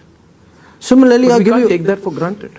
We can't take it for granted. For example, with China, we can't take it for granted. I agree with you on the terrorism issue, but thank you for complimenting me on reading the Congress manifesto, which also says that 370 will be brought back effectively.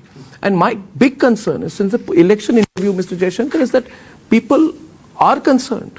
Okay, there is an assumption Mr. Modi will come back, but people are concerned, what if that were not to be the case? I mean, what would be our relationship with China? For example, I am personally, we saw what happened with Manipur. And there are issues of arms smuggling on the China-Myanmar border. We know the interest that China would have in destabilizing the situation in Manipur. And, China openly has declared its support for the junta in Manipur, no matter how the situation changes. So they are vested in Myanmar. So they are vested in Myanmar.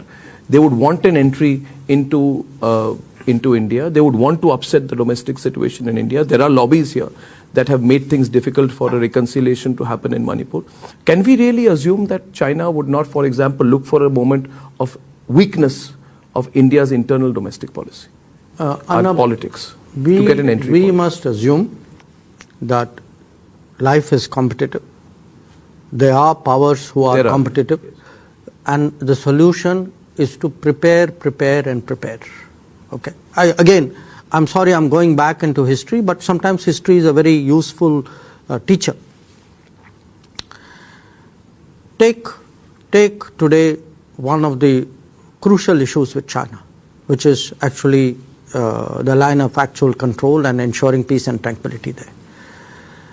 What is it at the end of the day a function of?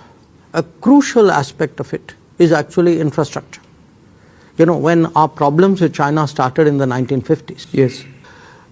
It's very interesting if you go back. Where did it begin? I mean, there was, of course, a reading of China between Patel and Nehru. I've spoken about in public how Patel got it right and Nehru got it wrong. Okay.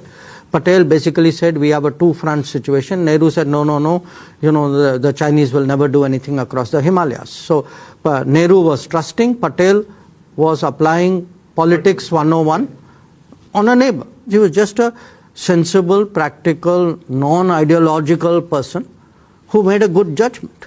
Okay? Whereas Nehru made a bad judgment because he allowed his ideology to cloud the basics of diplomacy, which is you have a big neighbor, you have to take your precautions.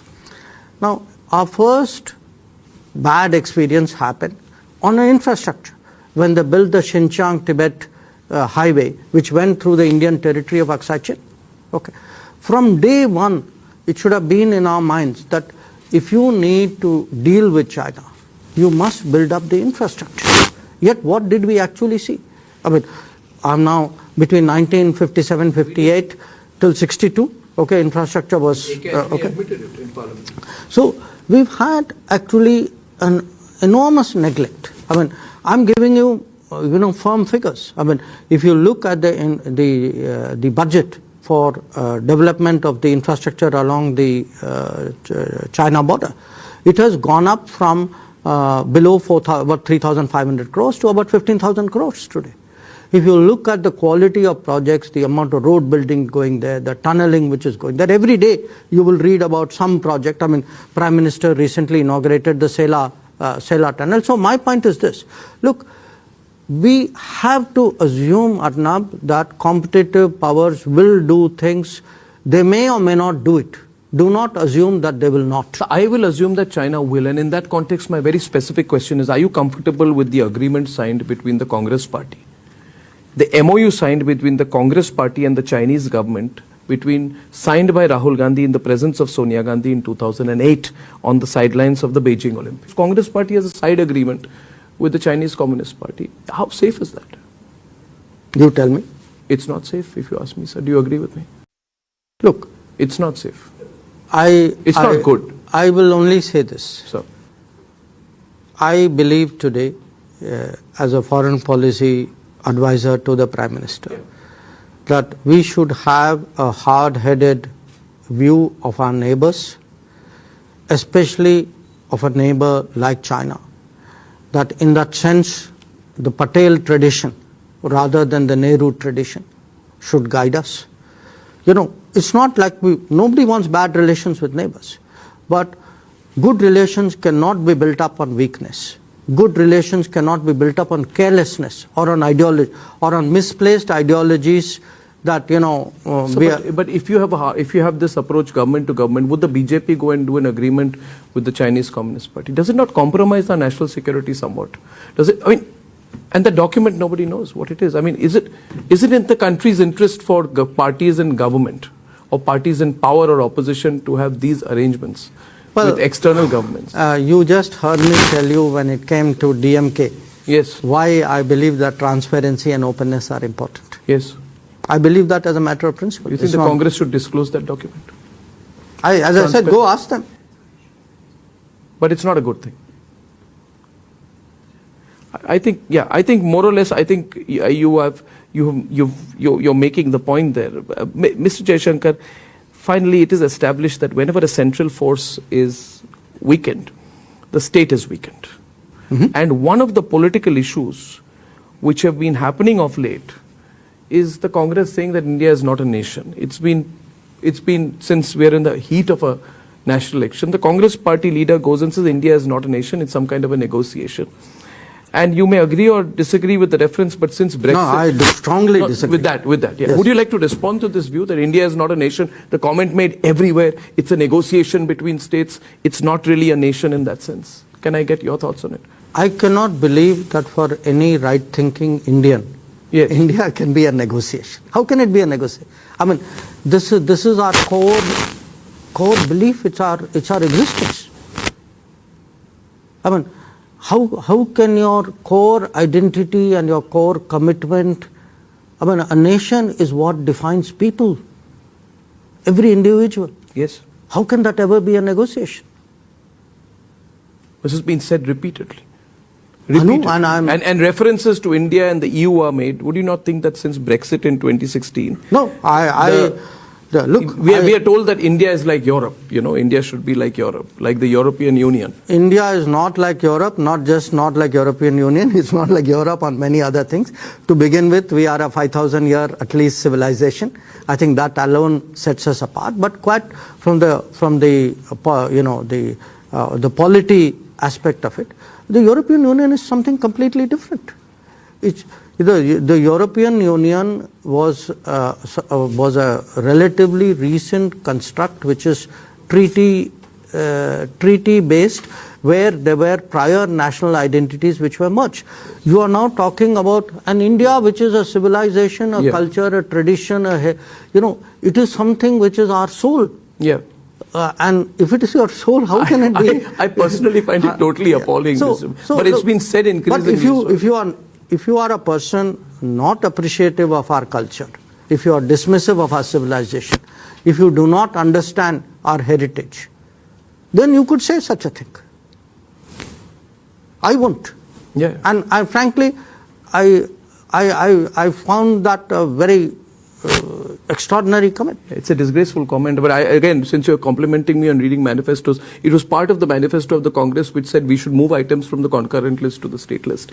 And the attempt at sort of weakening the center. Mr. Jaishankar, we've had the issue with Canada. Where does it stand right now? I mean, where is the issue with Canada? Question one. And, on the 21st of March, an AAP leader, Raghav Chadda, met a British MP, Preet Kaur Gill, who has advocated for Khalistani groups in London, France, Germany. We've had the Amritpal episode play out in India. We have seen the Khalistani imprint on the 2020 farmers' protests. We are concerned as a nation that whatever our domestic issues are, there must be no foreign interference. And questions have been raised about whether the Aam Aadmi Party, allegations have been made, have had links with the Khalistani forces in Canada. So, comment in the current political situation on this, this conviviality between groups in Canada and political parties here. One, and where are we placed on the Canada issue? Let me come because they also accused us recently of interfering in their election. This was. I mean, that was a bit thick coming from them. Look, the point is that where are we placed vis-a-vis Canada? I think we have had a very difficult relationship with Canada. And we've had a very difficult relationship with Canada because Canada, for political calculation, has given space to extremist political forces who often advocate violence and separatism from India. Okay. These people are today allowed to operate in Canadian politics in the name of, well, what they are saying is part of free speech. Yes. Okay. Now, that's a problem for us, understandably. Yes. And particularly if in the name of free speech you have taken it to a level of threatening diplomats of India, of any foreign country for that matter, of intimidating legitimate diplomatic activities. And I often ask my counterparts, how would you feel if the shoe was on the other foot, if this was happening to you? You'd be screaming. Yeah. So I think it's important that that kind of space not be given, that this intimidation and harassment of diplomats is not condoned. Yes. And that where there are cases, after all we are democracies, we are members of Commonwealth, where there are extradition requests, where there are known terrorists operating out of Canada, that these requests are honored. So that is where we are on Canada. We have right now a frank engagement on this. I talk to my counterpart, some other colleagues talk to this. And I hope very much that we have seen, I would say, cooling down of there was a time when things had got a little heated. So I think that temperature has come down. That's where things are. Regarding your issue of no, I'll come to that. Your issue of foreign interference. Yes. I think if you actually see who is interfering where, we all know, which leader and in what situation who has commented on whose politics. Yes. So I think for any country to accuse India of interfering in its politics, I think is absurd. I think in many cases, if we put a mirror in front of them, I think you will get the answer. Your third question, who is hanging out with whom in London? There is other relationships. There is a old saying that you are known by the company you keep. I would have thought, particularly at a sensitive time, politics being what it is, people would be careful. Yeah. If at this time, you feel that a company of known advocates of Khalistani cause is the preferred company, I think that says a lot. Yeah. You've been exceptionally candid. May I ask you, before I ask you the last question, you've been very straightforward on a lot of things, and I must say, Mr. Jaishankar, that we've seen foreign ministers hold back a lot, and you don't hold back. You wave away some questions, but you do take all of them. So my last thought to you, and this is something we want to hear from you. You have a lot of people who are your followers, Gen Next and otherwise, and I want you to comment on this increasing narrative of suspicion towards the 400 plus issue. The Prime Minister is going and saying 400 par, 400 par, 400 par. And there is a commentariat which says there is a deep and sinister motive behind getting 400 par, because if the BJP or the BJP-led coalition gets that kind of government, that kind of numbers, they're going to overturn the constitution, remove democracy, change the basic nature of the constitution, introduce a presidential form of government, have a Hindu-only government. There is this aspect of creating a little impression, especially because the Prime Minister has also said, and everybody has said, that fundamental, be prepared for big changes. This is only an appetizer kind of, statements have been made by political leaders as well. But there's nothing sinister about that. You know how it's being read, that, oh my God, big changes. What are these big changes that will be brought in the third term? Viksit Bharat. Is it just that or something else? I mean, first of all, if people, it's like saying those who will not pass an exam are worrying about a student who will get distinction, and saying, oh, it'll be bad if you do well, because I don't have the ability to pass the exam. So I think people should worry about how they manage their own political prospects. At the end of the day, if the people of India choose to repose their confidence in the BJP on the basis of 10 years of a very, very solid record, I think this should be a celebration of democracy. I don't see any reason for anxiety. And as regards where we are going in the future. Yes. Look at our record of the past. Okay, because at the end of the day, past tells you something about the future.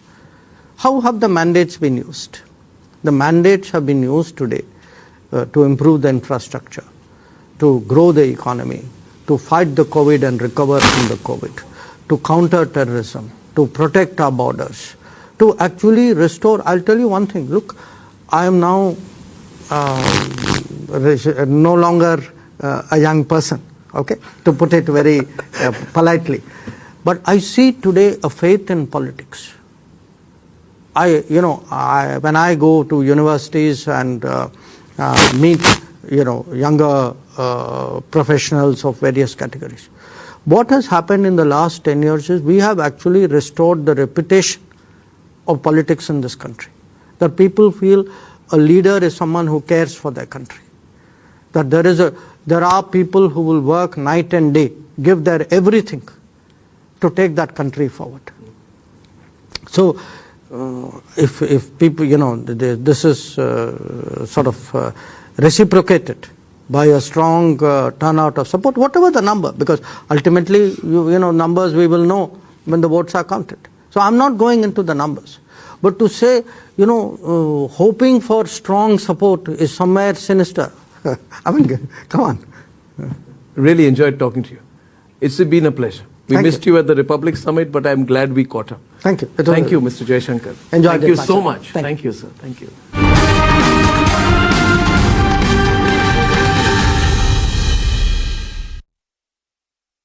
Kane, sir, your dinner.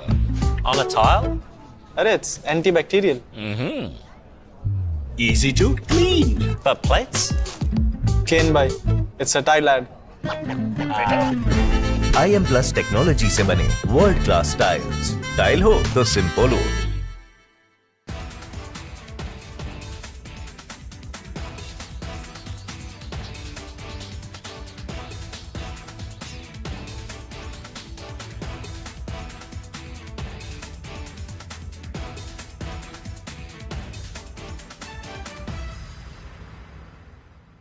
Good evening and welcome, viewers. The BJP says that the fact that the bombers behind the Bengaluru blast in the Rameshwaram cafe were the fact that they were found in Bengal today proves that Bengal under Mamata Banerjee is a safe haven for terrorists.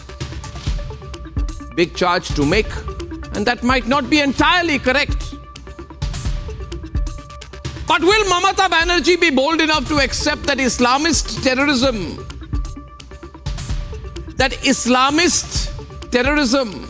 is a threat to the entire world and to India?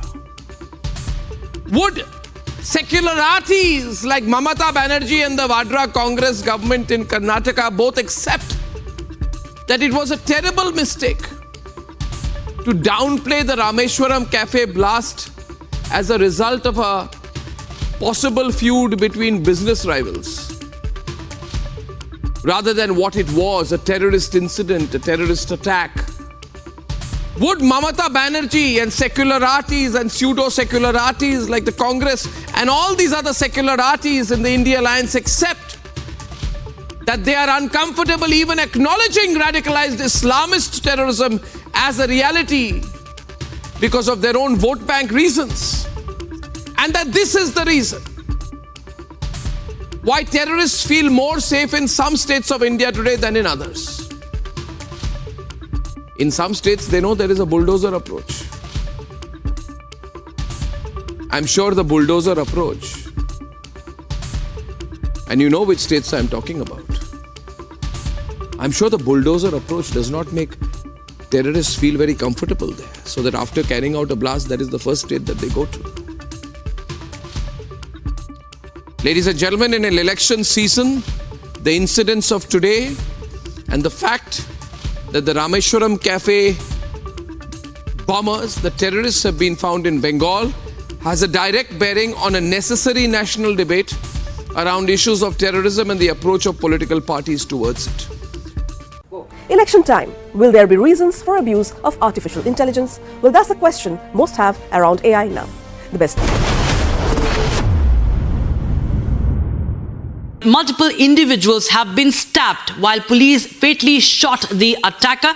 Incident has sparked concerns and investigations into the circumstances surrounding this violent act, this horrific act. Now, Australian federal authorities have confirmed that there have been at least 5 victims who have been killed in this knife attack at the Bondi Junction. Take a look at this report to know more.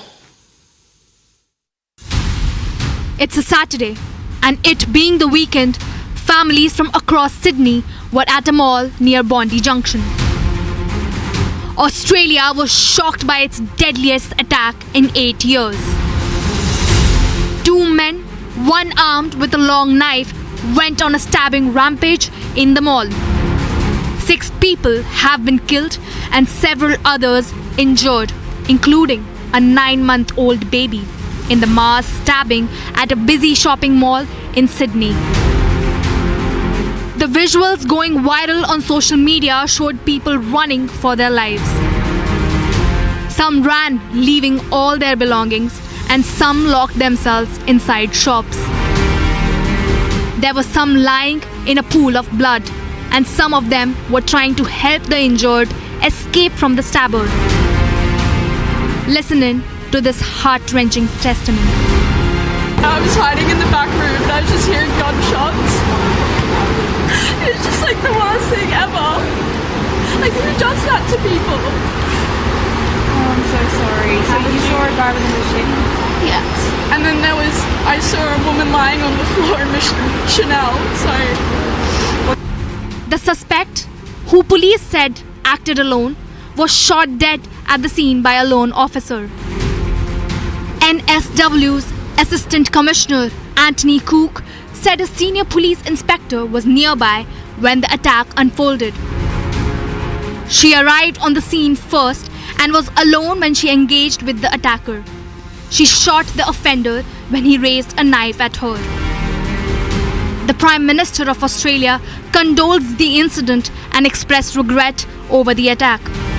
I've been personally engaged in this since I became Prime Minister, consistent with the statements that I made as opposition leader. I believe this must be brought to a conclusion and that Mr Assange has already paid a significant price, and enough is enough. There's nothing to be gained by Mr Assange continued.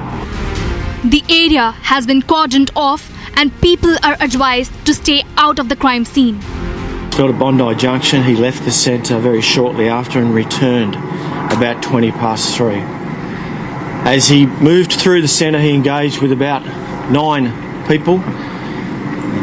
It is clear that during that engagement he caused harm to those people, we believe, by stabbing them with a weapon he was carrying. The cops have confirmed that there were 2 suspects. The federal agents are on standby for any joint terrorism operation. A manhunt has been launched to nab the alleged accomplice. Agency report, Republic TV.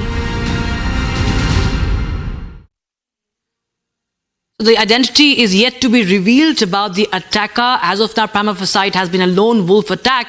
However, it remains to be seen if at all there is a terror angle to it or not. However, now we move on to some other stories. Well, this is on Siachen Day, how the Indian Army observed Siachen Day with full solemnity and reverence to remember and honor the hero